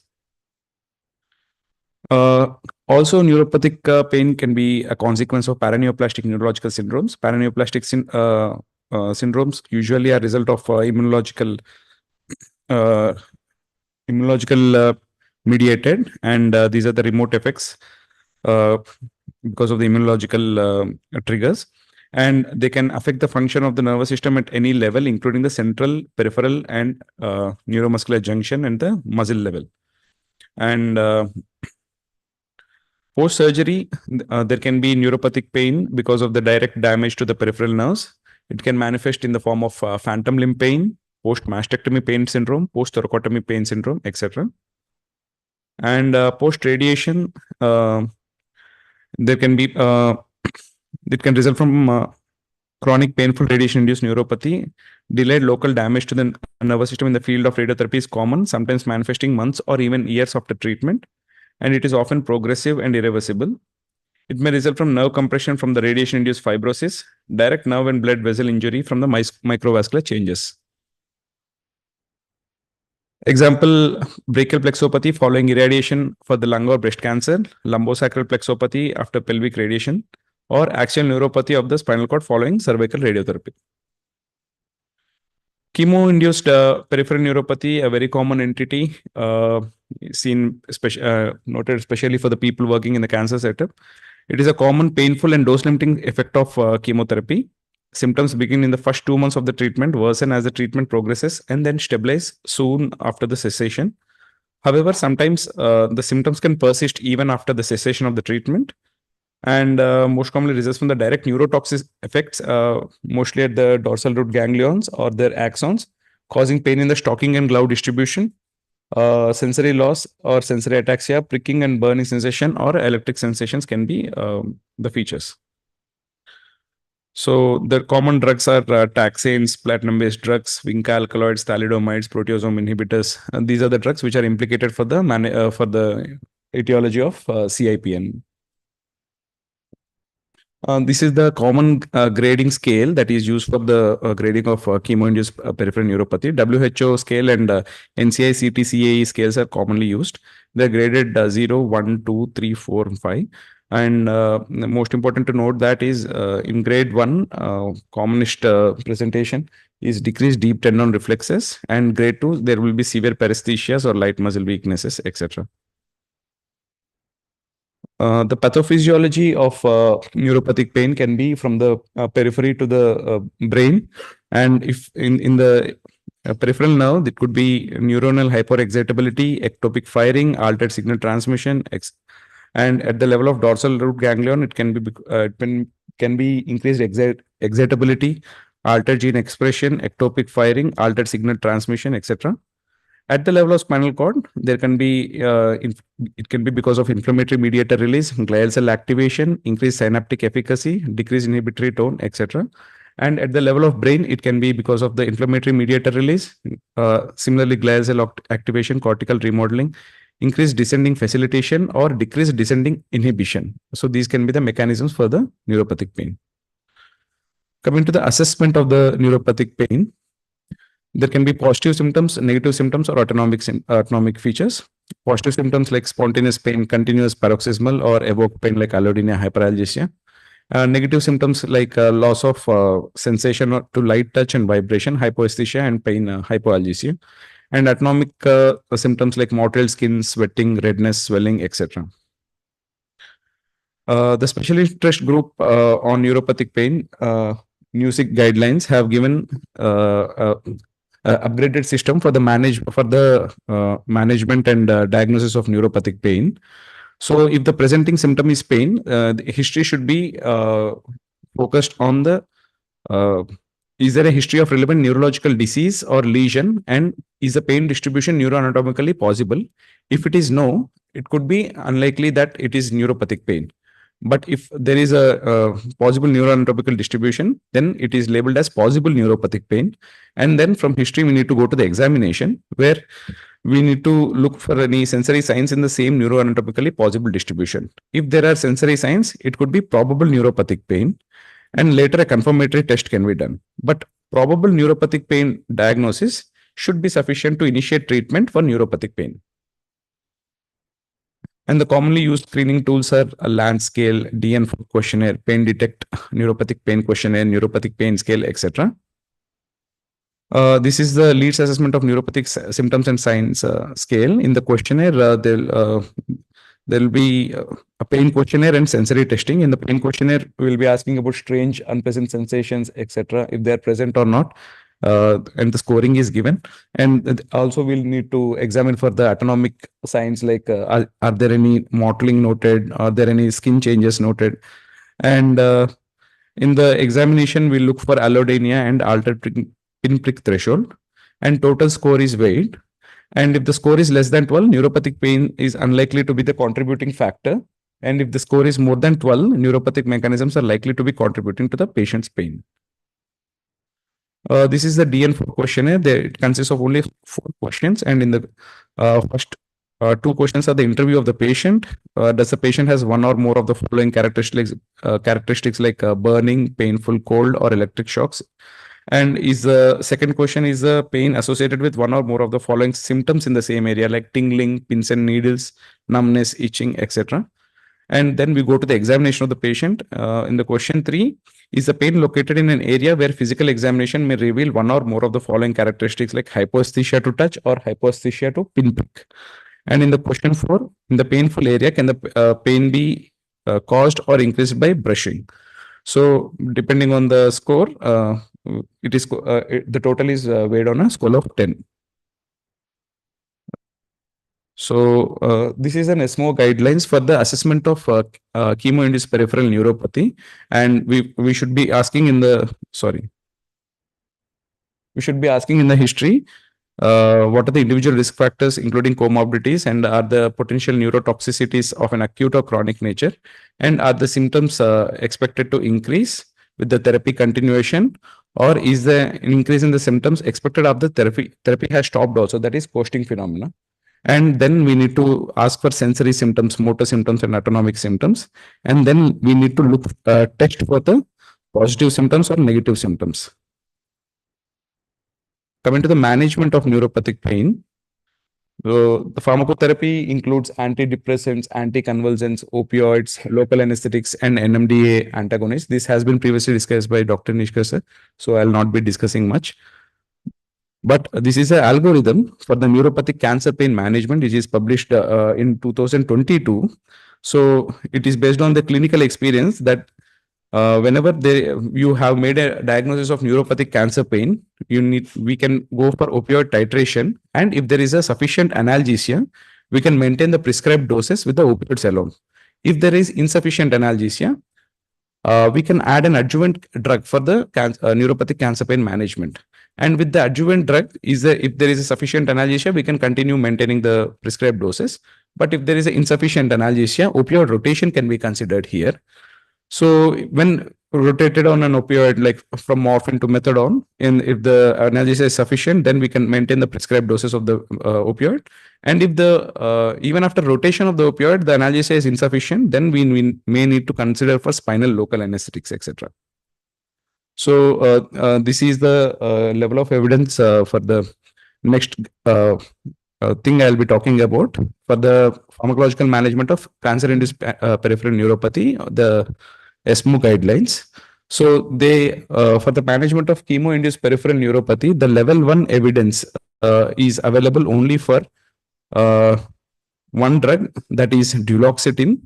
Duloxetine, the initial dose that they have suggested is 30 milligram per week per day for 1 week, and then we can increase to 60 milligram per day from the second week.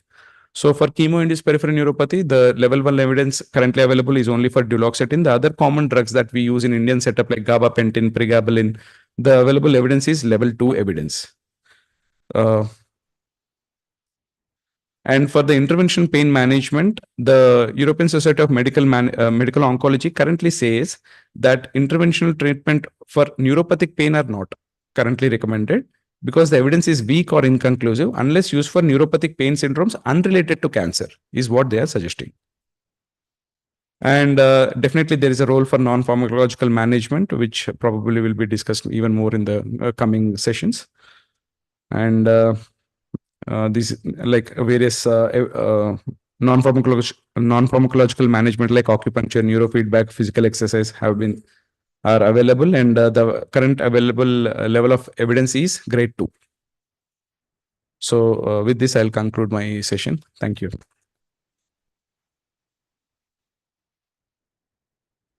Any questions?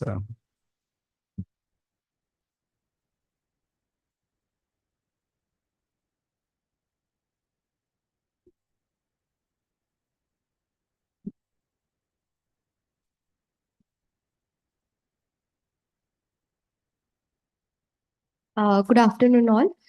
Good afternoon, ma'am. Good afternoon, sir. Ma'am, my question is to you, ma'am. If any patient is undergoing any chemotherapy or radiation therapy, means that he's undergoing any therapy. So, whether we should go for any pain blocks or not in that case? So, for chemotherapy, undergoing chemotherapy and radiotherapy is not a contraindication. It can be a relative contraindication in the sense that if there is neutropenia because of chemotherapy, definitely will not give, because there are chances that by doing block, there can be chances of infection. But if there is a strong indication and if the counts are normal and you think that by giving block, this patient will get relief, definitely we should try. It's not an absolute contraindication. Thank you.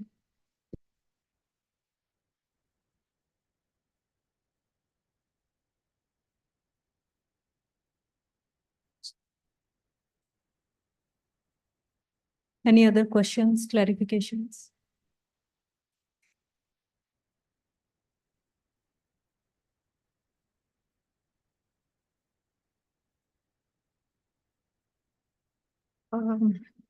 Thank you so much.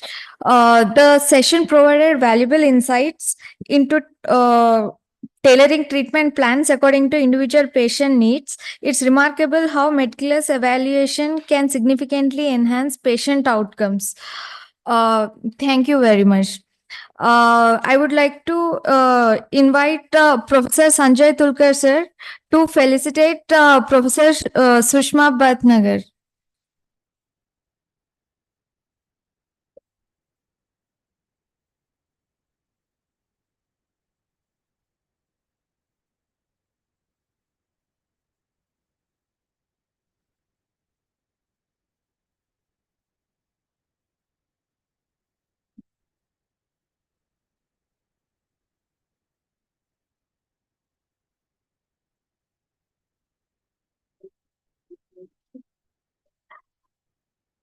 Next, I would like to invite Professor Ramandeep to felicitate Dr. Praneeth Suwari.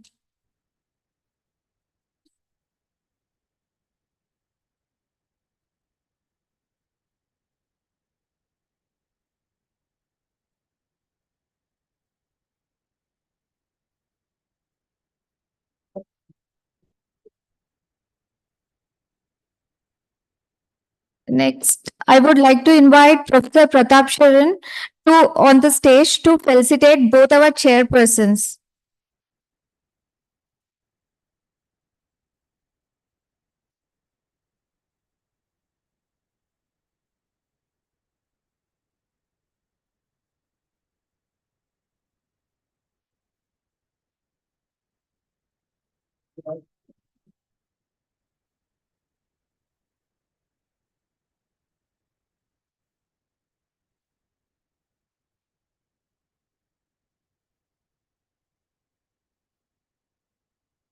We will be having a lunch break from 1 p.m. to 2 p.m. and we'll resume the sessions again at 2 p.m.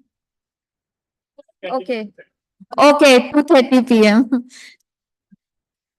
The lunch menu is outside towards the left in the next building. So it's not outside.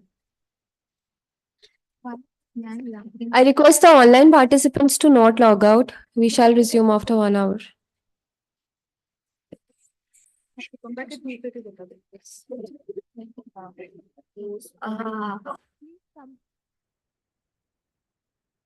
We shall resume the sessions again at 2:30 p.m.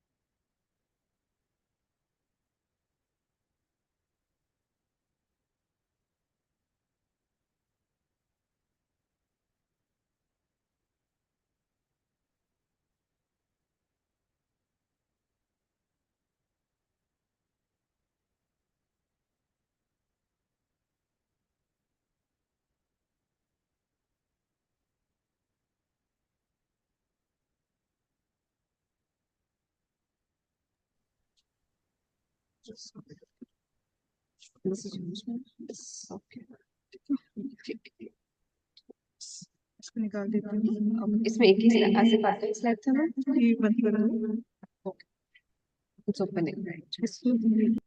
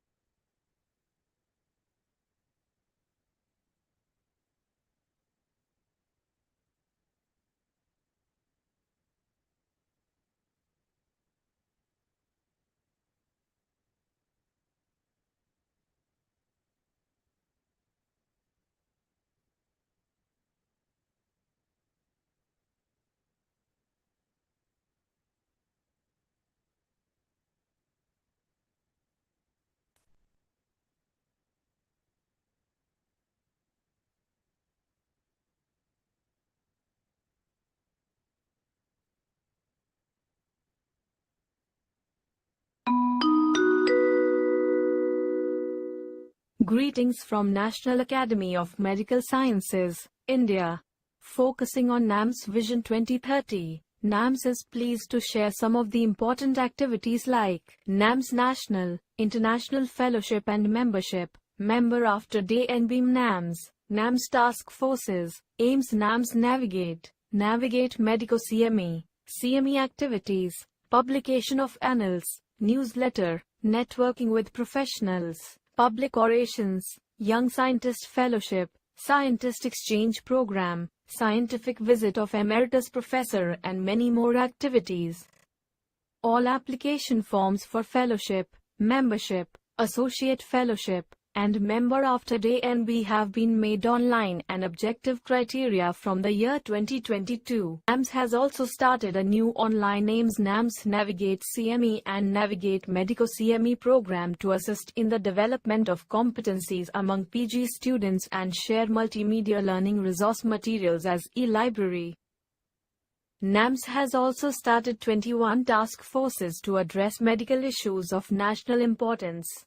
Under publication activities, NAMS has its own annal as Annal of the National Academy of Medical Sciences. In addition, NAMS also publishes its quarterly NAMS newsletter.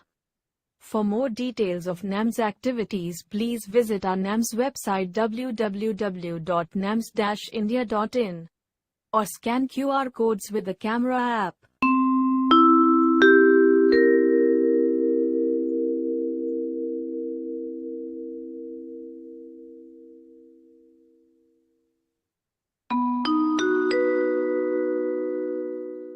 Greetings from National Academy of Medical Sciences, India.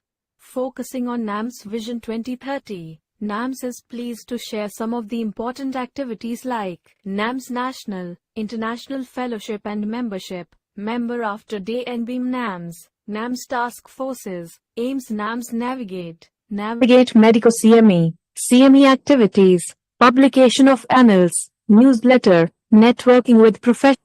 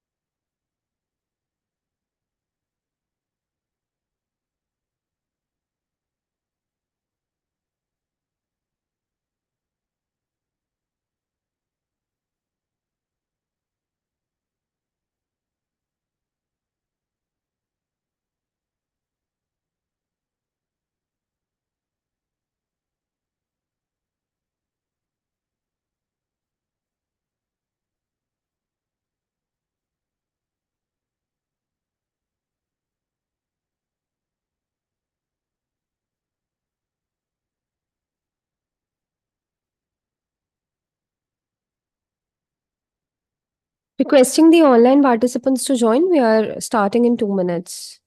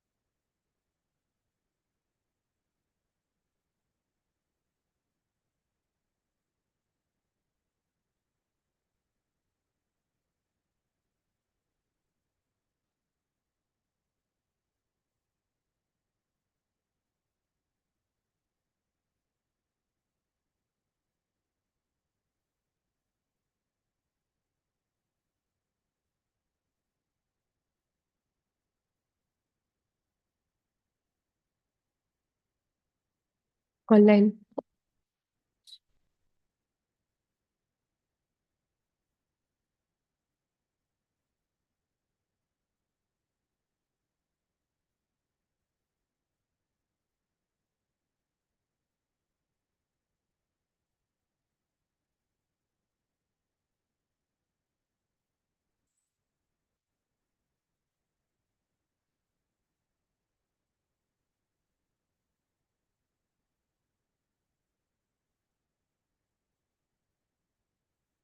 I welcome you all after the lunch break. I hope you had a network. I hope you could network with your peers and had the opportunity to have a delicious lunch. Let us reconvene for the afternoon session. So far we have covered cancer pain management, the interventional techniques, the neuropathic pain management. Now, the next topics that we shall cover are the assessment of psychiatric comorbidities in patients suffering from cancer pain, the management of psychiatric comorbidities in patients with cancer pain, the pharmacological approach. For the same, may I please invite our chairpersons? Professor Pratap Sharan, sir. Sir is Professor and Head, Department of Psychiatry, Aiims, New Delhi, Professor in Charge, Students Welfare Services at Aiims, Member, WHO International Advisory Group for Training and Implementation of ICD-11, Chairperson, ICD-11, Mental, Behavioral and Neurodevelopmental Disorders, Chairperson, Psychotherapy, Specialty Section, Indian Psychiatric Society, Senior Editor, The Journal of Eating Disorders and Associate Editor, The National Medical Journal of India, Ex-President, the Indian Association for Social Psychiatry, Ex-President of the Indian Association for Child and Adolescent Mental Health. He's authored over 250 papers, monographs, and book chapters. His areas of interest are cross-cutting issues in the psychiatry, public mental health, cultural issues in psychiatry, classification of mental disorders, personality disorders, psychometry, and psychotherapy. I welcome you, sir. Next, we have Dr. Praneeth Suwari, sir, Consultant in Charge, Department of Pain and Palliative Medicine, Indo-American Cancer Hospital and Research Institute, Hyderabad. He has 15 publications in national and international journals, and his areas of interest are end-of-life counseling, refractory cancer pain, research in palliative medicine. I request the chairpersons to please invite the speakers for the next sessions.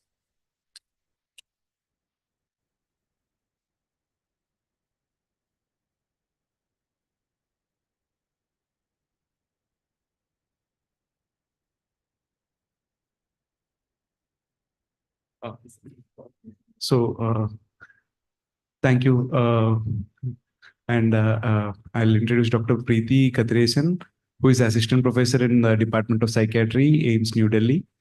She's an Associate State Nodal Officer from Delhi State Chapter in AMS, a Chairperson on Website Committee IACAN, and member Early Career Network International Psychogeriatric Associations. She has several publications, awards to her credit, and her areas of interest are addiction psychiatry and geriatric psychiatry.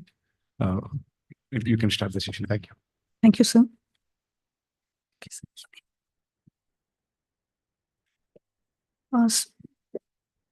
So good afternoon and all. So I'll be talking about the assessment of psychiatric comorbidities in patients suffering from cancer pain. So how common is the psychiatric comorbidity in patients suffering from cancer pain? So this is an observational study from nearly 2,141 patients, which shows that nearly 40% of patients with cancer suffer from any mental disorder, with the most common being anxiety disorder and mood disorder. And when we look at the lifetime prevalence, it is even higher. Nearly 56% of people with cancer suffer from any mental disorder, with nearly 25% suffering from anxiety disorder and nearly 1/5 suffering from mood disorder. If we compare this with the general population, we can see that in the general population, this is the global prevalence, which shows that the anxiety and depression, which are the most common mental disorders, are nearly around 3 to 4%. While comparing this with the prevalence among the patients with cancer, we can see how huge the difference is. So it is very common among patients with cancer. So if we look at the psychiatric comorbidity, specifically in patients with cancer pain, so we can see that among those patients with cancer who have pain, the psychiatric comorbidities is even higher, which is nearly double than those who are having cancer without pain. So studies have found that the worst level of the pain intensity has been found to be the most important predictor for depression and anxiety disorder. And other important predictors include average level of pain intensity throughout the day, the duration of pain, and whether they are currently receiving anti-cancer treatment, which indicates that they are currently having active illness. So we all know that pain per se can lead to a lot of psychological distress to anyone, especially when it is undertreated or it is difficult to control effectively. And diagnosis of cancer per se can also lead to a lot of psychological distress. So when a person is suffering from pain due to cancer, so the suffering because of the cancer as well as the suffering because of the pain adds up, and the chances for the psychological distress goes even higher. And as a result, there is a very higher risk for a person to develop psychiatric comorbidity. And not only that, we know that in cancer, there can be metastasis, which can go and affect the brain, which is the place where our emotions, our thoughts, our perceptions are being controlled. So because of which, there is a chance that it can also lead to psychiatric symptoms. Also, brain cancer, if the lesion is affecting those areas, which is affecting the emotion, thoughts, etc., it can lead to psychiatric symptoms. Apart from that, even the medications which are given during the cancer treatment can also lead to psychiatric symptoms. So coming to the assessment per se, so how should we do the assessment? When to do the assessment? So assessment for the psychiatric comorbidities should be an ongoing process and not a one-time event. The psychiatric symptoms among patients with cancer, it appears, it can wane, it can reappear at different phases of the illness. So if a person is being diagnosed with a cancer, at that time there can be psychological distress. After that, he may start adjusting to it. When he's taking the treatment in response to the chemotherapy or the radiotherapy, when he's suffering pain, there can be again psychological distress, or there can be again re-emergence of psychiatric symptoms, and again improve. And when there is a recurrence of the symptoms, then again the psychiatric symptoms can re-emerge. So there can be psychiatric symptoms at different phases of illness. Hence, there is a need to repeatedly assess for the psychiatric symptoms, and the screening should be done during the different time points. So there are different screening tools for psychiatric disorder which can be done among patients with medical illness. The most commonly used ones are the patient health questionnaire and the generalized anxiety disorder questionnaire. There are also certain questionnaires which specifically looks into the psychosocial distress among patients with cancer, but these are the most common scales which are being used. So this is the patient health questionnaire 9, and this is a patient health questionnaire 4, which is a 4-item question which can be done by any clinician in a very short duration of time. And once we find that there is a on screening that there is some psychiatric symptom, then it is necessary for us to explore in depth how much is the psychological problem, and whether and we have to find out whether there is a presence or absence of any psychiatric disorder. It is necessary because any person who is having a psychiatric disorder, it can affect the outcome of the cancer. Both the physical illness as well as this, it affects the mortality as well as the morbidity due to cancer among the patients. And proper treatment of it will help the patient to have a good quality of life, and it helps to improve the mortality and morbidity.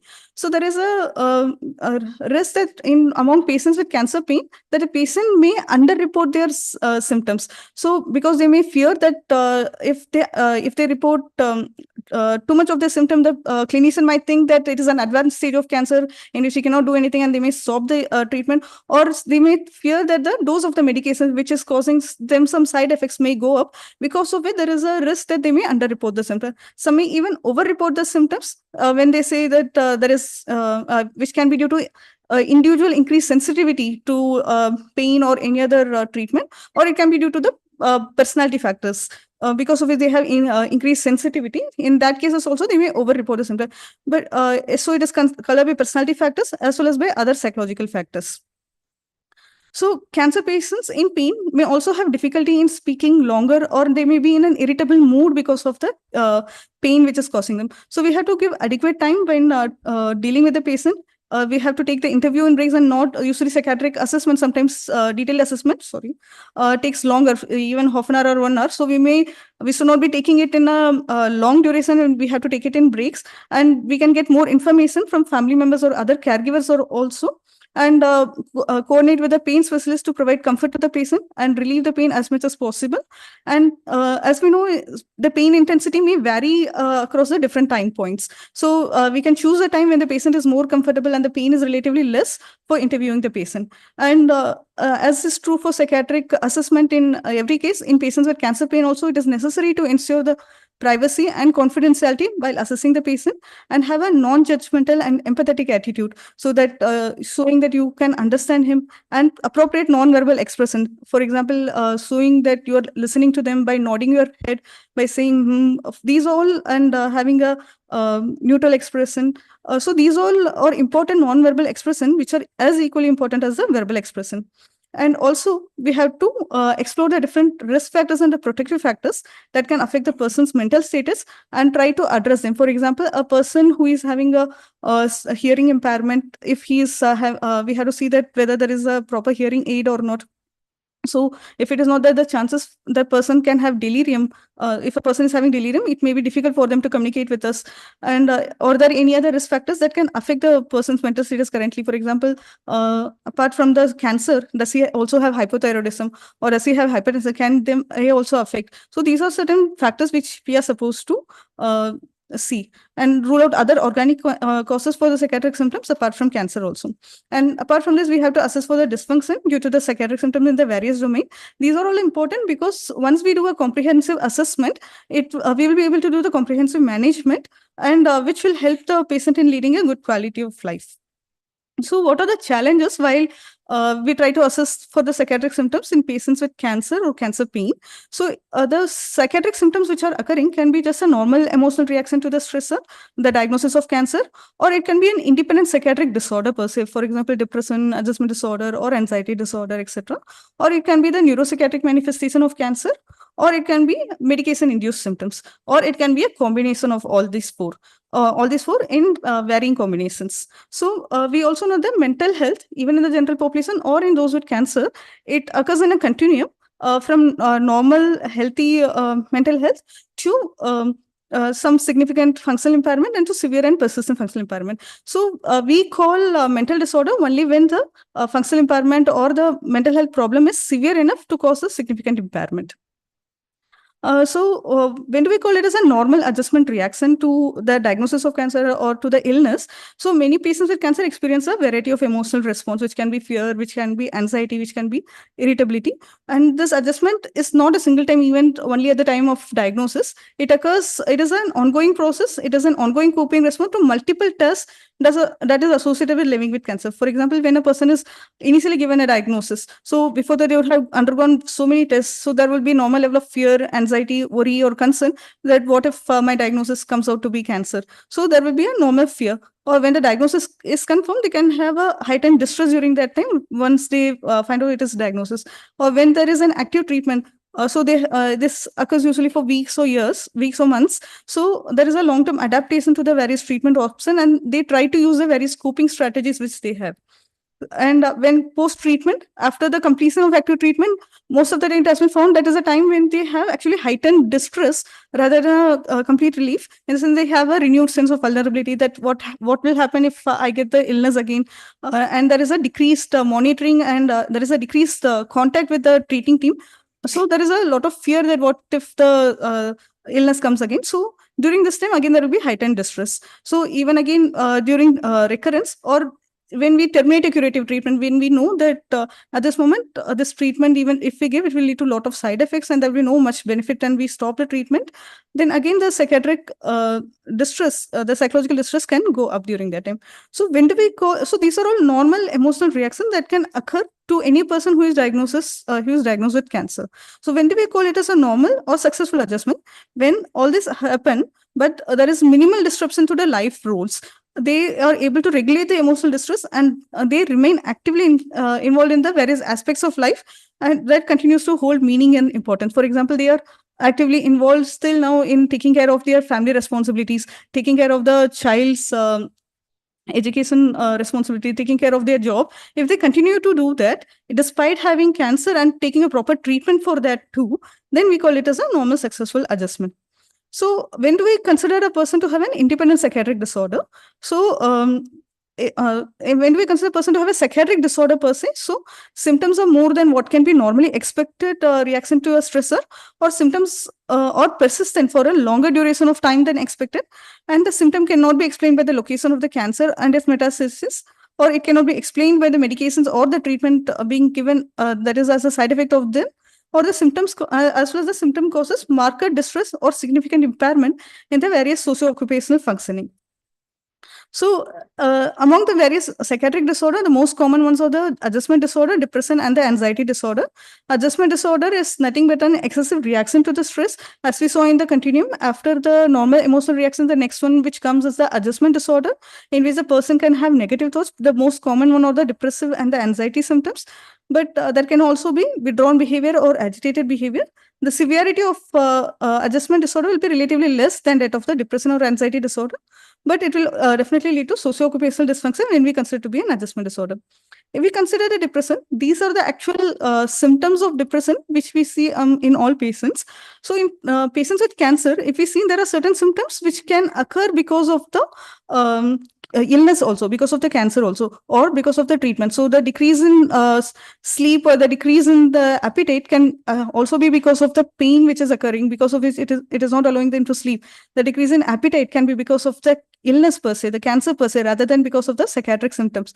The decreased ability to concentrate could be because of cancer in the brain, or it can be because of the various treatment which we are giving, which is leading to some side effects, or it can be the decreased pleasure in activities or the decreased interest in other activities, maybe secondary to the decreased mobility which is being caused by the cancer. The decreased mood, the easy fatigability can again be secondary to the cancer. So, but the core depressive cognition, which includes ideas of hopelessness, helplessness, worthlessness, or feeling that there is nothing in the future, or the death wishes or the suicidal ideas, these we consider as the core depressive symptoms. And if it is present, we are supposed to treat the disorder, even if it is independent or if it is caused by the cancer. We provide treatment for them. So in order to diagnose a person with depression, if some of the symptoms are present for more than or equal to 2 weeks and it is causing significant socio-occupational dysfunction, then we treat the patient. Coming to the next most common disorder, which is the anxiety disorder.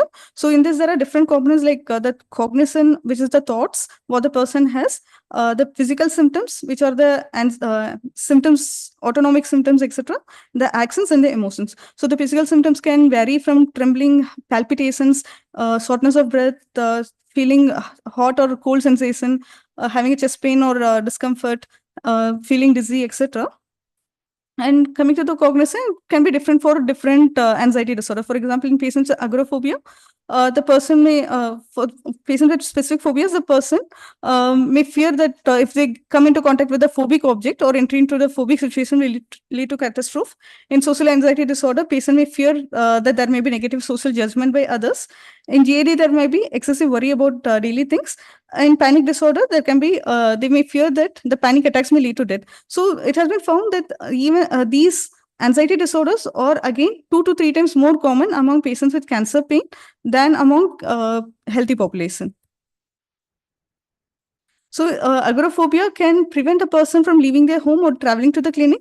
GAD may lead to repeated excessive worry leading to repeated calls to the clinicians or avoidance of the test results. The panic disorder may interfere with taking the cancer treatment. They may postpone invasive laboratory and radiological investigation, and specific phobias may again interfere with the procedures. If a person is having claustrophobia, he may have difficulty tolerating MRA, which may be needed in order to guide the treatment. In social anxiety disorder, patient may have difficulty in communicating with the physician or telling about their problem because of fear of embarrassment. And because of this, there can be difficulty because of the anxiety symptom, difficulty in deciding upon which course of treatment they have to take. So patients may either go for some kind of an avoidance behavior, trying to avoid things which will lead to exposure to anxiety provoking situation, or do some kind of activities which can help to reduce their anxiety, which may include, for example, repeatedly calling the clinician to know whether it is whether the results are okay or not. So these are some certain clinical features we can find in patients with anxiety disorder.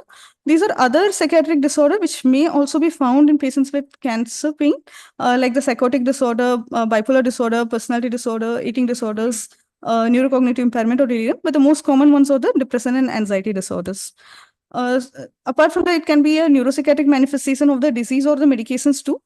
So when, as we mentioned previously, though if the symptoms can be explained by the location of the lesion, for example, if it is in the brain, in those regions which are affecting the emotions or the thought process, or the symptoms have occurred after the start of the medication, we can presume that it may be because of the medications, and we can find out whether we can stop the medicines and see, or symptoms, if the symptoms are stopping after the stop of the medications, then it is a high likelihood that it is because of the medication induced psychiatric symptoms. And symptoms, if we restart the medications, again the symptoms may reappear. So medications, and also we know that these medications are known to cause a psychiatric symptom. For example, steroids, which is commonly used, are known to cause depression as well as psychosis, and in some cases mania too. So to summarize, mental health actually lies in a continuum from normalcy to psychiatric disorder, and assessment is a continuous process and not a one-time event. And screening for psychiatric symptoms followed by detailed assessments, if it is positive, should be part of the routine clinical practice. And we have to assess whether it is a normal emotional reaction, or it is an independent psychiatric disorder, or is it a secondary to medications or secondary to the cancer, whether we can treat the primary cause, and we have to rule out other organic causes apart from cancer. And assessment and management should go in hand. Thank you. Thank you, Dr. Preeti, for extensive coverage. You have been very comprehensive about the assessment aspects of cancer, mental health comorbidity, and you have managed to stay within time despite the large. We'll take up the questions after the second presentation. So I'll request my co-chairperson to invite the. Let me take the honor of inviting Professor Rakesh Kumar Chadda, sir. He's the professor and head Department of Psychiatry, Amrita Institute of Medical Sciences, Faridabad. He's president-elect World Association of Social Psychiatry, member editorial board BJ Psychiatric International, and associate editor British Journal of Psychiatry. Also former professor and headed Department of Psychiatry, Aiims New Delhi, and former chief National Drug Dependence Treatment Center, Aiims New Delhi. Has several publications, both international and national, to his credit, and many accolades. So we welcome you to present the lecture. Thank you.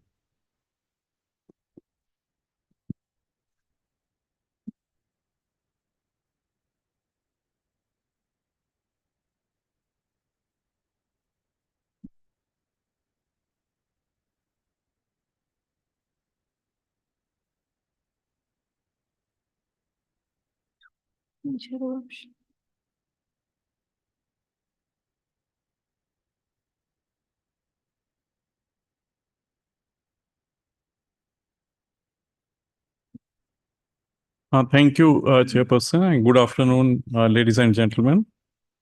So I'll be talking about pharmacological management of psychiatric comorbidities in patients with cancer pain.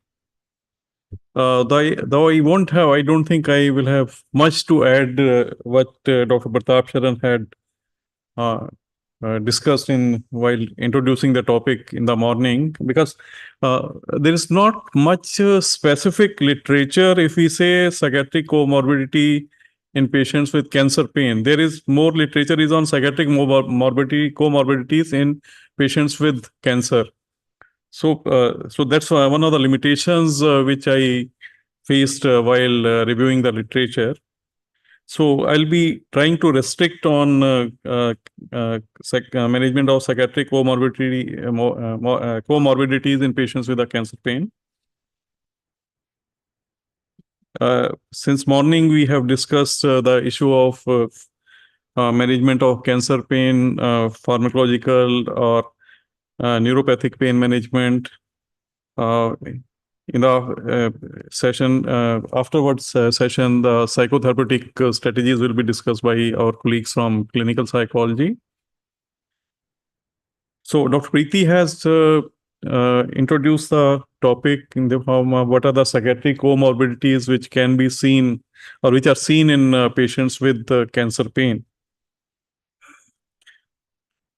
So the common comorbidities include anxiety disorders, and another one is the death anxiety, because cancer as such is a very dreadful word. So life expectancy, one does not know how long one is going to survive. That's the situation, because once our patients come to the doctor, to the specialist, many times the illness is advanced, or the illness is of such a characteristic that survival is not very long.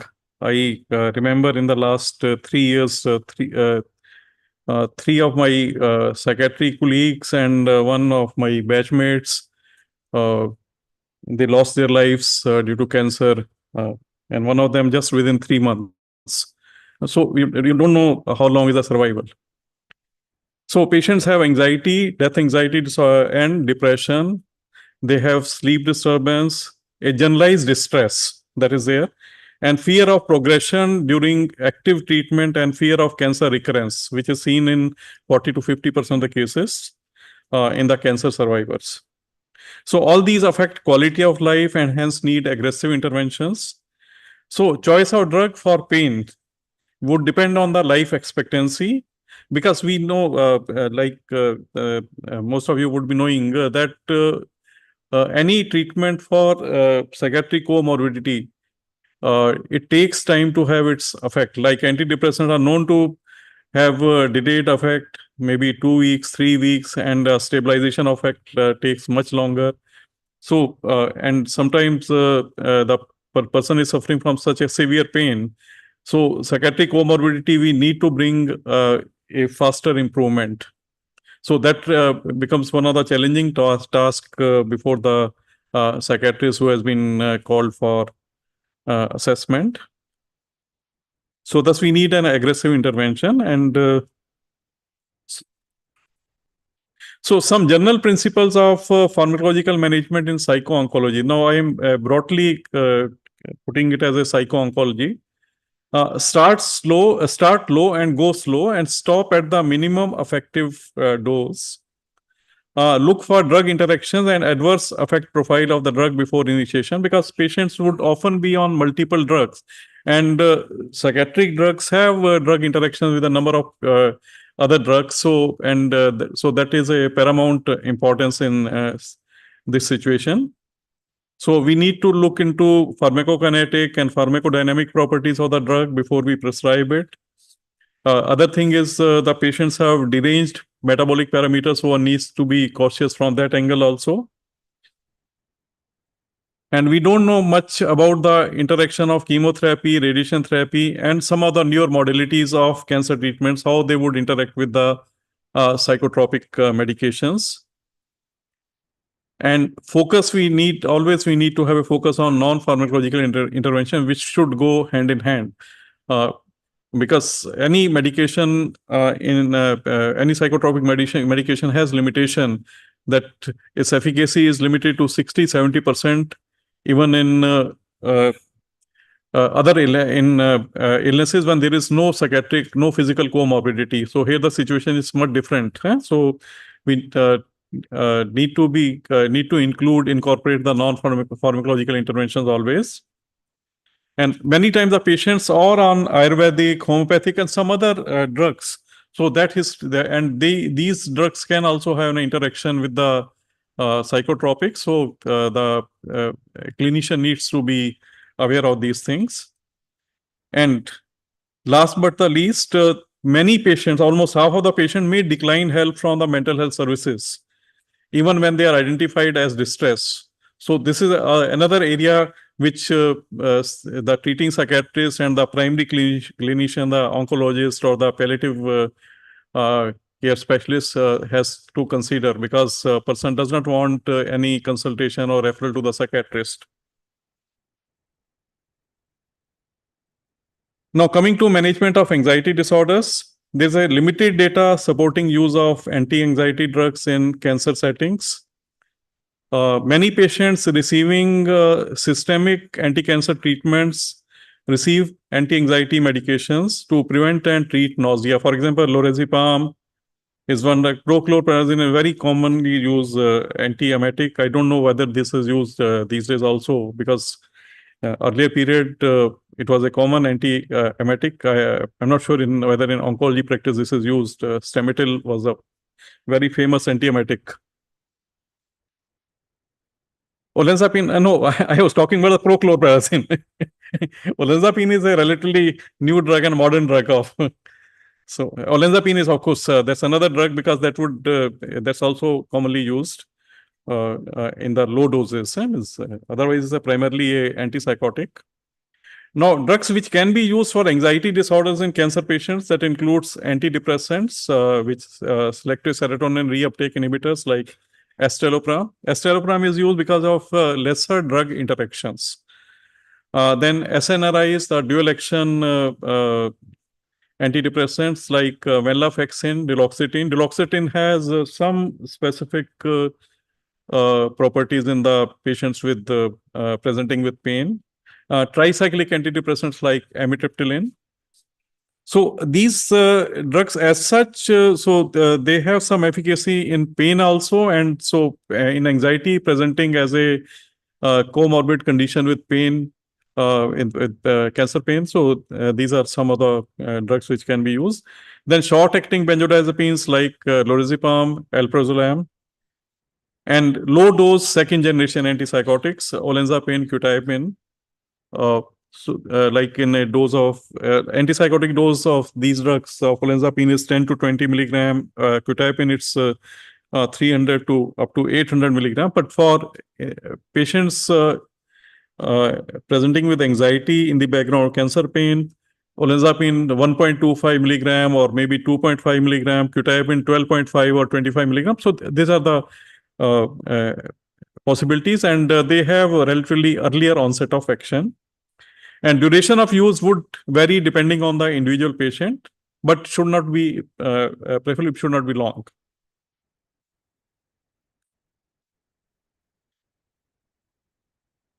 So this is again recommendations from one of the recent guidelines.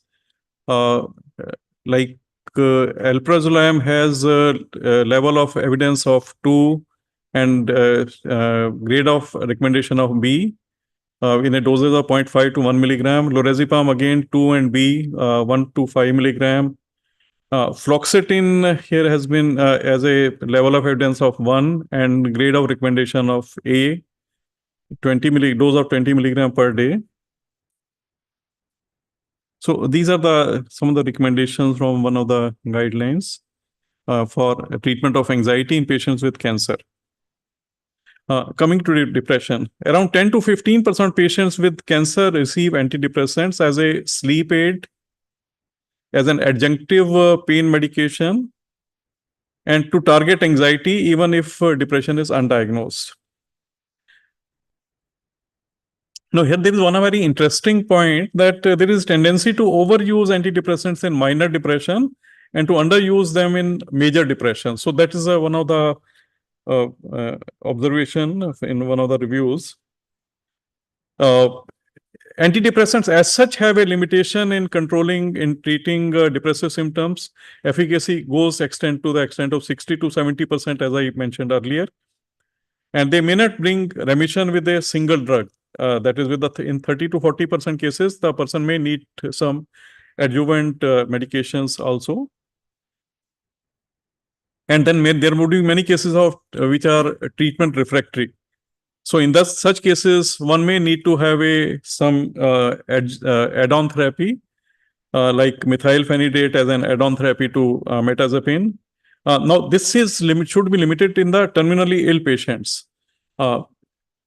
As such, also in our routine clinical practice, we don't use methylphenidate as an add-on therapy. It's a very rarely used. At least I have never used it. Some practitioners may be using it, but at Aiims we have not been using it.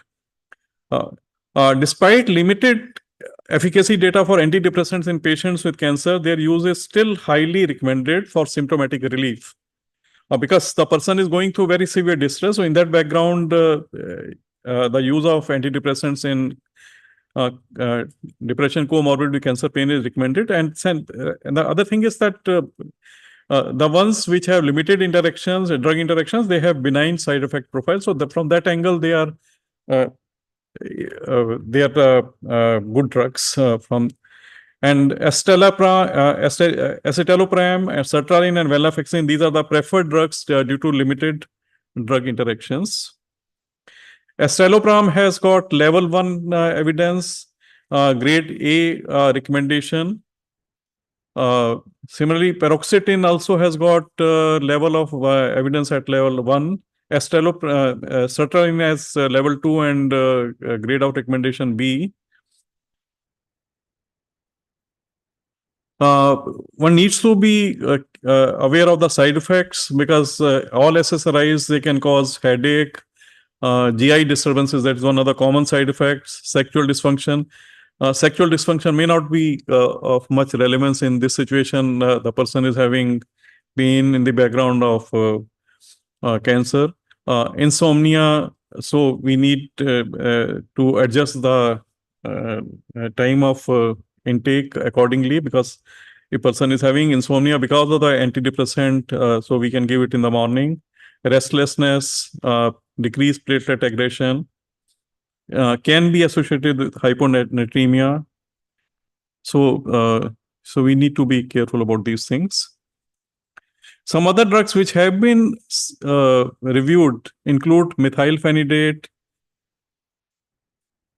As I mentioned, it's a stimulant. So in it's very severe depression, either you need to give, want to give it to relieve the depression, acute depression, and it can bring immediate effect, or say has an early onset of action. But again, it's not a preferred drug where the person is to be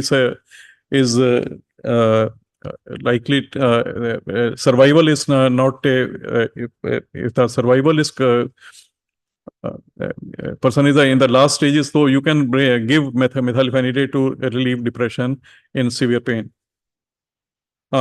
Certain other drugs have been reviewed. Ketamine is another drug which is used in suicidal depression. So again, it's a kind of has limited use, but in terminally ill patients, one can go for its use.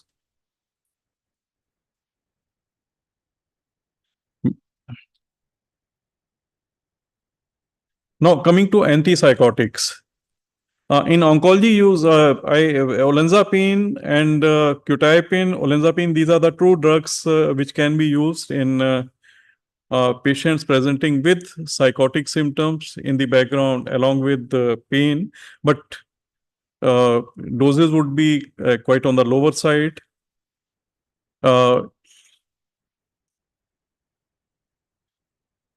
Certain antipsychotics have been shown to have potential analgesic properties. As I got a comment from one of the colleagues in the audience, olanzapine is being used for anxiety in patients with pain, but olanzapine also has efficacy, some experimental efficacy as analgesic. So that is maybe an indirect effect. Aripiprazole, quetiapine, risperidone, all these have been reported to show lead to some decreased intensity and frequency of pain episodes, and also increased pain tolerability. So in that background, now these are some of the things which have been observations by some of the clinicians in some of the review papers. So, but again, their use has to be only for the short period, not for long period. So here I would like to conclude. Cancer pain is frequently associated with psychiatric comorbidity.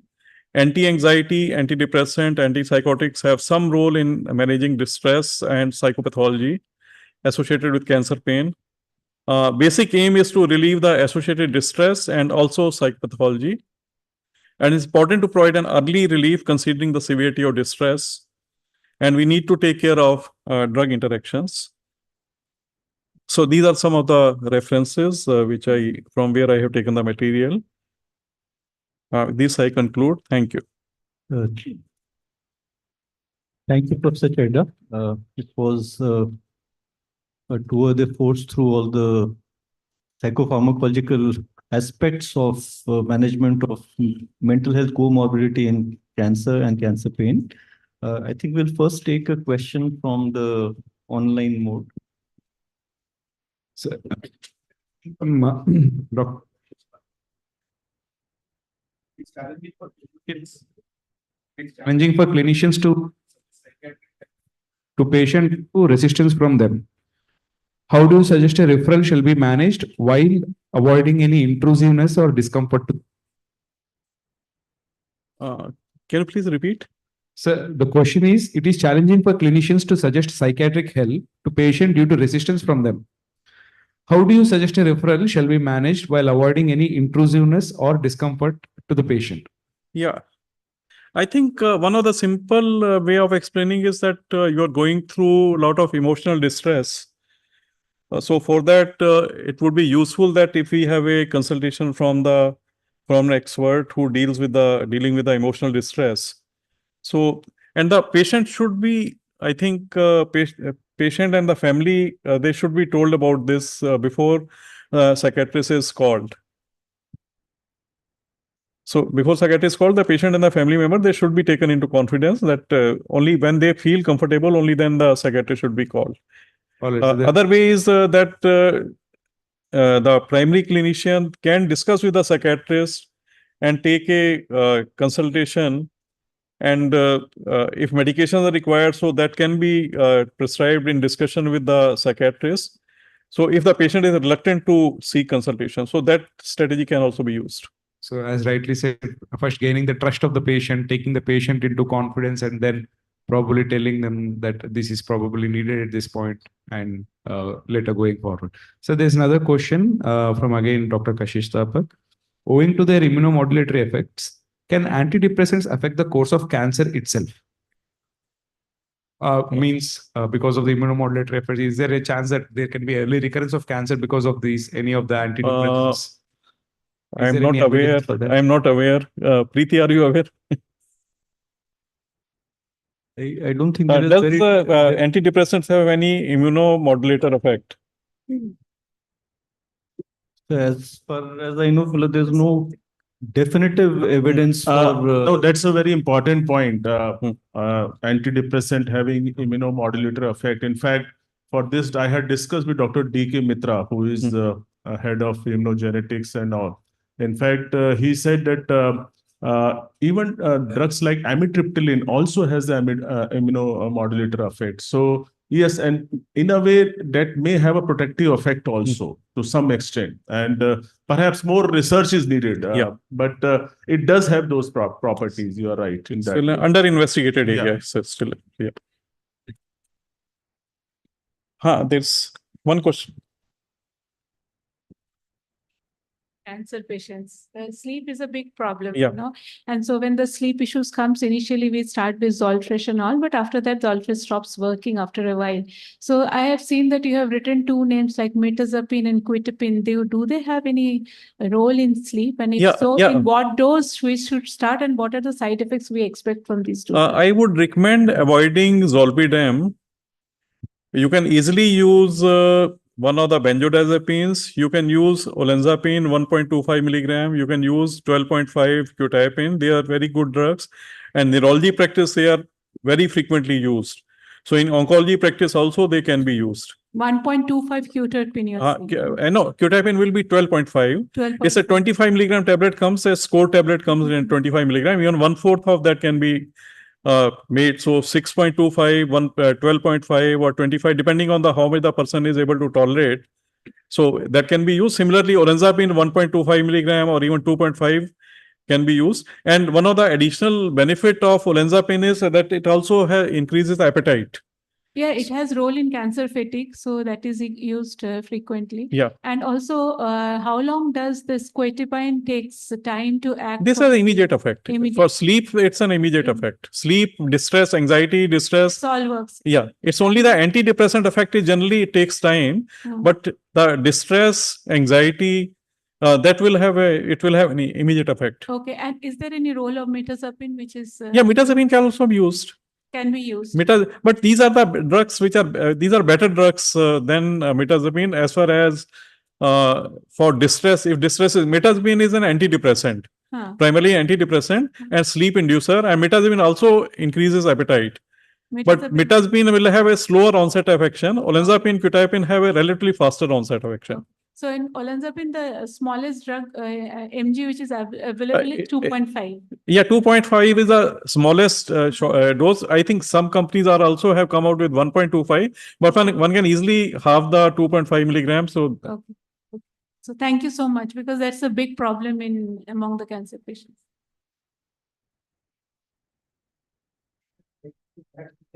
Immunomodulation issue, the antidepressants and other psychotropics are known to kind of make a difference at the immune as well as the inflammatory level. But I think for the audience, it should be clear that there is no evidence that it causes a relapse or recurrence of cancer per se. So these medicines are safe to use. The only definite example that I got of recurrence was when tamoxifen is used with duloxetine, and that is due to drug-drug interaction rather than because of any immunomodulatory effects per se. So feel safe in using psychotropics because they will 99.9% they will not cause a relapse of cancer at least. Any more questions from the audience? I have a question for Dr. Preeti.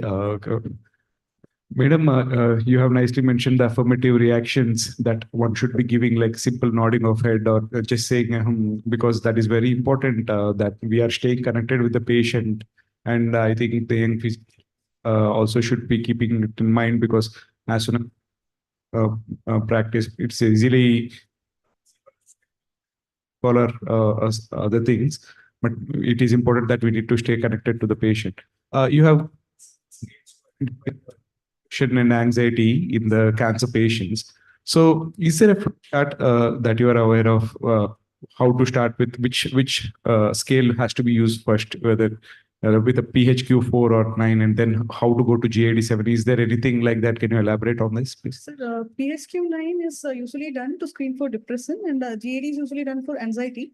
However, the PSQ-4 these are all screening instruments. So they try to screen for the most common mental disorders, which is depression and anxiety disorders. So depending on your clinic timings, for example, because most often the busy clinicians have very less time. So they usually choose the PHQ-4 or the PHQ-9, which is shorter versions, and that can be used within 2 to 5 minutes at the maximum for screening for the most common mental disorders. In my, we are following a technique where we screen the patient initially who comes to the OPD by the physician or the psychologist we have. They will be doing the PHQ-4.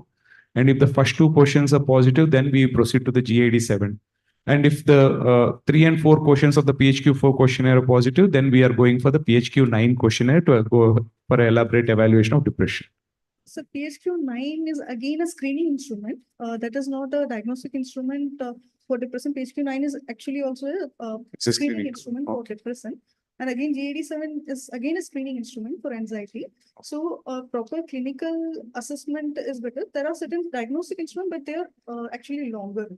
For example, there is SCID, which is longer. As I mentioned, it is based on the clinical judgment. We try to find out whether the symptoms are persisting, whether it is leading to significant socio-occupational dysfunction, whether the duration is longer. And based on the amount of dysfunction that is happening, we diagnose a person to be having a psychiatric disorder, or it is a normal illness. Thank you, madam. Any last questions? Okay, so I think we have come to the close of this session. I would like to thank Professor Chedda and Dr. Preeti for good, comprehensive presentations and the way they have answered these questions. Thanks a lot. Thank you. Thank you. May I request Dr. Praneeth sir to felicitate Dr. Rakesh sir?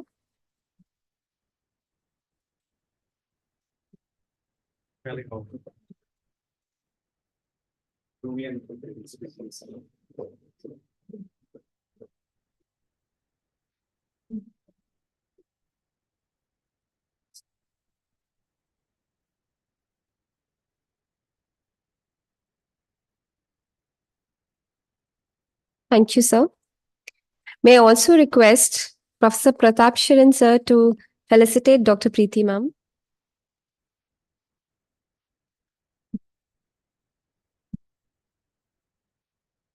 May I call upon stage Professor Seema Mishra, ma'am, to felicitate the chairpersons for this session. Thank you, sir.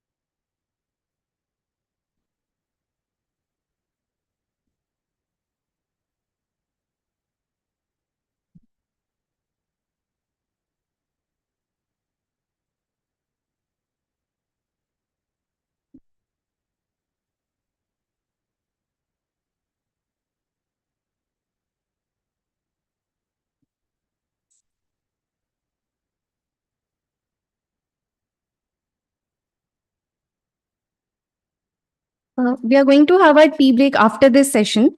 The next session is going to be on management of psychiatric comorbidities in patients with cancer pain, non-pharmacological approach, and communication skills.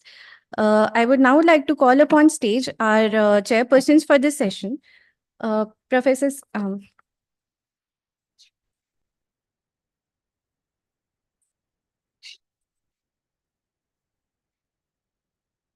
I would like to call upon stage Professor Seema Mishra, ma'am.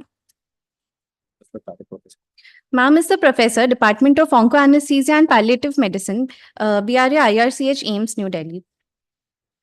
Our next chairperson is Professor Rajesh Sagar. Sir is a professor in Department of Psychiatry, Aims, New Delhi. He is a recipient of Rashtriya Gaurav Award, India International Fellowship Society, New Delhi, National Teacher Award 2014.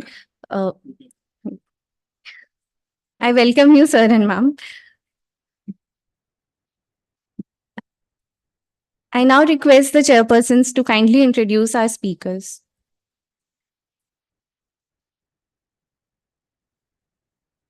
Good afternoon.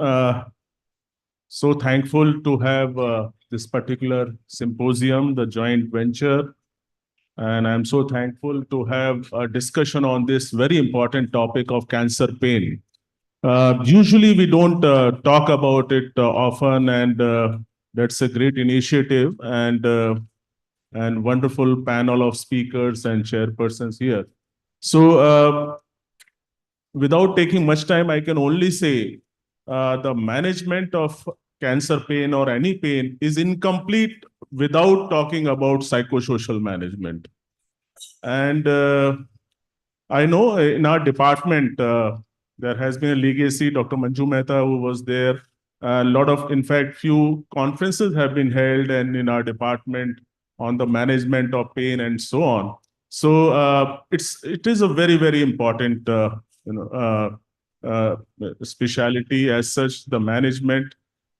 We heard about pharmacological management, but now we will hear about psychosocial management or non-pharmacological management. So to introduce Dr. Vijay Prasad is a faculty in our department of clinical psychology, and he has been very active in clinical areas and also research. So he will be speaking on management of psychiatric comorbidities in patients with cancer pain, non-pharmacological approach. Dr. Seema, would you like? Okay, Dr. Vijay Prasad, please.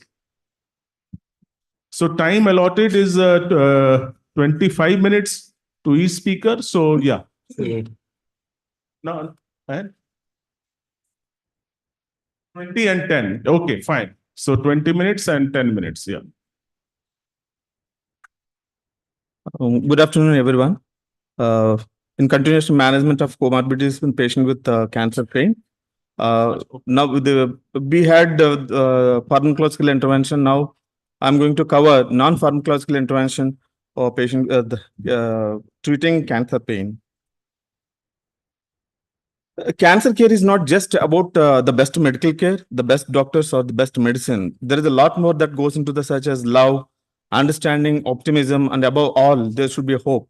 No one should be subservient to life unpredictability. It should make us stronger, wiser, and more alive. The pharmacological intervention, you know that chemotherapy, radiation therapy, hormonal therapy, surgery, palliative care. And in addition to that, these interventions, the mode of treatment, if you see that, this cancer pain is not simply the contribute pain, but there are so many procedures that contribute to the pain. The chemotherapy and the treatment-related side effects, if you see that chemotherapy, hair fall, nausea, vomiting, diarrhea, and radiation therapy, evolve with pain, fatigue. Hormonal therapy, again, the hormonal imbalance, weight gain, surgery, somatic pain, body image, and palliative care is the hospice care and care. Then what is next? The scope for psychological therapies or research. The cancer psychological factors, if you see that personality issues, emotions, coping mechanisms, how the person responds to the stress and deal with it. The psychological factors important to take into consideration the before and after cancer diagnosis. The cancer psychological, if you see that before the preventive purposes, it's very unlikely to happen. And after, again, it is a part of the treatment. And after diagnosis, there are so many issues will start. The more than the number of stressful events that the person encountered throughout life, what is important is the way the person reacts to the stresses, but not limited to the many issues.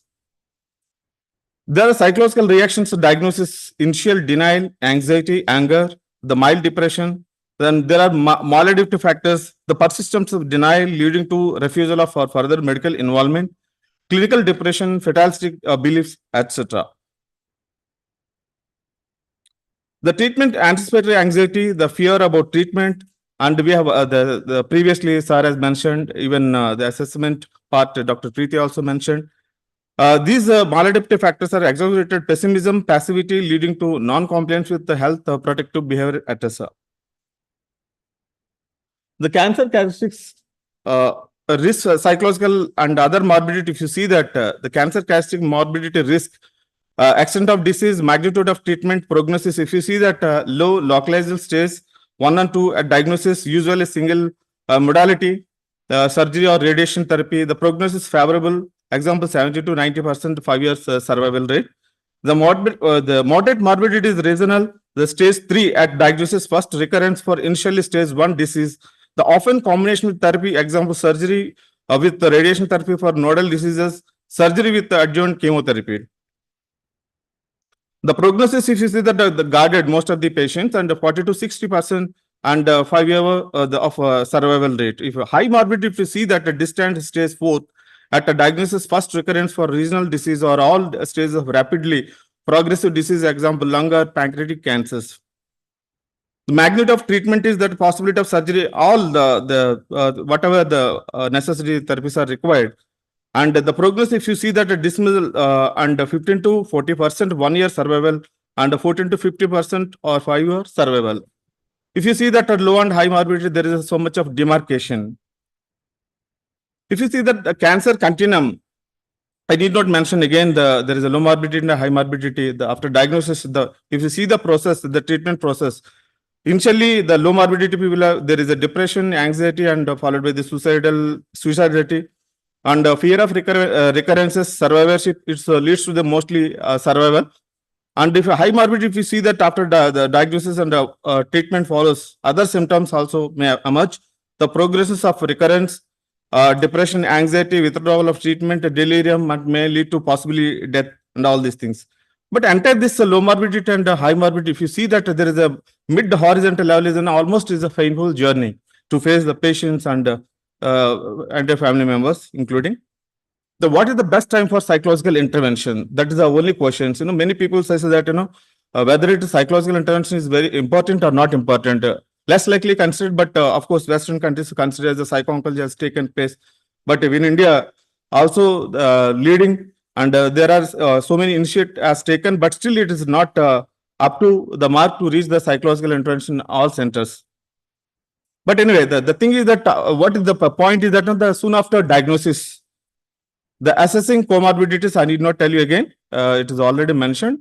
But in addition to those scales, the assessing comorbidities, anxiety, panic, depression, we wanted to see that the severity level. And other psychological factors, stress, coping styles, and quality of life is very, very important in this concern. Suitable tools are very, very important to specifically the cancer stage and other issues. There is the individual, family members, caregivers also need to be assessed.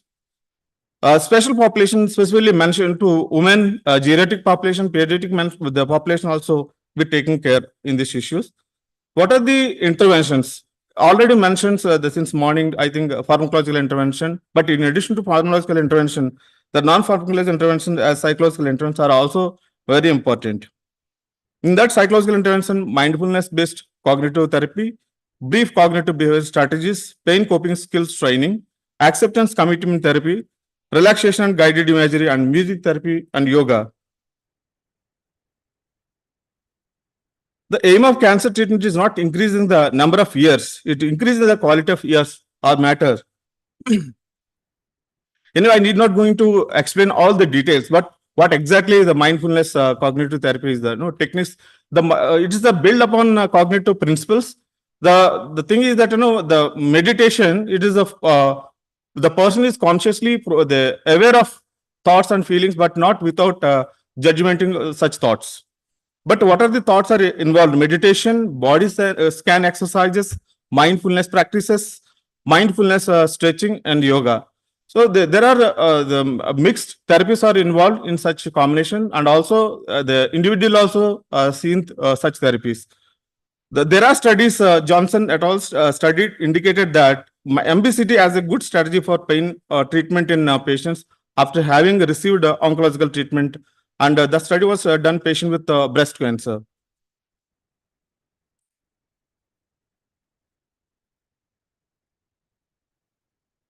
It's not.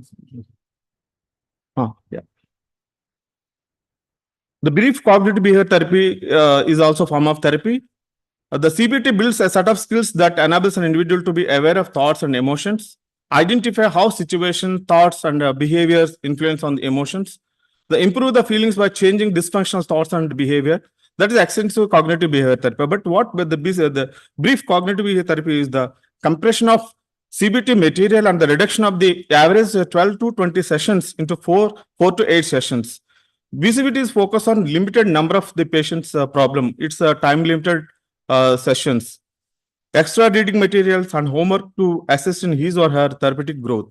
Actually, this therapy is not extensively working as the cognitive behavior. The brief is, we are much time is given to the patients so that they can practice where they are comfortable. If you spend with the patient face to face and all, it's very difficult to sometime, because this all therapy is not to be applicable all patients. It's depend upon the patient and their concern. We may choose the particular therapy or training program. Pain coping skills training. This is also one type of therapy. The pain coping skills training is a pharmaceutical approach that teaches patients cognitive and behavioral skills to manage pain and enhance their perception and control over pain. This training will include 4 of the most important skills: progressive muscle relaxations, mini relaxation practices, pacing, and pleasant imagery. The progressive muscle relaxation, again, this is not a full-fledged JPMR. It is a simple stretches where they can patient can do where they are comfortable. Again, I'll just show you the picture where how they can do it. The mini relaxation practice is just a deep breathing exercise. 3 timings. For example, taking deep breath and counting for 3 seconds, and doing it in exhaling and inhaling practices. So this is the 3 steps deep breathing exercise. Again, pacing is also one technique. Physical and mental activities. For example, patient, if they can do their physical activities or other activities, they should gradually achieve whatever they are doing it instead of avoiding it. The pleasant imagery is again the part of therapy. It's a visualization. wherever they are, then they have to imagine and they're going to detail and relaxing into their own position or pose. This is the progressive muscle relaxation, that is the PMR. These are the, if you see that there are 1 to 10, there are the part of the body, and each and every step, explain how to relax the patient. So this is the simple exercise patient can do if they are in bedridden. Wherever they are sitting, they can they focus on this kind of relaxations. Acceptance commitment therapy is also a type of psychotherapy that encourages patient to accept negative thoughts, feelings, and circumstances while also committing to healthy activities that support their values and goals. There are 6 core processes of acceptance commitment therapies are acceptance, cognitive diffusion, being present, self as context, values clarifications. Acceptance commitment therapy is usually short-term therapy that involves 8 to 16 sessions over a few weeks or months. However, clinical trials have shown that 12 to 6 sessions of ACT can be effective in treating anxiety, depression, and chronic pain. Another therapy or guided imagery. The guided imagery is again visualization or guided meditation. The positive mental images are seen. This can be done alone or with group of people or under the guidance of a practitioner. The benefits of guided imagery is relieving pain, elevates stress, reduction anxiety, helps with quitting smoking, decrease depression symptoms, improves quality of sleep. And there are some the steps also will be given. Come to the music therapy. The music therapy is a health profession that uses music to address person's physical and emotional, cognitive and social needs. Therapists use music listening, songs writing, improvisation, and lyric analysis to help people achieve goals in movement, cognition, speech, and language and mental health issues. There are other methods also there under the music therapy, that the compositional music therapy, improvisation music therapy, receptive music therapy, and recreative music therapy. You all know that music has a long history of in all culture, and irrespective of the race and all the religious, because the music therapy has been completely the traditional healing methods that also patient need not struggle to involve this kind of therapies wherever they are in the bedridden or in the position. If they can, the thing is that patient should in position to actually listen, they could hear and they could see, so that this could be possible, music therapy and also. Yoga therapy also is the well-known therapy, and it is a practice that connect the body, breathe, and mind through physical postures, breathing, exercise, and meditation. Yoga also will help manage pain and reduce stress. But thing is that yoga will not practice all patients with cancer. There are again so many limitations to do such kind of yoga asanas. But the simple yoga asanas they can do. It is important to note that psychological intervention should be integrated into a comprehensive, multidisciplinary approach to cancer pain management. The collaboration between healthcare professionals, including oncologists, pain specialists, and psychologists, is crucial to ensure a holistic and patient-centered approach. So, this kind of non-pharmacological intervention can help along with the pharmacological intervention patient with cancer, so that have some kind of help to the patient with cancer to treat or elevate their cancer pain management. Thank you. Thank you, Dr. Vijay. That was a wonderful talk and sticking to the time as well. And so we'll call our next speaker, and the topic is communication skills by Professor Sujata Satpathy. And Dr. Sujata Satpathy is a professor in our department, and she also has few projects I know on cancer and works extensively in this area. And this particular topic of communication is so important. In fact, it's very close to me also, and where our department for more than 20 years have been working with this communication skill and how to break a bad news, how to break, and some of those skills which are already so important and which often we ignore. Even we know that the term cancer itself is so much provoking emotionally. And so how to handle those emotions and all, it becomes so crucial and important. And, and that way this topic is very, very important. And any clinician who is working in this area will know the importance of communication skills, in that way. So, Dr. Sujata Satpathy. Dr. Sagar has rightly pointed out that the communication, I think, for each and everyone is very, very important, especially in this area where we are dealing the patient where life-limiting diseases are there. Very, very important how to really communicate. These things are there, how to really, it really helps in not only patient, it helps clinician also to build the rapport with the patient so they can, whatever the strategy they are using, pharmacological, non-pharmacological, it is going to help in a lot to improve the quality of life of the patient. Thank you, Dr. Sujata. You can go ahead. Good afternoon to everyone, and thank you, Professor Sagar and Professor Mishra, for chairing this session. I was going through the program schedule, which was full of very, very important topics delivered by very eminent persons having a lot of expertise on that particular topic. It was also very nice to see that there is a topic called communication skills, either for cancer pain or cancer care or for palliative care, whatever it is. Because if I look at the topic list also, and I have heard 2-3 of my previous speakers, somewhere or the other, directly or indirectly, they all focused on communication skills to some extent and highlighting the importance of communication between a doctor and a patient, or between a doctor and the family members. So that way, communication is definitely very, very important in our daily life. So if we extend that into our professional area or our relationship in our professional, workplace, so obviously it is very important as well. So the objective of this particular topic is not to kind of build your knowledge or skill based on communication skills, because it's a very vast topic and it needs a lot of training. So you need a lot of practice to build on the skills as well. So the basic objective is to sensitize all of you about the role, importance, and few key components of communication skills relevant in palliative settings. And that I'll do through a very brief audio-visual PPT. And at the end of it, I expect that all of you will be sensitized. And if I ask you, so you'll be able to tell the role, importance, and few key components of communication skills which are relevant in cancer care.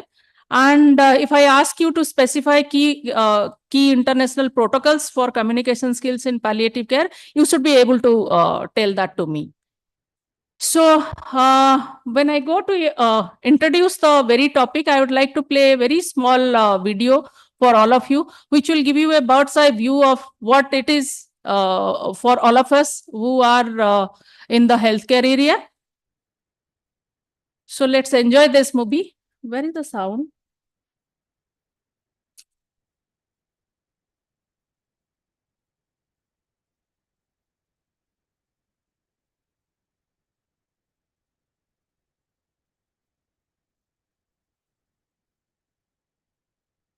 Video this one. Go back.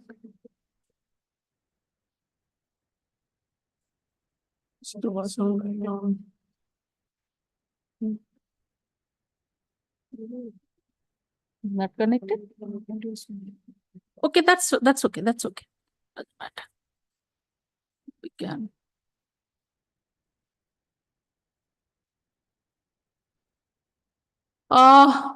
Sorry for the interruption. We can enjoy without the audio also, because whatever is spoken in the audio, so all communication, written communication is displayed on the screen. So I hope the same message should be given by the written messages without the audio.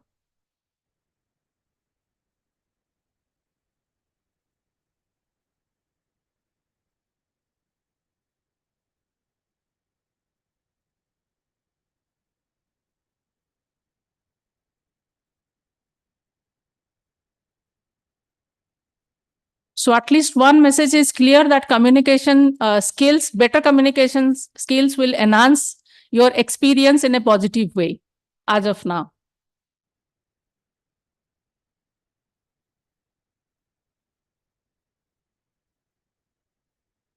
Why there is a problem in sound?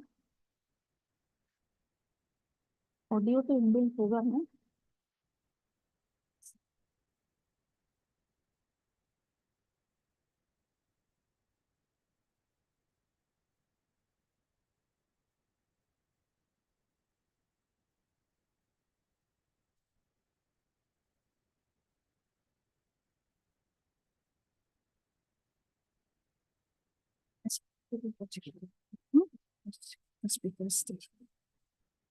Speaker off है, I'll just switch it on. अभी आएगा.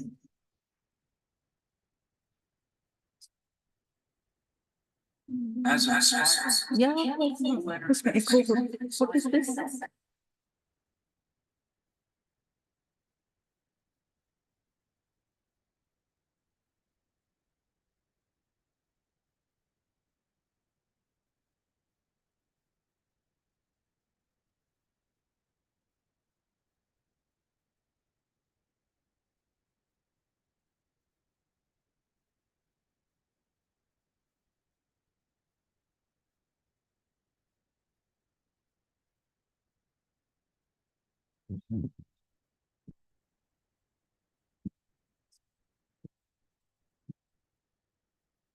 Side, right. Accurate diagnosis and confidence. They want a clinician who listens, is attentive, or shows interest in that. We worry that better communication requires precious time.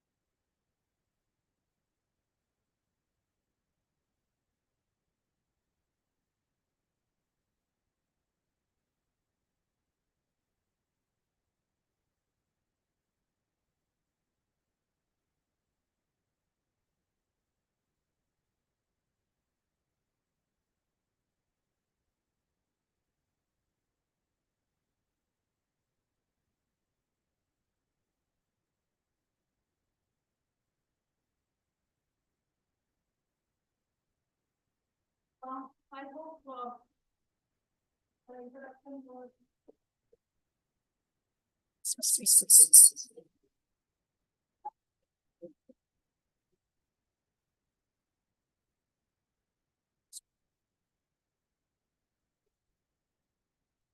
I hope the video was a good one to give you a very brief overview of what communication skills are and why it is important from the hospital point of view, from the healthcare professionals point of view, and from the point of view of the patient and the caregivers. Okay, but generally when we understand communication skills, we specially refer many times we refer only to four things. One is listening, second is speaking, third is writing, and fourth is reading. However, if you look at communication skills, it's not exactly the division that is given in the graph. Rather, it is something very surprising, I'll say, that when we say communication, especially in a healthcare setup, it only constitutes 7% of the words that we speak, because words are only labels and the listeners put their own interpretation. They interpret the words you say or the content you say in their own way, depending on their own background and their own life situations. So they interpret speaker's word in their own way. So that is why it is always said that the words are less. What you say, that is, in fact, is the has the lowest importance for a patient, but how you say, that is very, very important. That your tone, your pitch, your volume, and your how you modulate your voice, all these are very important and play a very significant role. I mean, in conveying what you say to your patient and the caregivers. And most importantly, if you look at it, whatever we communicate and how we communicate, the major part of it, more than 50% of it, exactly talks about our body language. So the non-verbal communication, I think Preeti has already mentioned about it in 1 or 2 points during her presentation. So your expression through your body, through your non-verbal body language, that is very important, what you convey to the patients. So if you look at what are different types of body languages, generally there is an acronym that we follow, that P for posture and gestures. So how do you use your hand gestures, or how do you stand, how do you present yourself? So second very important, in fact, body language is eye contact, which is very important in our psychiatric setup also. So we give a lot of emphasis on eye-to-eye contact between patient and the healthcare professional. So third is orientation. How do you position yourself, and how do you allow the patient to position himself or herself, and how do you present the context and to orient the patient to the interview or to the interaction. That is very important.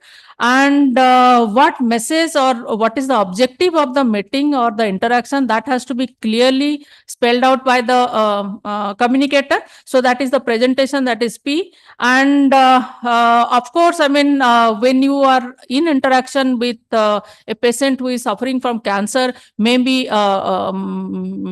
terminal stage of his or her life, it is very important that your facial expression, your body language, your clothes, your get-up, your grooming, everything should be as for the demand of the particular situation or particular context that you are going to interact within.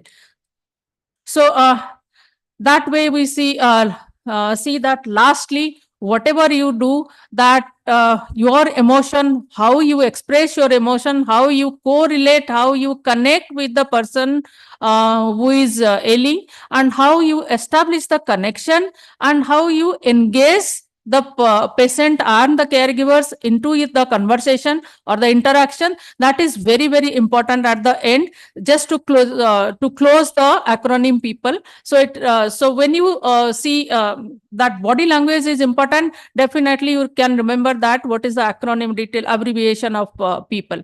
And if you look at it on the right hand side of you, there is a very I mean, it's not about humans or patients or doctors. Even the animals, they are so expressive in expressing their emotions without speaking even a single word. They can express what they feel, and they convey that very nicely, so that the other person who is a human being, he or she can be able to understand. And I hope that many of you who have a pet dog at your home, you know how expressive they are, and they communicate everything to you without speaking a word. So that is why non-verbal expression while interacting with a patient is very, very important.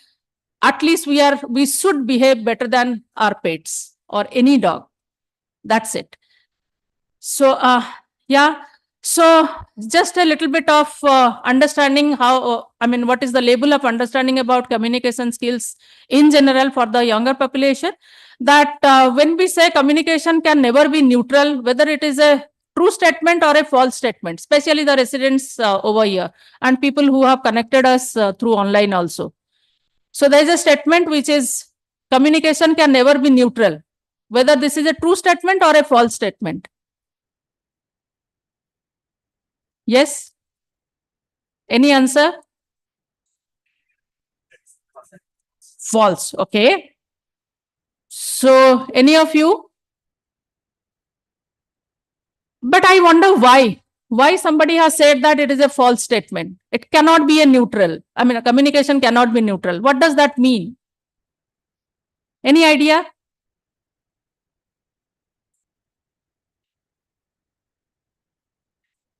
Yes, yes, yes, true. One very important component is that. What else? People's last point, that is E, that is emotion. Whatever, whenever you interact, whatever you communicate, that has a very significant aspect of the communication, that is emotion. That involves some amount of emotion. So that is why it cannot be neutral. And that emotion, how that is perceived by the other person, that is very important. So it cannot be especially neutral. But yes, we can try to be very neutral, after neutralizing our tone, pitch, volume, voice modulation, what we say, structure it very aptly and very correctly, and convey it in a very good and created enabling environment between you and your patient or caregiver, so that as far as possible, you try to make the communication in a neutral perspective. So that is one. Second is communication skills are innate and intuitive. Many of us, we believe, even earlier stage, if I go back to 20, 30 years back, it was believed that all our communication skills and a good speaker is kind of born with communication skills and it's something which is innate. But how many of you believe that this statement is true or, I mean, false?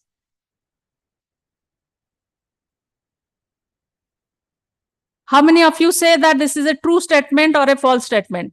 Communication skills are intuitive and innate.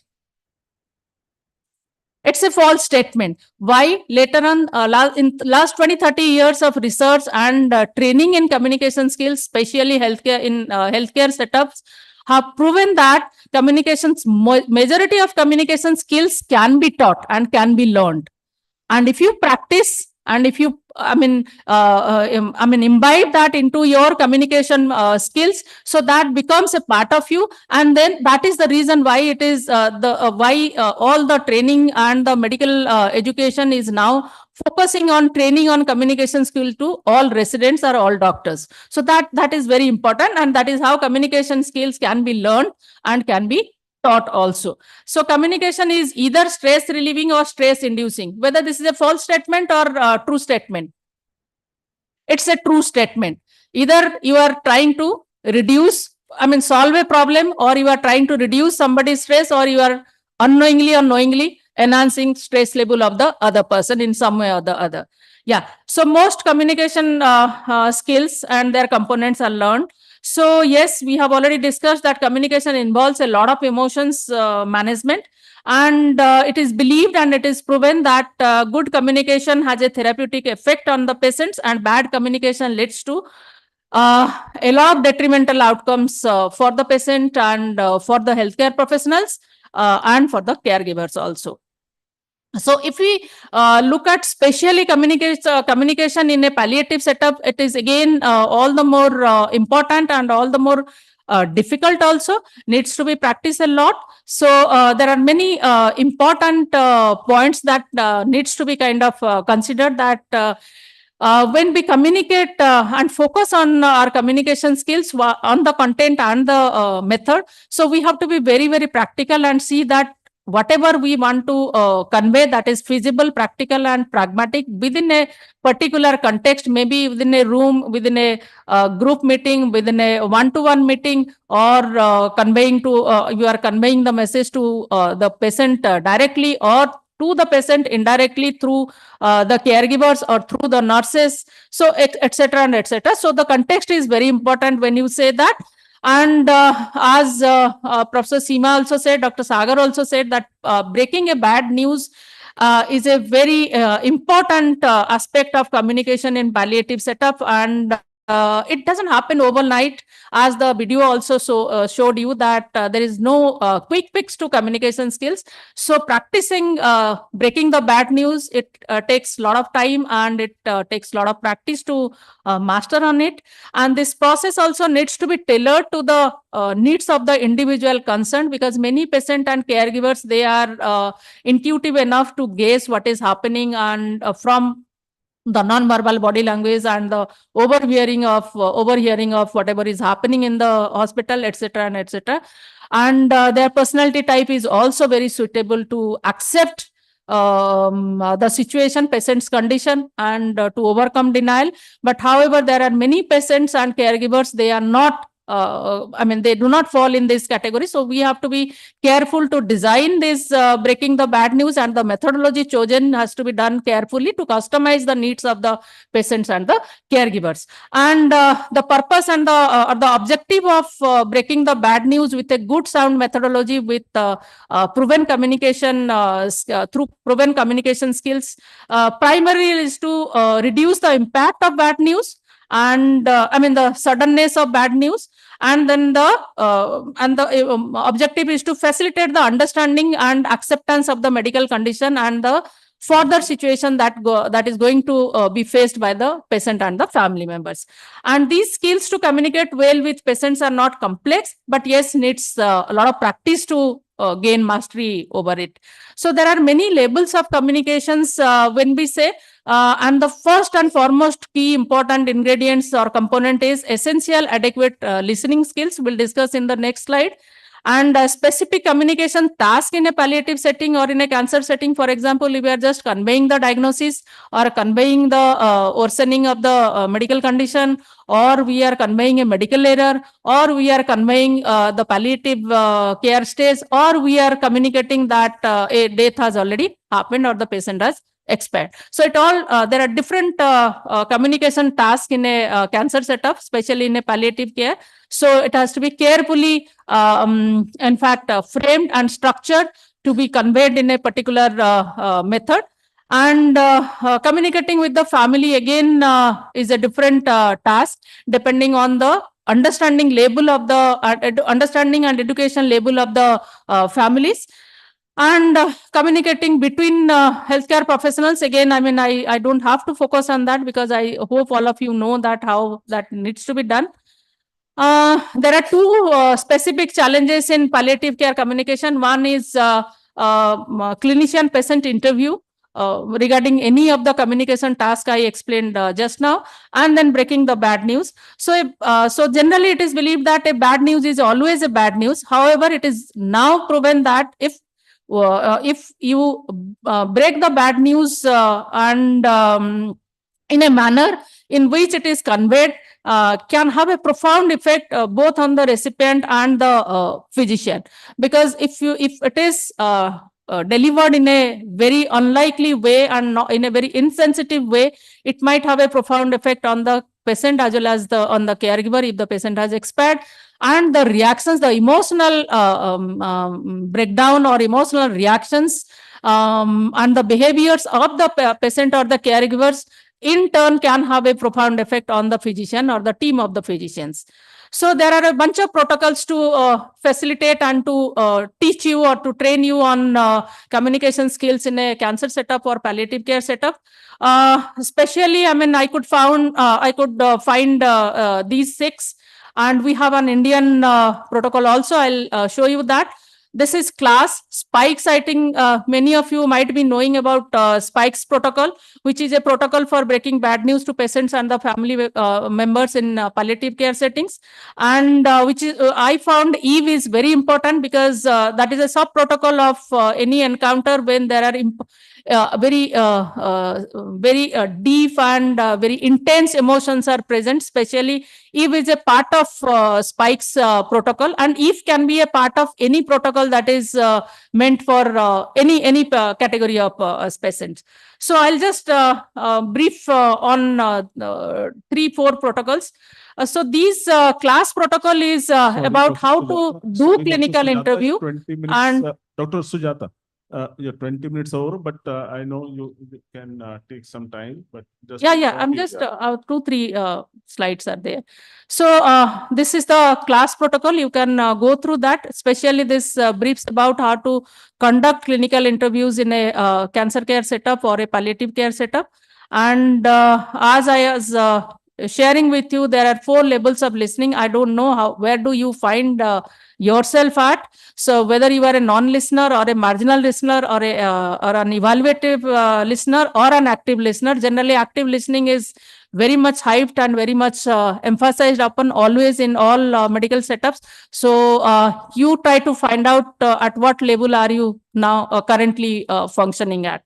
Spikes protocols that speaks of 6 key guidelines regarding how to break the bad news.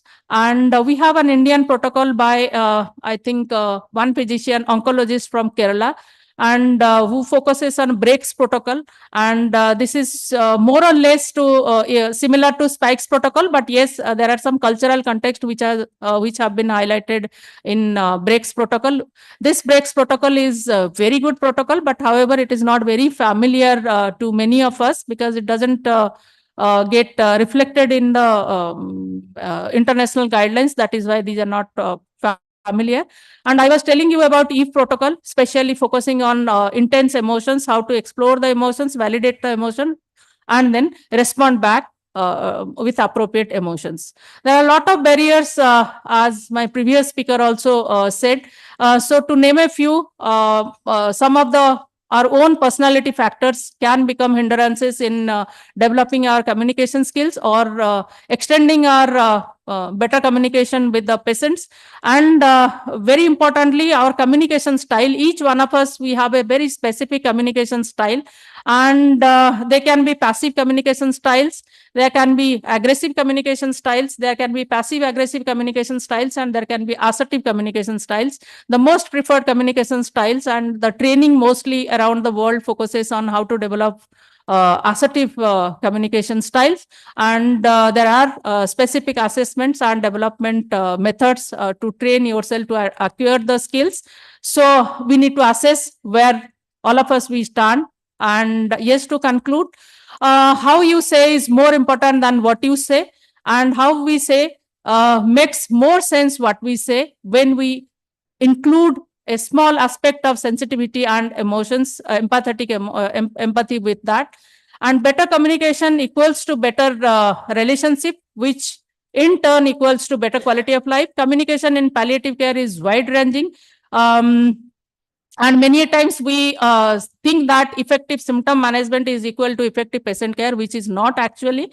Effective patient care for me, it means effective symptom control plus effective communication, which includes class protocol, and effective palliative care includes class protocol, Spikes protocol, and Eve protocol.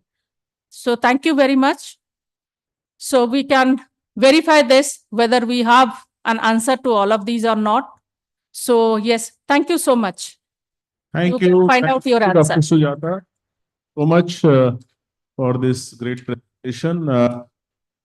Okay, so any questions, you can think about it, and I will come back to you.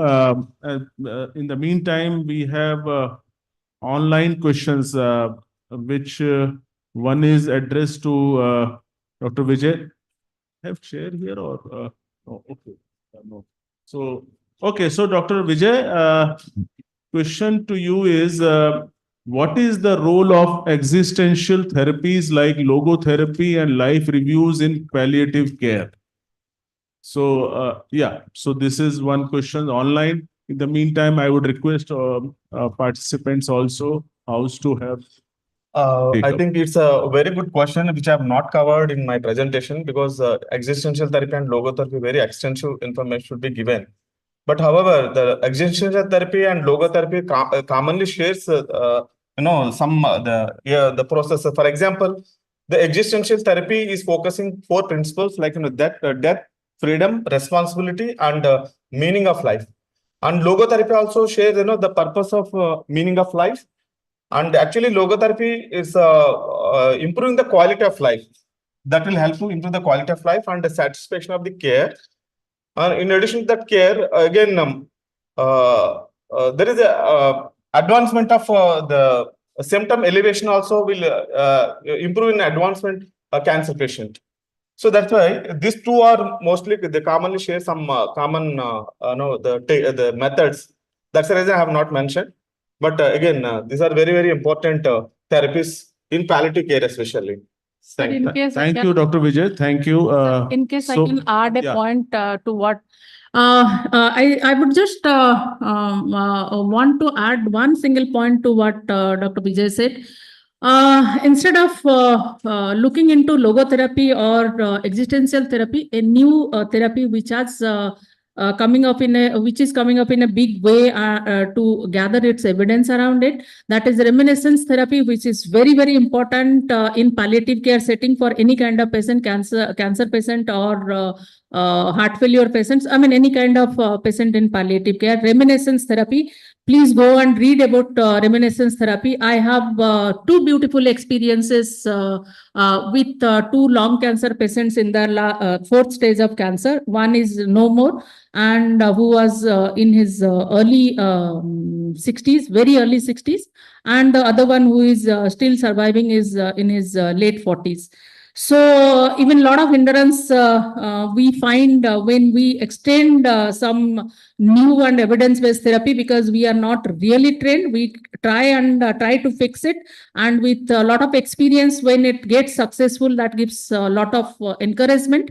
Why I am focusing on reminiscence therapy? Reminiscence therapy has a very cultural routines, and it is suitable for all kinds of cultures, and it is also very relevant. I mean, it doesn't contradict any of the religion. So that is why it becomes very important that it can be extended to any person, irrespective of age, gender, sex, age, gender, type of cancer, country or culture, race, ethnicity, and religion. So that is very important, because if you want logotherapy, that has its own disadvantages, because a lot of questions in existential therapy and logotherapy, they are not connected to religions. But when you deliver 7-8 sessions of reminiscence therapy, which helps the patient to look back retrospectively, to dissect the entire life history, then to take on the guilt and take on the repents, to do the unfinished tasks, to address and enjoy the life. So all those help the patient to give a very calm and acceptance of the current stage of illness,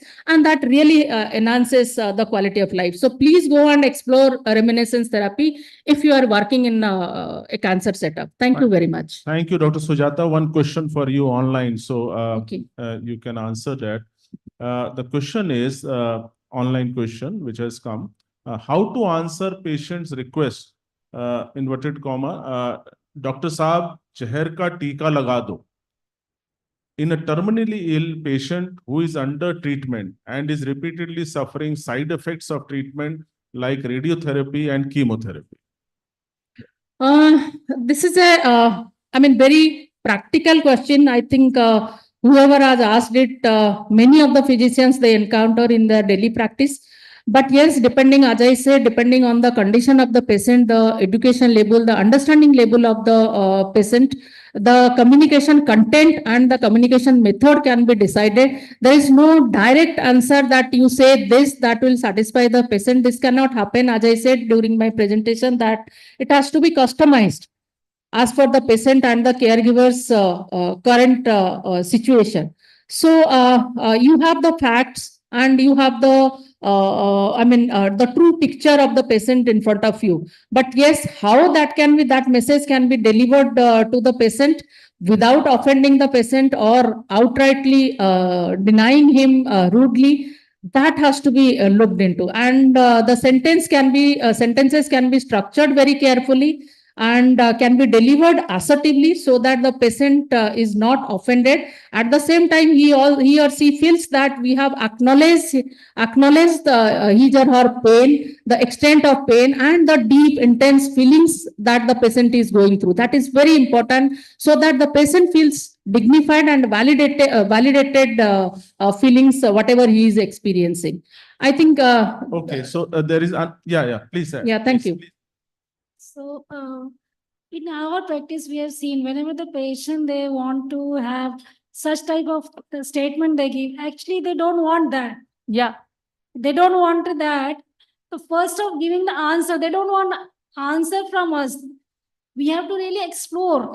What is the reason behind asking this?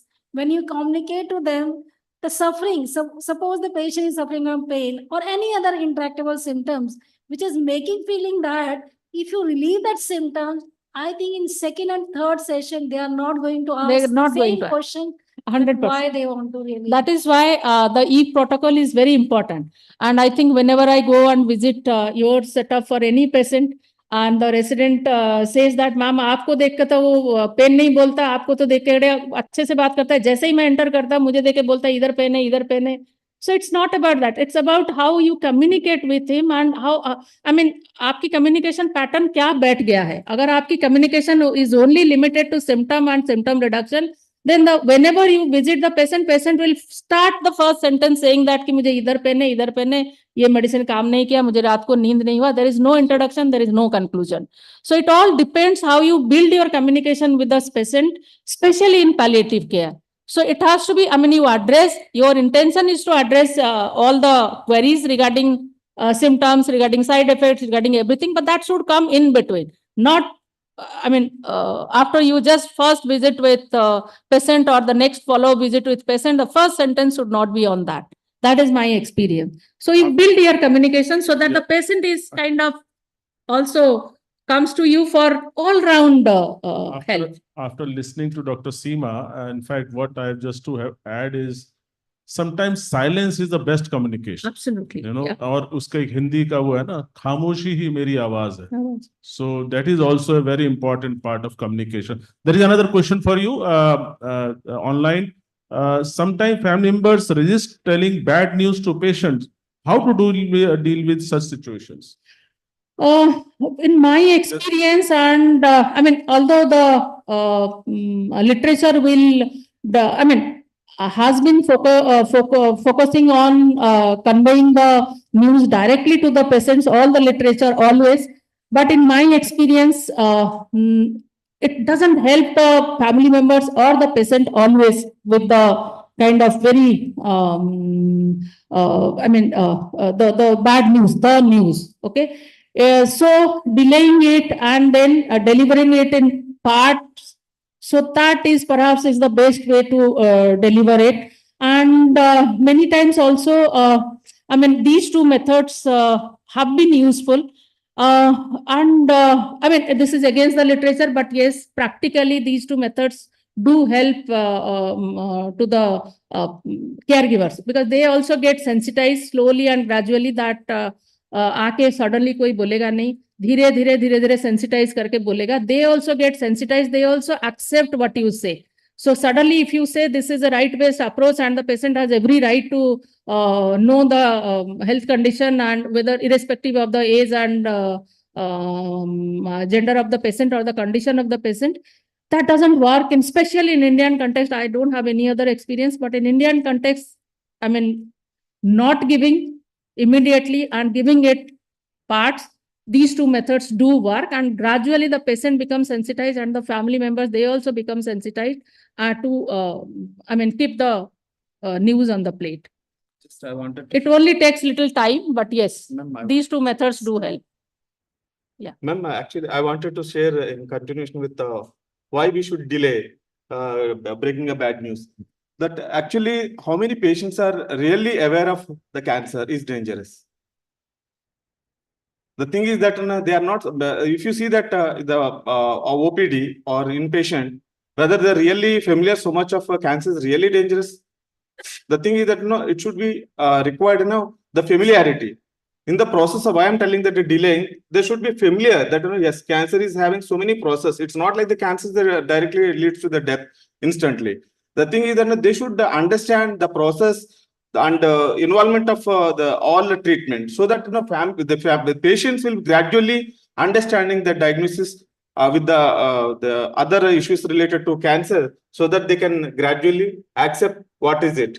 With other illness or disease, cancer also is a part of it. It's not, cancer is not separate earlier to tell them it's a bad news. Because this is working with the patient with cancer, this is my experience. that I'm sharing. I'm just in continuation with Dr.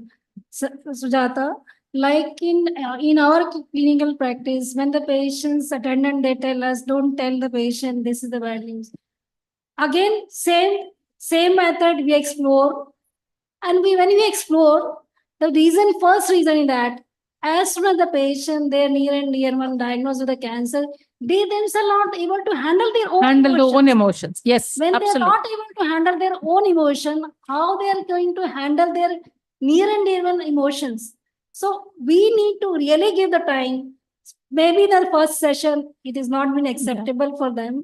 In second and third session, it is really they are ready for it. Yeah, that's what I'm saying. These two methods very much, in fact, work in wonderful ways, especially in our setup. I don't know. I mean, this is not as per the protocol, but yes. Okay, any from the audience, anyone has any question? I know we have crossed the time. Okay, so I think both were, if there are none, and there are none from the online also. Thank you all the online people who are there for these questions. I think the wonderful topic, and you covered well, Dr. Vijay and Dr. Sujata. I can only say that because I was there in the book launch of one of my colleagues from NIMHANS, Vandana Prakash and Mary Abraham. She's a senior from Aiims and come out with a book that was launched few years ago, Conquering Pain by HarperCollins publication. In fact, I was there in the launch of that. And the recently also has come out with the book known as Managing Chronic Pain. And that is by clinical psychologist and anesthesia faculty. And that's basically to look at from the psychological point of view, how to manage, and some of the case vignettes are there. Like, you can QR code and look at that. Just giving the information if anyone who is interested in this area, and a lot of other aspects are also given. In fact, I was intrigued to see even dance therapy for pain management is mentioned. Even acupressure, acupuncture, some of those things are also mentioned as in the therapy. So a lot of even spiritual therapy. In fact, a lot of work which is done, I know, of Dr. Santosh Chaturvedi from NIMHANS of spiritual therapy, and some of those things are also important and which are quite beneficial. And the bottom line is that how one can improve the quality of life with the psychosocial management or with the good communication. And it reminds of the dialogue of Anand film, Zindagi badi honi chahiye, lambi nahi. So how we can improve the quality of life, I think that's what the whole aim is of all the therapists, is how we can do that. And that is why the importance of sometimes in the communication is to use the neutralizing statement. Like you say, okay, this is there, but at the same time, okay, you can be better by this. So you can, and these are some of the important aspects of communication. Like you are telling, okay, your report is bad, it's not good, but okay, you can improve, you can do this, you can, so these are best way of communication by using some of these neutralizing statement. So I think time is already up. So I will request Dr. Seema to close. Thank you, Dr. Vijay, and thank you, Dr. Sujata. I think wonderful discussion we have. Thank you so much. Thank you so much. Both the speakers. Thank you. Back to you. Yeah. I now request Professor Seema Mishra ma'am to kindly felicitate Dr. Vijay Prasad sir.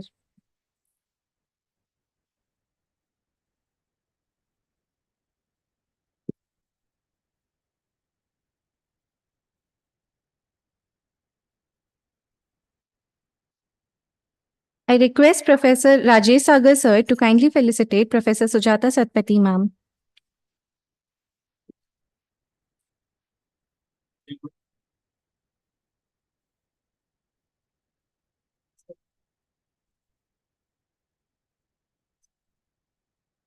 I request Seema ma'am to kindly felicitate Professor Rajesh Sagar sir.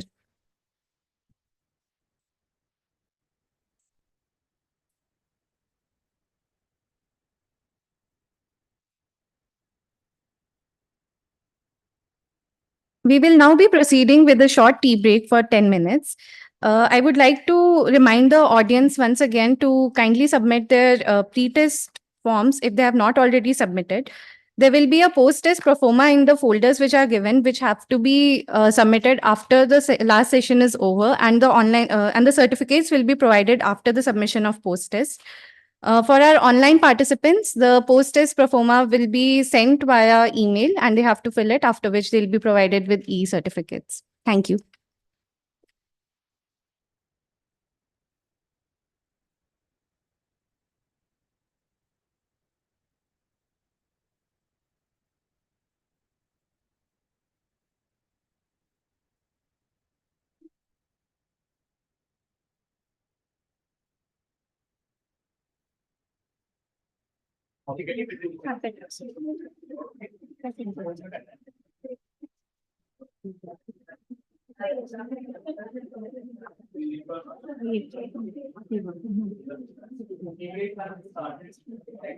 Save us open करके save us दे दें। I think इसको हाँ नहीं इसको बंद कर दें।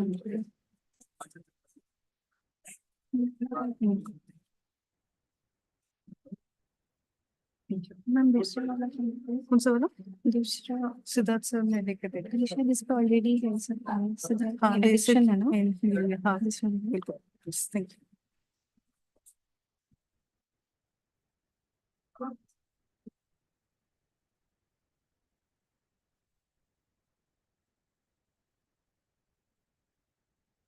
जैसे आप जब भी शेयरिंग कर रहे होते हो ना, जैसे जूम पे कर जूम खोलना,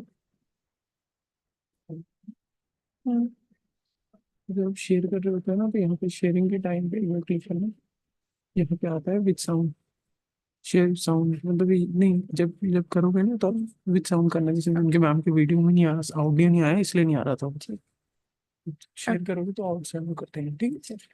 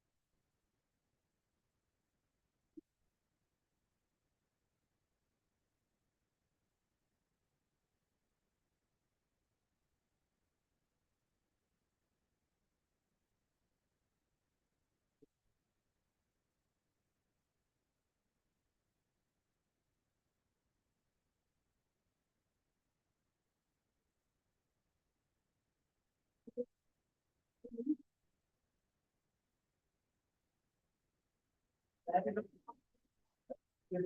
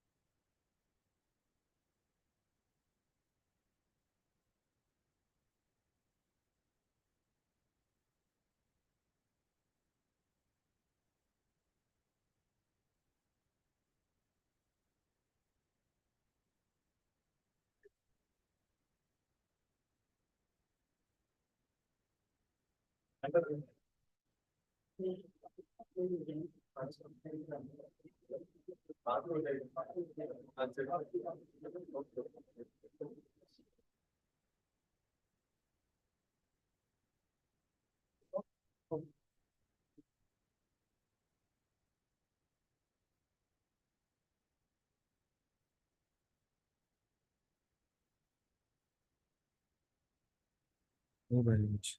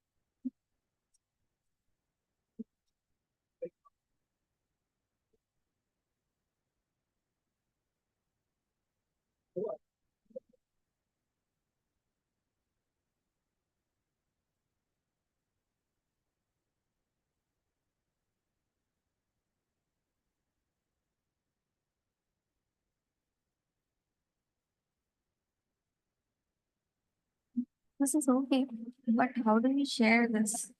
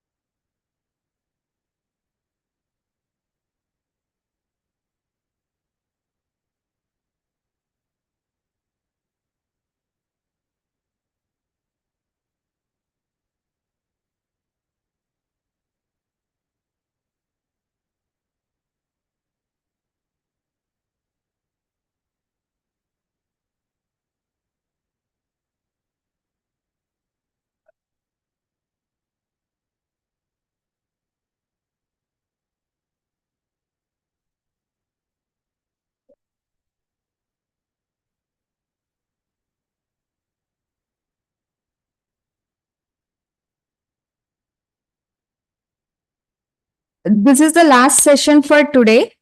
Addiction and cancer pain interface and management of addiction in patients with cancer. The chairpersons for this session are Professor Atul Ambekar and Professor Seema Sharma. Few things about our chairpersons. Professor Atul Ambekar is professor at NDTC Aiims New Delhi, Secretary General for APSI, member Board of Directors, ISAM, member Editorial Board, International Journal of Drug Policy, Honorary Fellow School of Criminology, Hong Kong University, resource person and expert for UNODC, UNAIDS, WHO and INCB, BMJ South Asia Award, Non-Communicable Disease Initiative of the Year 2016, National Resource Center, NCDs, Award for Outstanding Contribution 2022, Principal Investigator for National Drug Use Survey 2019. And sir has more than 100 plus publications, including peer-reviewed papers, books, manuals, and monographs. His main areas of interest include drug policy, harm reduction epidemiology, and health system strengthening. Sir, I welcome you're already here on the stage. Next is Seema ma'am. She is the professor, Department of Onco Anesthesia and Palliative Medicine at New Delhi. I request our chairpersons to introduce our speakers for this session.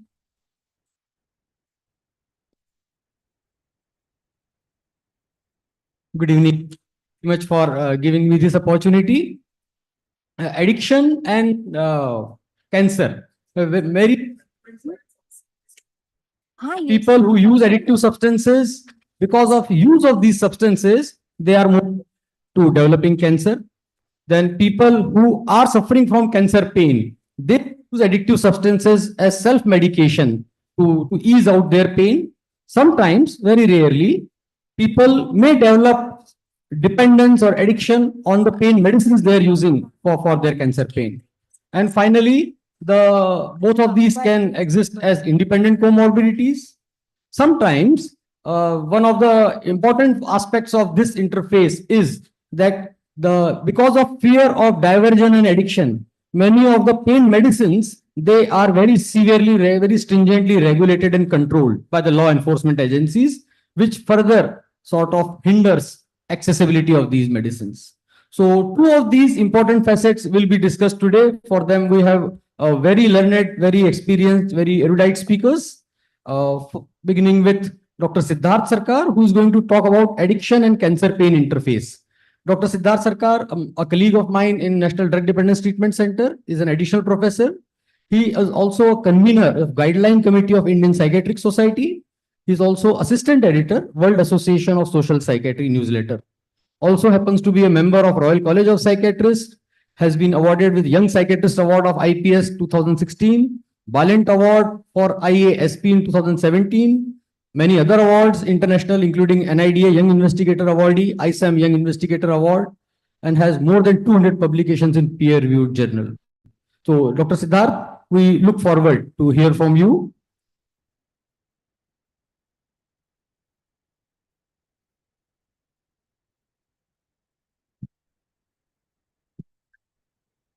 Thank you. Thank you, sir. So I thank the organizers for having me here and allowing me to share my thoughts on this important aspects of addiction and cancer pain interface. Now, what interface are we trying to talk about here? The cancer as well as cancer and the consequent pain due to cancer, it has multiple relationships with addiction, as briefly highlighted by Professor Atul. One is that pre-existing addiction, for example, tobacco addiction or alcohol addiction, they themselves can lead to cancers and subsequently the pain that happens. The use of certain substances can be as a response to cancer, to self-medicate, to feel better, to get them relieved.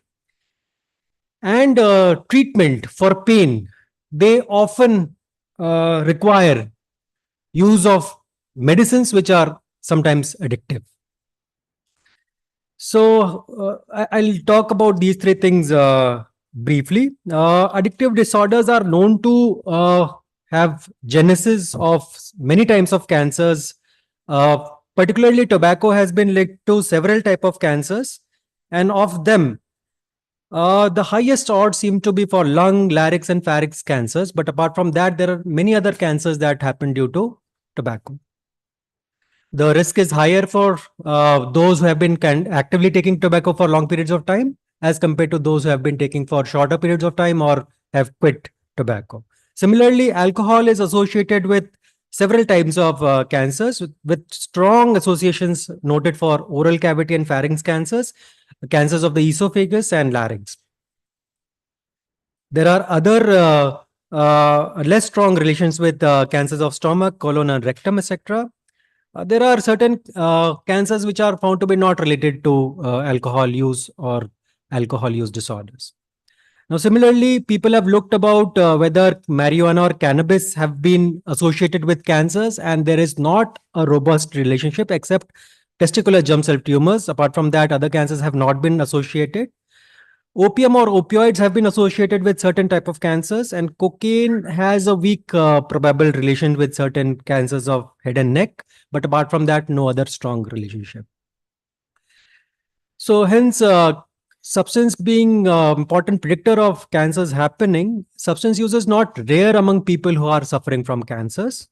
In studies with different kind of population, different kind of settings, scenarios, the rate of substance use or substance use disorders has ranged quite considerably, from 2% to about 35%.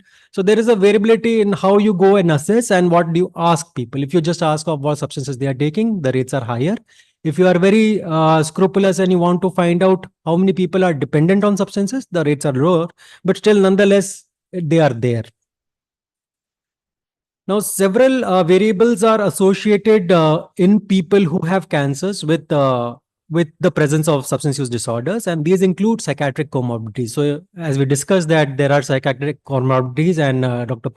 Preeti told us about that. So, if you find psychiatric comorbidity, there is high chances of substance use disorders also occurring in those patients. In younger or older veterans, it has been found, I use the word veterans here because it has come from one particular study where they were looking at veterans. When people are less likely to be married, they are more likely to have substance use disorders. Samples taken from metropolitan areas, they seem to have more substance use disorders as compared to rural areas, and in certain population groups as well. There is a high heterogeneity and the prevalence of opioid use disorders. We talk about opioid use disorders because this is one of the common medications that are given, is around 8%. The risk of opioid use disorder seems to be higher. So risk is something when you use certain screening instruments to find out whether a person is at likelihood of developing an opioid use disorder or having an opioid use disorder. So you are catching more number of people, but not all of them will be having opioid use disorder. So these are some of the screening questionnaires that are used, and which have questions like, do you have mood swings? Do you smoke a cigarette within an hour of waking up? Do you take medication other than the way it was prescribed? So these are certain indirect questions to find out whether the person might be misusing opioids. So herein you catch a lot of people, but not all of them have opioid use disorders, and just a proportion of them will be having opioid use disorders. So risk of addiction does not mean an addiction happening.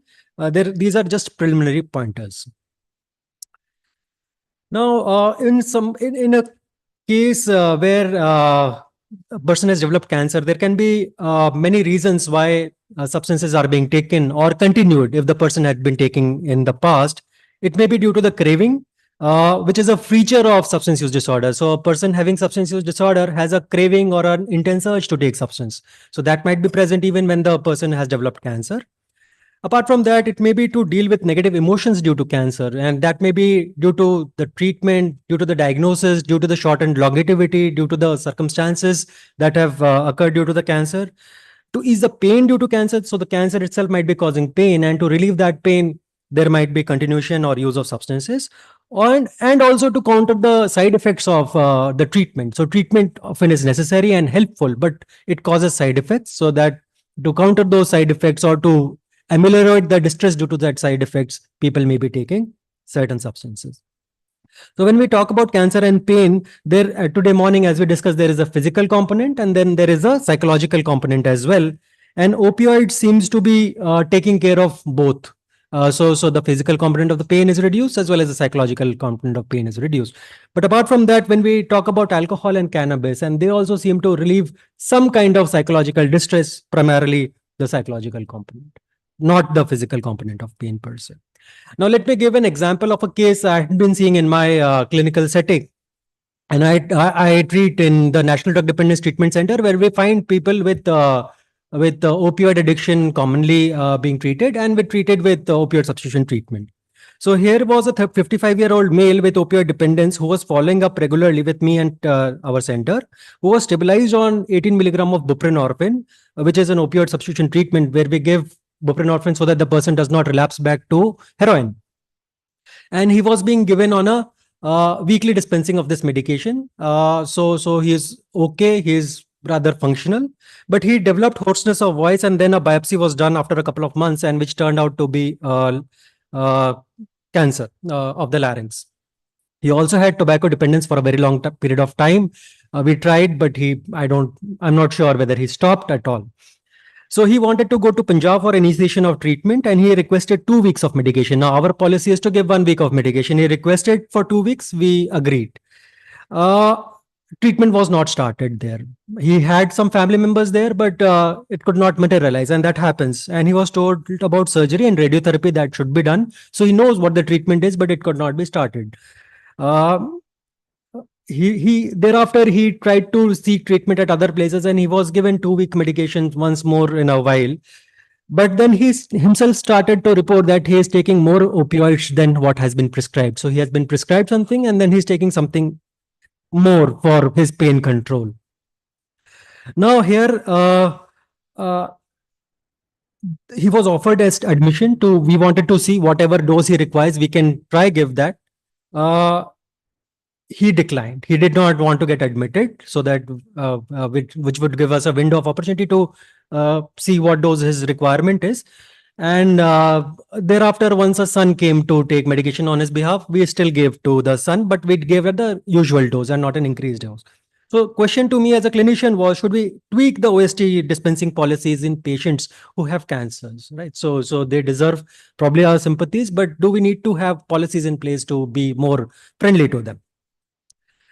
And the other thing, should we be more liberal in increasing the dose? Here the patient says that he wants increased medication. There is no way for me to corroborate that he is taking excess medications or not.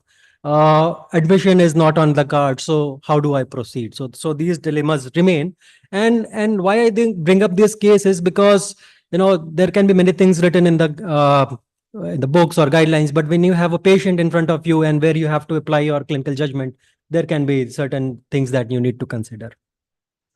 We know that opioids are likely to be used in treatment in the cancer pain, and the WHO ladder provides opioids at 2 different levels. One is for moderate pain, we go towards codeine and tramadol, and for more intense pain, we go towards morphine and fentanyl and buprenorphine and methadone. Methadone is available, buprenorphine is available, fentanyl and morphine all are available in India. Opioids are known to be effective and addictive painkillers, and they are mainstay for cancer pain. They have been less frequently used in India as compared to worldwide. And many people who require such medications for pain control do not get that, and that is a reality here in India. But the question in front of us sometimes is whether the person is taking opioids for cancer pain relief or for getting some kick out of it, or both. So it may happen that the person wants to be just relieved from pain, and that might be the main motivating factor. And that is often the most commonly motivating factor, that the pain relief should be there, and opioids do a good job towards it. So what do we think about? So we want rational use to be there, that what we were giving as opioids there in the prescribed limits or whatever is required for the patient. But we also are sometimes thinking whether we are being deceived when the patient wants to get a fix or not. And we are not good lie detectors. So doctors are not good lie detectors, that we know. If it is, should we think that this is probably patient's last wish, and let us be considerate, right? Especially for terminal situations. So this is another consideration that might come into our mind. And related to that is whether it is a slippery slope, whether if I do it for this patient, whether do I take a similar stance for another patient with less severe problems, and what is the lowest threshold I'm willing to be cooperative for, and whether the legal framework allows me to be helpful to the patient or not. So these, as a clinician or as a pain prescriber, these are certain things that I'm sure would come to the minds of the clinicians. So what should we do clinically? There are guidelines from the Indian Society for Study of Pain, Cancer and Cancer Pain, which suggest that they have particular suggestion for how to keep check on opioid abuse or misuse. And they suggest that check the remaining stock of opioids by pill count, checking wrappers, history of amount of medications consumed, etc. Assess the pain and disease status on every visit and whether they are seemingly correlating with each other or not. So if requirement is high, does that mean the disease has progressed? If the disease has improved and if the requirement is getting higher, then probably there is some kind of a discrepancy. Check if the patient is getting opioids from other physicians or not. Check whether pharmacist is about other pharmacist about the medication being given. And is the patient accompanied by different caregiver every time? So the caregiver does not know whether the patient is getting the medication, or the caregiver is coached to tell that no, he requires this medication, and the clinicians are also kind of reassured that okay, there is a caregiver, we can give the medication that is required. So probably it's an elusive balance. We need to balance out. There is a requirement. At the same time, we need to be a little cautious at times. So most patients with advanced cancer will have pain requiring opioid therapy at some stage during their disease course. And this is as per certain guidance that has been given by Pinkerton and Hardy in adult and adolescent patient when we go about it. So majority good pain relief is there with apparently not much side effect. So opioids as painkillers should be used. A subset will have substance misuse issues that will influence the management and prescribing practice. So because some people misuse and we don't know very well who will misuse, that's why we need to be cautious for all. Both a judgmental or a relaxed approach in such patients is problematic. If we are very strict to everyone, then we are not able to help many people who require help. But if we are too relaxed, then probably we are fueling the addiction which is developing in people who have developed cancer, but at the same time have addiction as well.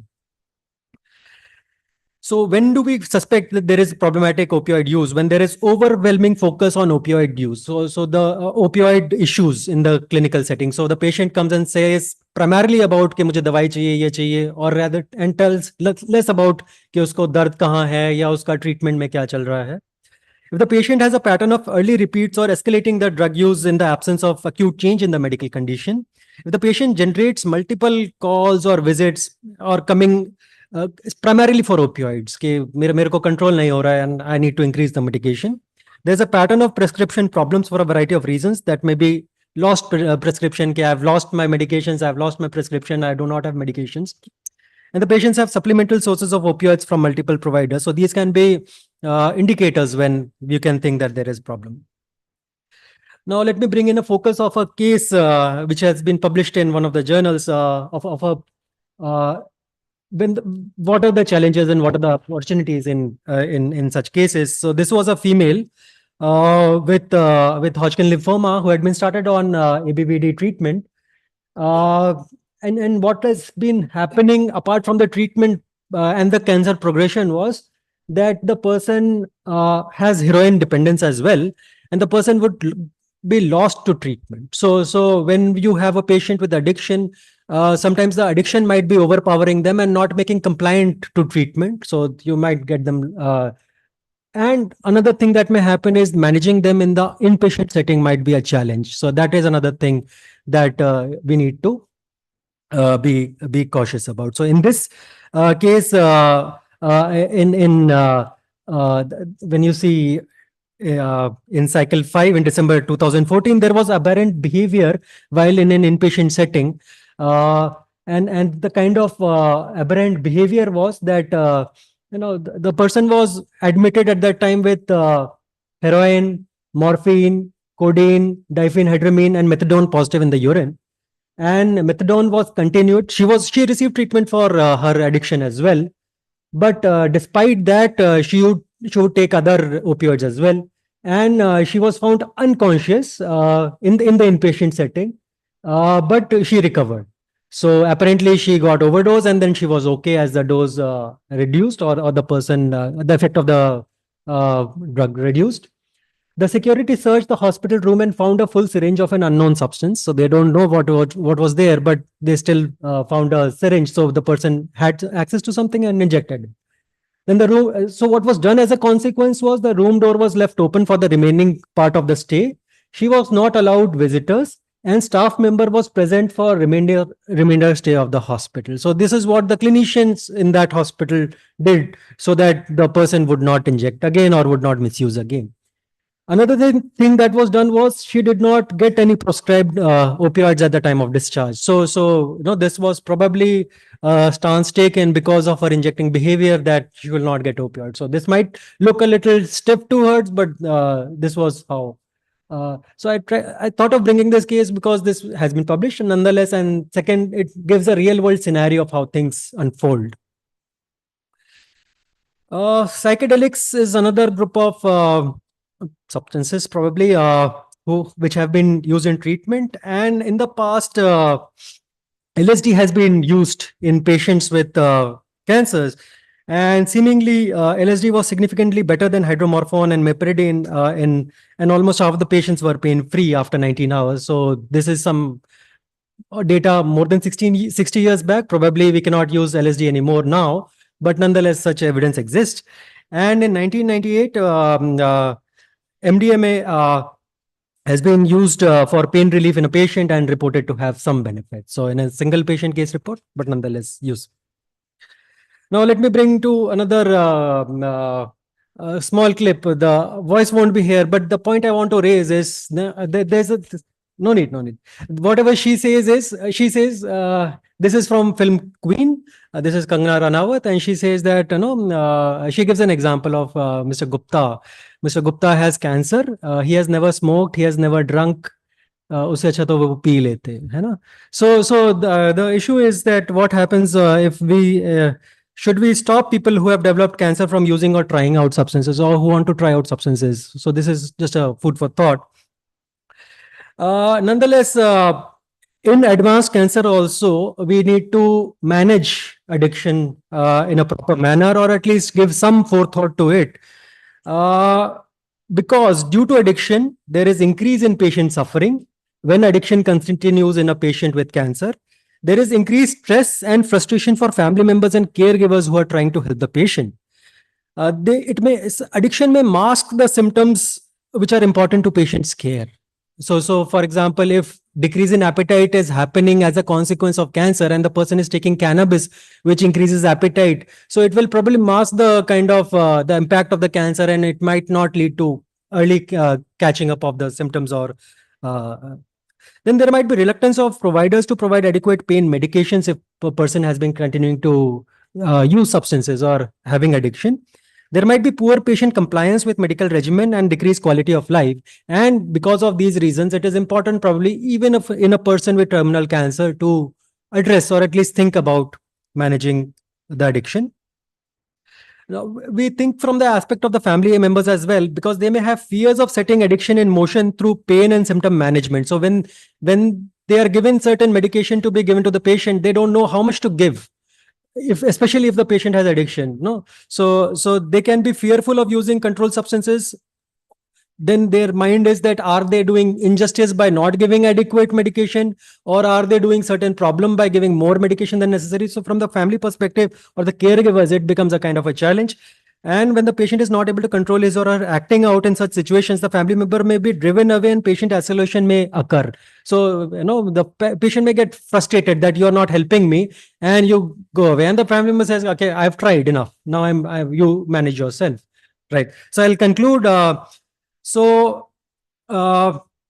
In cases where addiction is identified, patient might be hesitant, the clinician may be hesitant, and hence in addiction, in cancers, addiction may be present in a considerable proportion of patients with cancers. Certain behaviors may indicate misuse or medications misuse of medications in patients who have cancers, and we should guard against being nihilistic at the same time being overly cautious. So with that, I'd like to thank you for your listening.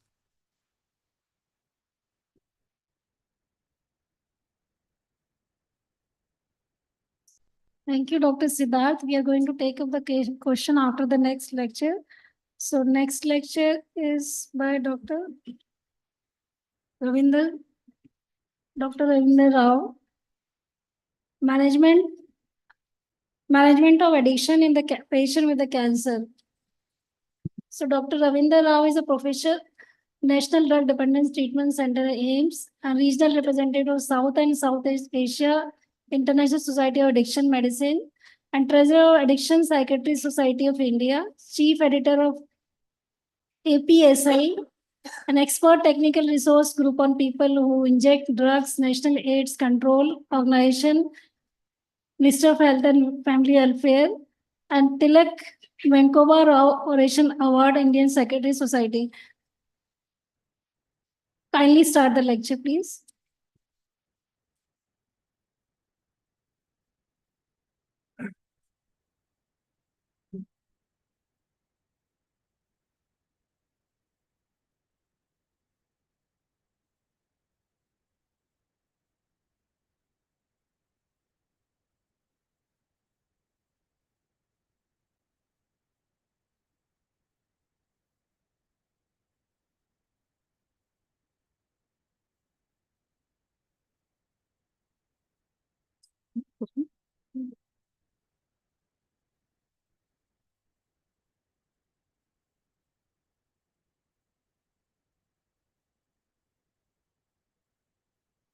Thank you, Chess.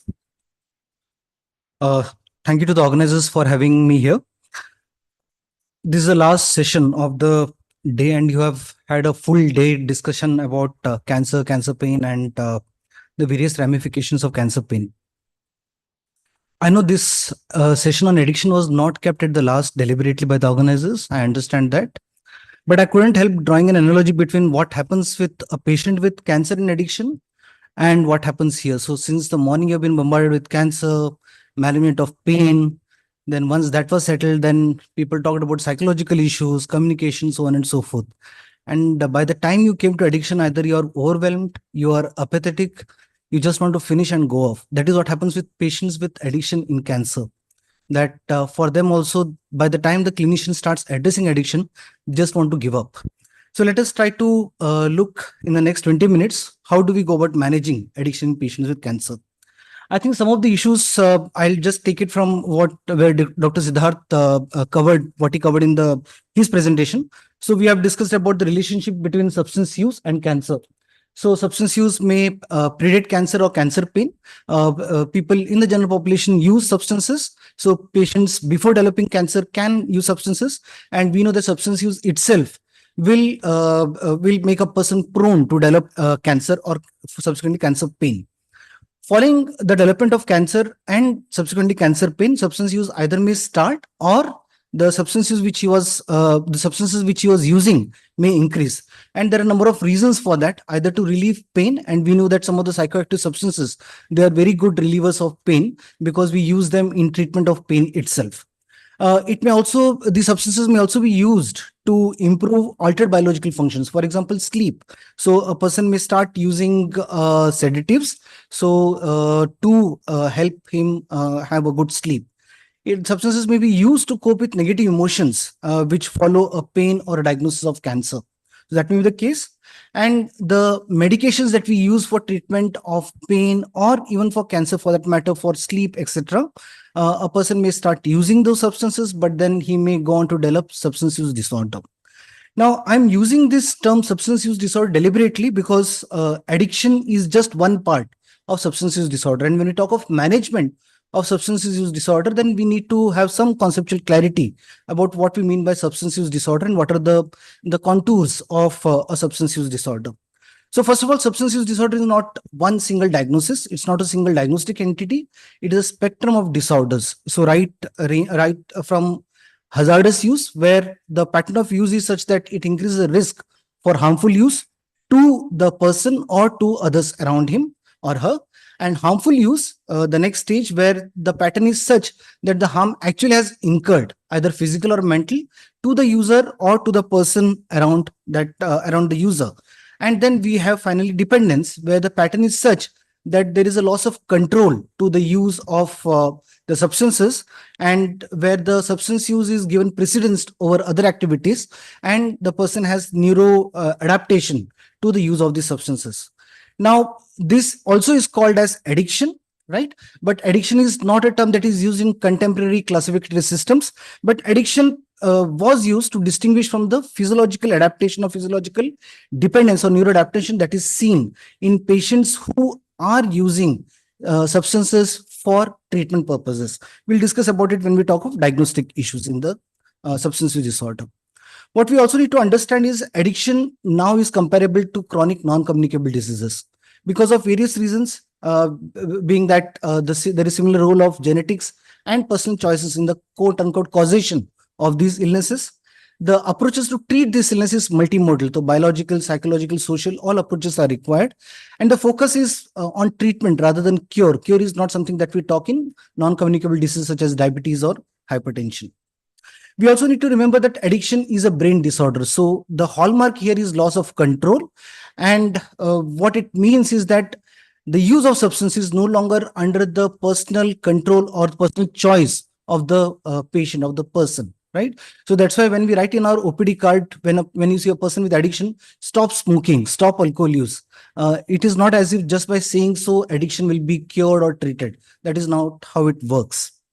We also need to understand that addiction is a relapsing condition, which means a person will come out of using substances, may stay substance free for some time, but then after some time he will go back to using substances. What does it mean is that we need to recognize that a person can relapse, and our role as clinicians, as treatment providers, is to prevent relapse, and if relapse happens, then to manage the relapse that happens. So when we talk of management, we know that first we begin with assessment. And when we talk of assessment, now there are various ways. There is no diagnostic test that can tell whether somebody is suffering from quote unquote addiction or substance use disorder. It is the old technique of history examination that helps in coming to a diagnosis of addiction or substance use disorder. But there are some screening tools that are available, and screening tools are nothing but a set of structured questions whose validity, reliability has been established, and they usually provide score that can indicate the presence or absence of substance use disorder, or if it is present, the severity of the substance use disorder. The advantage of using screening tools is that it has you require very short time for administration, and the tools have established reliability and validity, which means that if your colleague also uses the same screening tool, chances that both of you may arrive at the same conclusion rather than having different conclusion when you use unstructured history or examination. Disadvantage is they do not confirm the presence of substance use disorder, but they indicate whether this person has substance use disorder or not. And these tools, there are challenges in interpretation when you use some medication, for example, opioid for pain management. So there are issues there. Unfortunately, we do not have much studies, research that has gone on into the validity and reliability of these screening tools in patients who are on opioid treatment for cancer pain, or for that matter, chronic pain. I'll just give you two examples of the screening tools that are most widely used. Alcohol use disorder identification test, audit, which is a 10-item questionnaire developed by the WHO. There are various versions that are available. Administration time is, as I said, short, 5 to 10 minutes, not much. What it does is that it provides you score, and depending upon the score, you can see whether the patient is in low risk range, hazardous or harmful range, or in dependent range, right? And there is also interventions that has been suggested depending upon what range of score that the person falls under. The second screening tool is ASSIST, Alcohol Smoking Substance Involvement Screening Test. Now this tool assesses not only alcohol but also tobacco, as well as most of the other psychoactive substances that we commonly encounter. It provides information about use over lifetime as well as the last 3 months. It is an 8-item questionnaire, and we can be administered over 10 minutes. And this can be administered by a lay healthcare worker as well, with some amount of training. What it also does, the tool also does, is to provide risk category: a lower risk, The score range is given here, and the intervention suggested is that no intervention for substance use required. Moderate risk, brief intervention, and a high risk, where brief intervention followed by a referral to a treatment specialist. Now, once again, as I said, whether low risk means no intervention is required, that is something which we have not tested in patients who suffer from substance use disorder or who use substances in cancer conditions, because in some conditions using alcohol once in a while also may be problematic. It may worsen the prognosis of cancer per se. So that is something which we are not sure of at this point of time. The other way to do is to go through to do the biological fluid analysis, which can be direct, where you screen for the presence of drugs or their metabolites in biological fluids, most commonly urine. So for example, urine cassette tests are readily available, where you can test for morphine, amphetamine, and there are many other psychoactive substances that you can look for. Indirect, where indirect markers for stigma of substance use. So for example, measurement of MCV, GGT, carbohydrate deficient transferrin CDT for alcohol use disorder. Now, advantages is that you do not have to rely on the self-report of the individual. The disadvantages advantages is that it does not give you a diagnosis of substance use disorder. What it can say is that the person has used a particular substance in the recent past. The other disadvantage is that the positive results depend upon a number of factors, including the last time when the person has used or consumed that particular substance, right? So that is the case. The third way is the history and examination, where you elicit details about the substances from the patient and other informants who are there with the patient.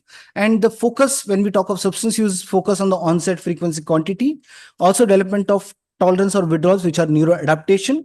Then salience, how much the patient has given importance to substance use over other activities, whether the patient has irresistible desire to use substances, substances related harm in various domains, including work, family, other social obligations, whether the patient has made any attempts to cut down or stop using substances, socio-occupational dysfunction, and also levels of motivation to quit the use of that particular substance which he's using.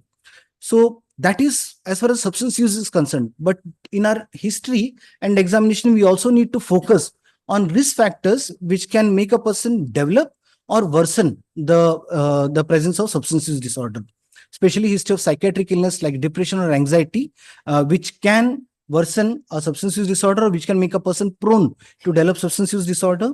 History of personality disorder, especially cluster B personality disorder, poor coping skills, poor socio-occupational functioning before the onset of substance use, poor social support, including marital support, concurrent use of other substances like alcohol or benzodiazepine. So in a patient whom you are planning to prescribe opioid, so if there is a history of alcohol use disorder or tobacco dependence, then one needs to be careful whether the person, and be watchful whether the person can develop opioid dependence with the prescription opioids that you are using. And also family history of substance use disorder. All of these are very strong indicators that the person may develop substance use disorder even if you are prescribing it, the medications, the psychoactive substances as medications.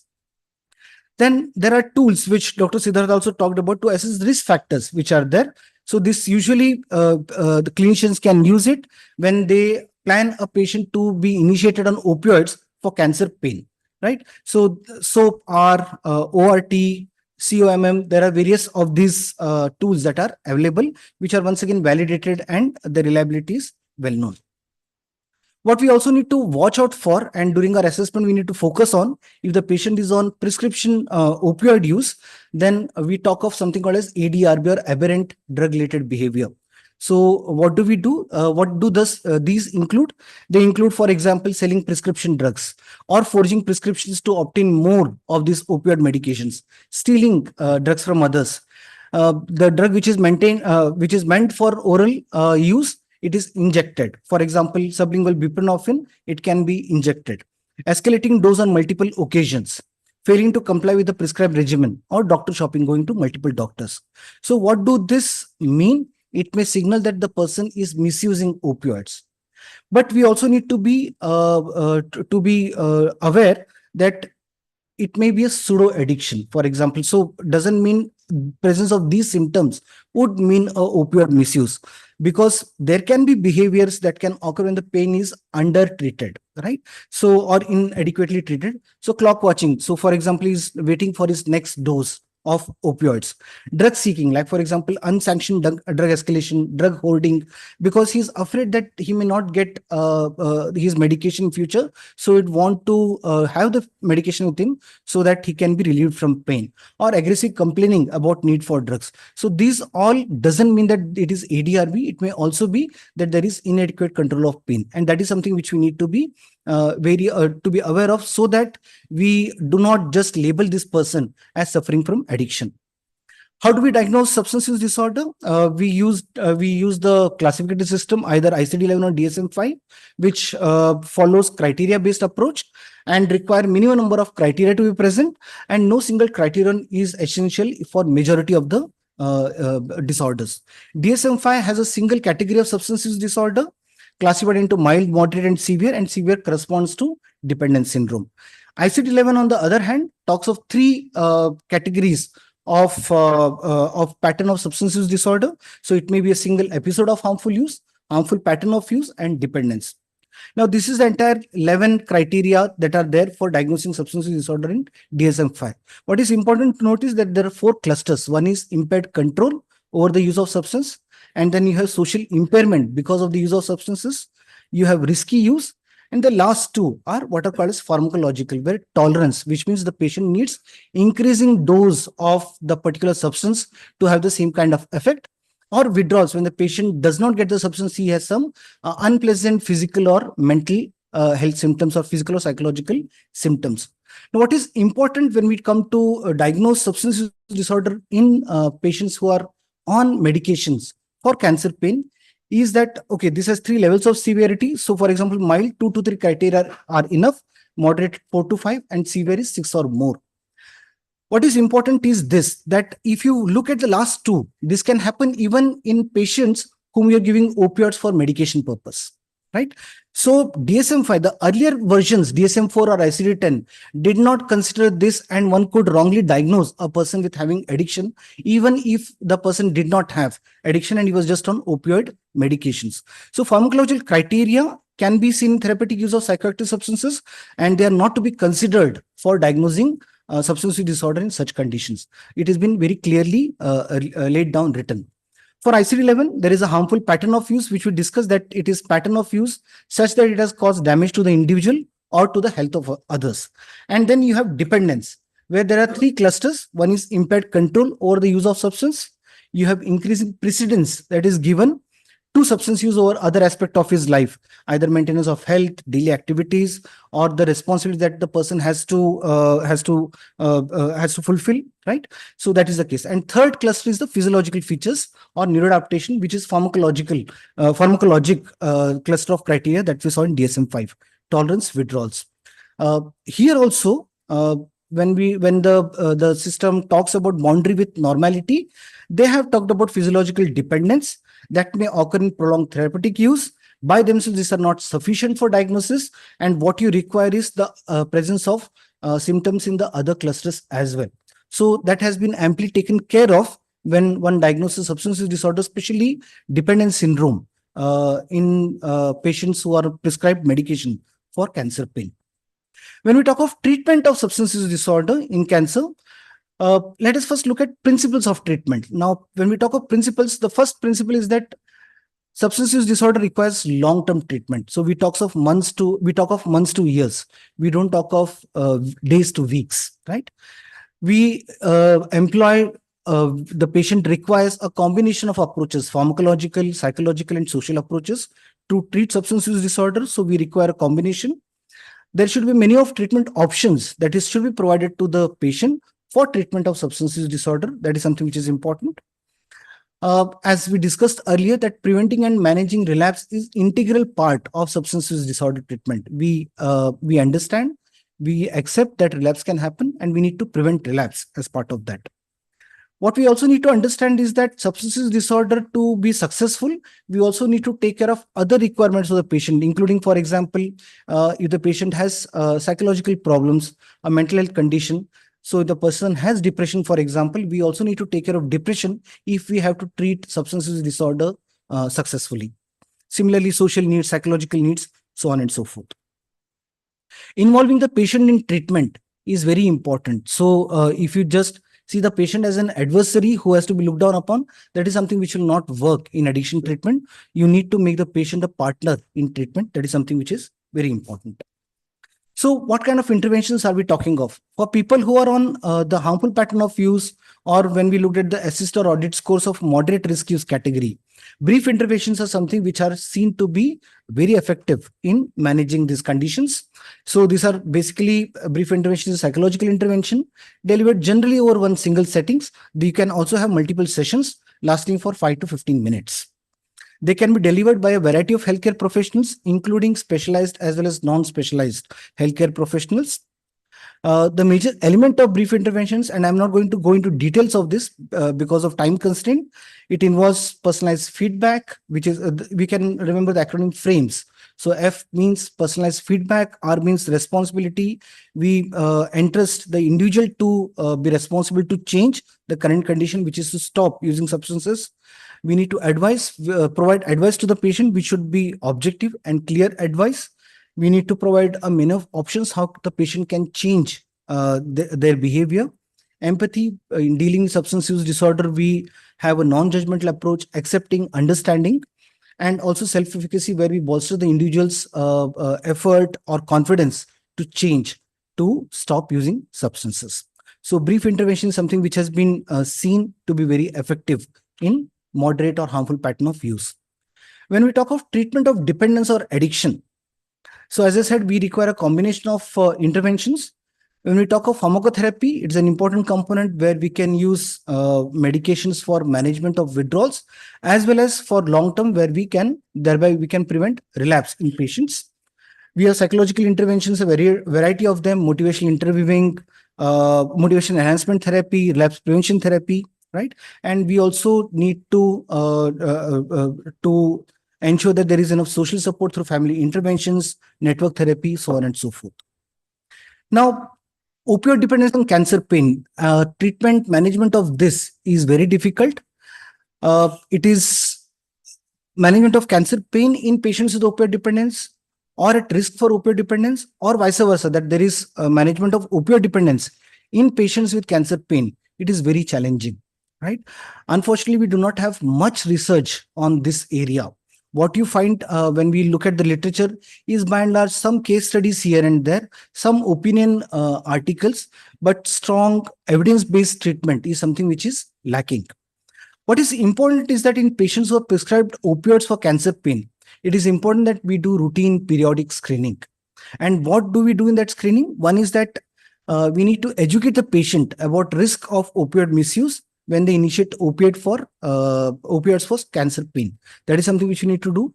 There need to be a treatment agreement or contract when we start as to what the patient should be doing, following the regimen, for example, what are the conditions in which the patient need to report to the clinician, so on and so forth. So thus, such kind of treatment agreements should be signed at the beginning. Involving family members in treatment and drug monitoring is something which can help prevent or reduce opioid misuse. Periodic urine screening can help. Pill counting is something which can be done. Also, we need to educate the patient on chances of opioid overdose, and also possibly stocking naloxone in their homes and educating the patient how to use naloxone in case a person develops opioid overdose, educating the patient and their family members. That is something which is very important. Detoxification alone, which is a short-term treatment, we saw that that doesn't help. And antagonist maintenance, this is not preferred because then there will be issues in management of pain in such patients. Opioid agonist treatment anyways is the most effective form of treatment for opioid dependence, not just in cancer, but any kind of, even otherwise. Opioid agonist treatment or opioid substitution therapy is the treatment, right? And buprenorphine and methadone are the most researched, most found to be effective, and they also are approved to manage pain, including cancer pain, right? But if you see the approaches that are used or adapted for treatment in opioid dependence or in cancer pain, they're totally contrast. They are totally opposite. So, for example, if you look at duration, when we talk of cancer pain, we say as short duration as possible. In opioid dependence treatment, we say that longer the duration, better the outcome. So longer the duration, better the outcome. In case of dose, once again, lower optimum dose is what is advocated in cancer pain. In opioid dependence treatment, we say higher the dose, better the outcome. Right? And then frequency of administration in cancer pain, opioids are given multiple times a day, 2 times, 3 times a day, depending upon what kind of formulation you're using. And in opioid dependence, we advocate for once a day dosing. Right? So if you see, it is totally 360 degree, 180 degree apart. They are two different poles altogether. Right? So that is something which is a challenge. Right? What is important is that opioids in optimum dose should not be denied for cancer pain with high risk for opioid misuse. Even we try with other measures, right? We try with that, but if that doesn't help, one should not hesitate, because pain care, and that we have heard throughout the day, how important managing pain is for a patient suffering with cancer and cancer pain. Now, in patients who are prescribed buprenorphine or methadone for opioid dependence and cancer pain, you can consider split dosing. So you can have it in twice or thrice a day dosing that can be done. You may reduce frequency of take home or carry home doses to ensure that there is no misuse of opioids.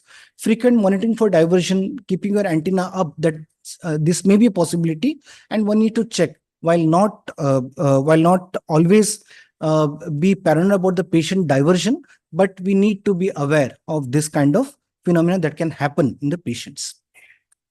So to conclude, we know that there are various intersections for substance use disorder and cancer pain. Clinical assessment is the best tool for assessment. Screening tools, using screening tools or unit tests can aid in diagnosis, in assessment. There is challenges in diagnosing substance use disorder, especially when the person is on opioid for chronic pain management. Building trust and rapport with the patient helps in improving engagement in treatment. Brief interventions can help in early stages, and treating opioid dependence, as we saw in cancer pain, is a challenging phenomenon. Thank you.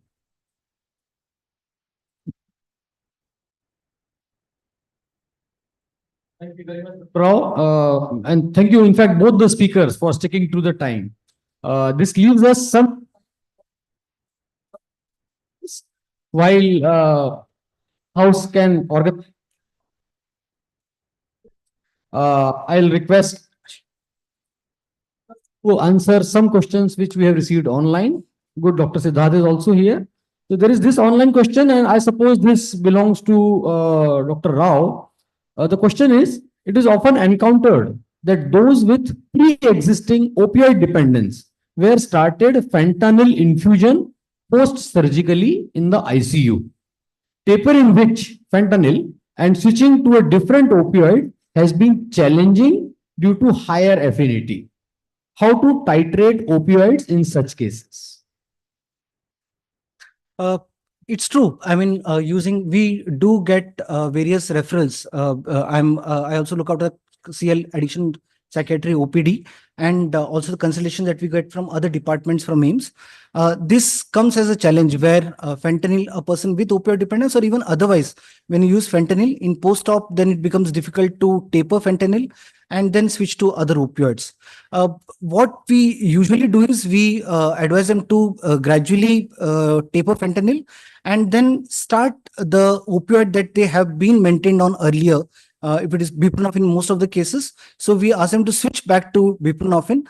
It becomes challenging in the initial days, but once the patient is provided adequate dose of buprenorphine, the patient is able to be managed on opiates, and we are able to switch over these patients. Thank you. This was helpful. Any question from the house? If not, I have one question. I suppose, Dr. Rao, you can take up this question. What are your thoughts considering that they can coexist, addiction and chronic cancer pain?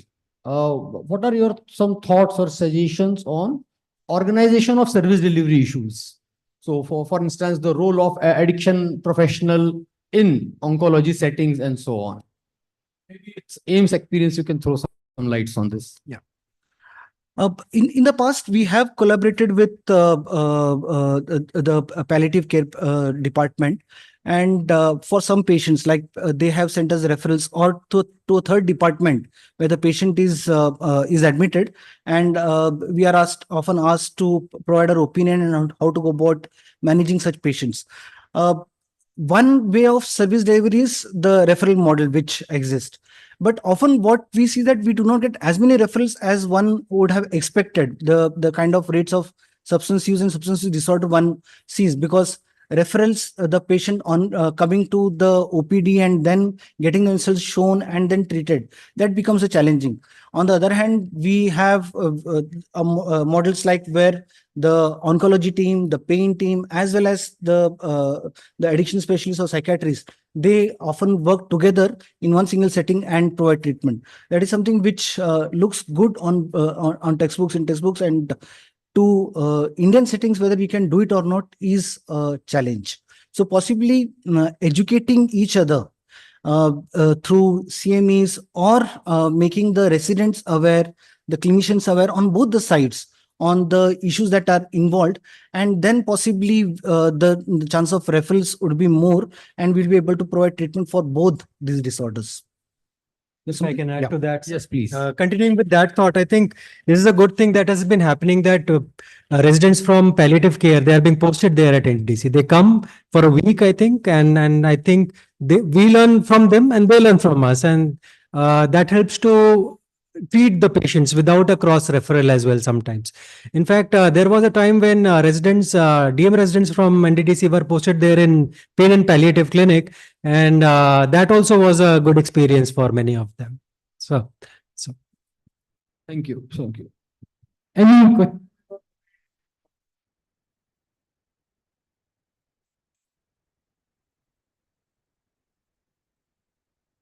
Not, I'll ask ma'am to please conclude the session. First of all, though it was the last session, Dr. Rao and Dr. Siddharth, I think it's a wonderful lecture. I mean, we were enjoying, and in fact, personally, I was enjoying listening to both of you. And that term, that addiction or opiate substance disorder and all, I mean, as per se, last more than, I think, almost 25 years, I'm working in the cancer center. Though we have not much encountered, in few specific cases when we felt that whether we are giving the opiates, we are harming the patient, or whether this patient is taking unnecessary that more dosage which is required. But when we have done the detailed analysis, and some of the patient we have sent to all also, that just to evaluate, we should not be really feel guilty about it, whether we are treating the cancer pain or whether we are putting themselves in this condition of addiction. And one of the example I think I can share you, one of the patient that is soft tissue mesenchymal tumor, and he was operated in 1997. I joined in 1999, and he has been amputated, and he has a phantom pain. And we have, in initial 5 years, we have done all sorts of intervention. What we as anesthetists we can do, or as a palliative care physician. And ultimately, he was requiring the opiates for a longer time. We have 2-3 publications for that also. And every time when we used to come after 6 months and 1 year, we used to thinking whether we are doing right and wrong. I think many times we have admitted that patient for a week, and we have called you people to come and evaluate whether this patient is fitting in that category or not. So that is some of the example which I can share it. And that patient is still on 360 milligram 4 hourly. The medication is using it. Still he is alive with that. And every time we have a fever, and all our residents, whenever the patient used to come, that's his name is Bhuta Singh, and he used to come, ma'am, this patient has come. We cannot write it, and we don't want to ask them to write it, because for them it's a new resident. And for patient also, no, I'm not going to show this doctor. I'm going to meet either Dr. Sushma or Dr. Seema, because he knows us since long. That thing. So I think the thorough history and close rapport with the patient.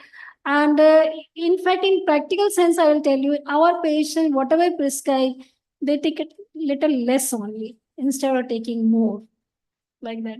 When we are writing the regime of 4 hourly, in fact, they're not able to take 4 hourly. Sometimes they take 5 times a day, or 6 hourly, rarely they take it like this. So, and they understand that morphine should not be like a death sentence. That patient when going to die, that morphine is going to be used. In fact, we have to really counsel that no, this is not a drug. It is going to be really taken care. Pain is very much relieved. It's there. Thank you so much. Thank you, and congratulations both of you. Organizers.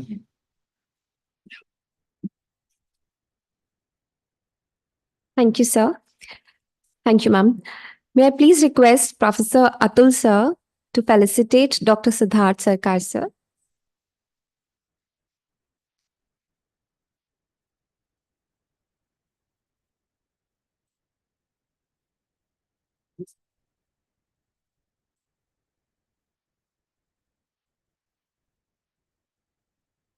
May I please request Professor Seema Mishra ma'am to felicitate Dr. Ravindra Rao sir.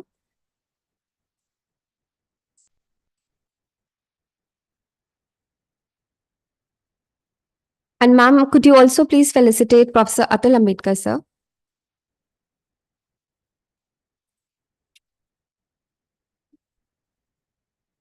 Thank you, sir. Thank you, ma'am.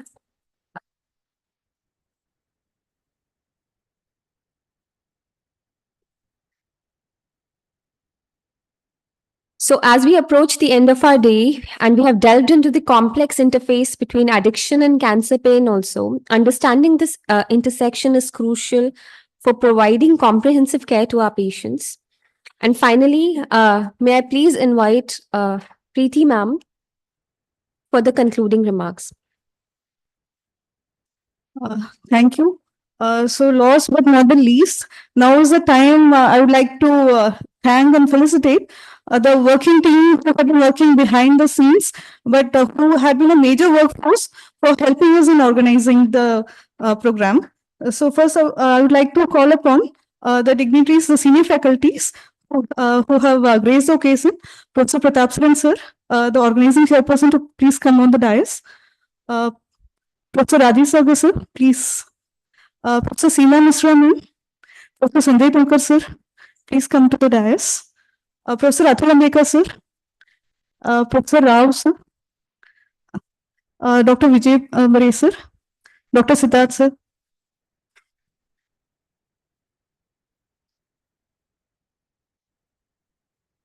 After this, we'll have a group photo, and then once the delegates submit the post-assessment form, after the group photo, you will be given the certificates.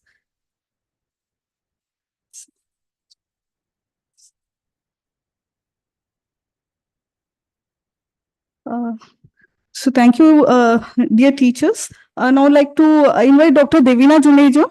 I would request Professor Pratap Saran sir to kindly felicitate Dr. Devina Juneja.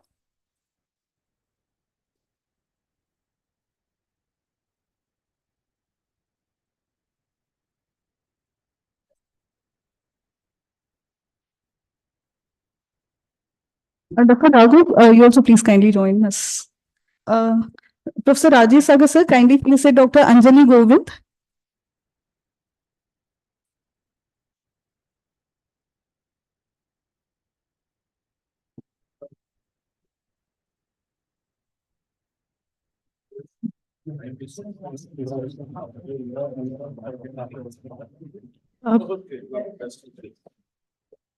Professor Seema Mishra to kindly felicitate Dr. Anushka Chaudhary.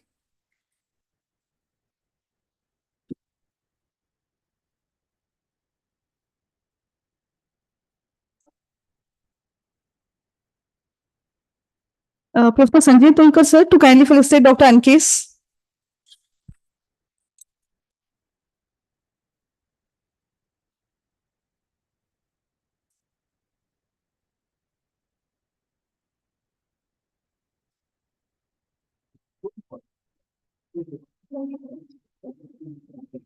Professor Atul Ambedkar sir to kindly felicitate Dr. Rajababu.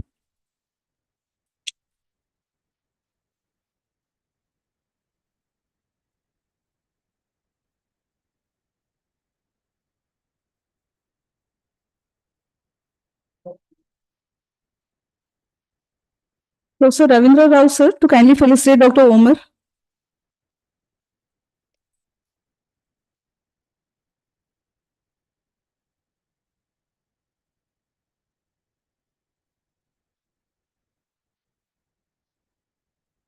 Dr. Vijay Prasad Bare sir to kindly felicitate Dr. Newfight.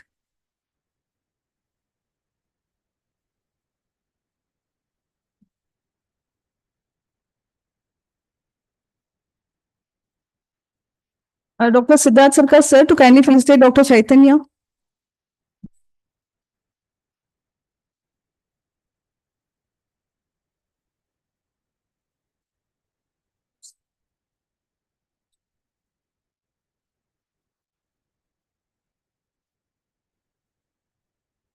Professor Pratap Saran, sir, to kindly felicitate Dr. Varsa.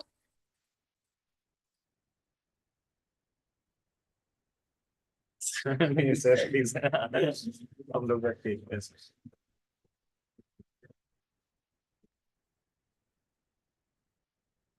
Professor Rajesh Sagar, sir, to kindly felicitate Dr. Prerna.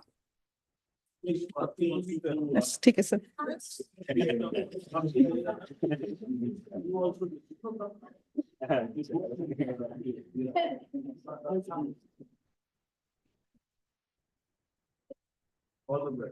Professor Seema Mishra, ma'am, to kindly felicitate Dr. Hema. Dr. Raghav, you also please join.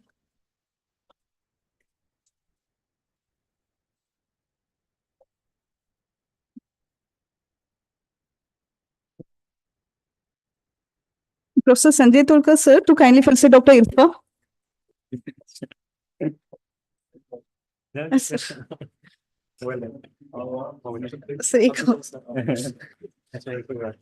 Last. Professor Atul Ambekar, sir, to kindly felicitate Dr. Priyanka Saha.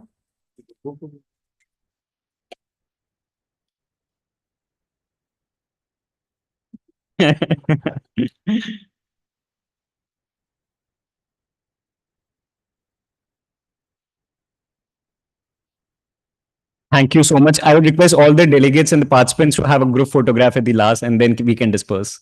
Request all of you to join on the stage with the dignitaries.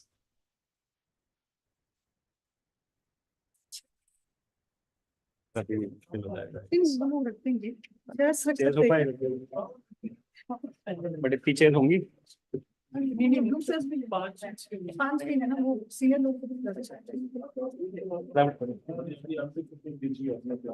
आ जाओ अच्छा नीचे ठीक वो उनसे पूछ लो he will guide better कैसे खड़े कैसे मतलब बाकी अच्छा बाकी तो चेयर पर बिठा रहे कुछ लोगों को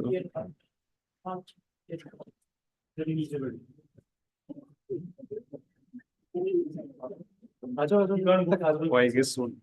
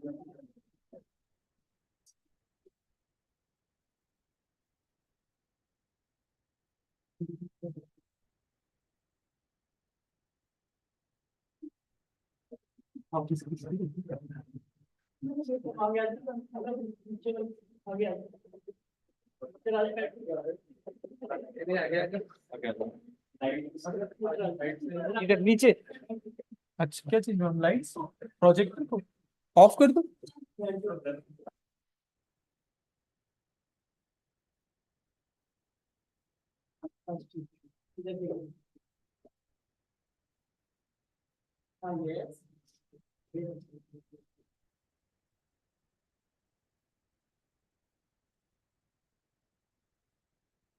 Yes.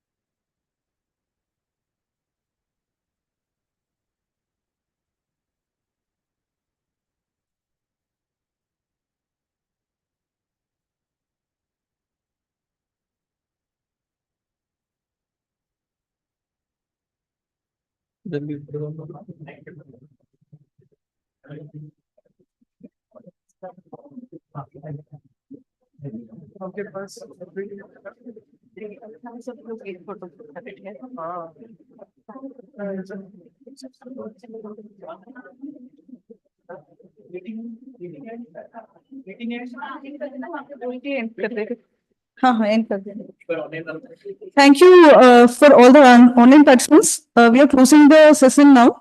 We will be sending the post-assessment performer via email, Google Form. Once you submit that, we'll be sending you the e-certificate. Thank you.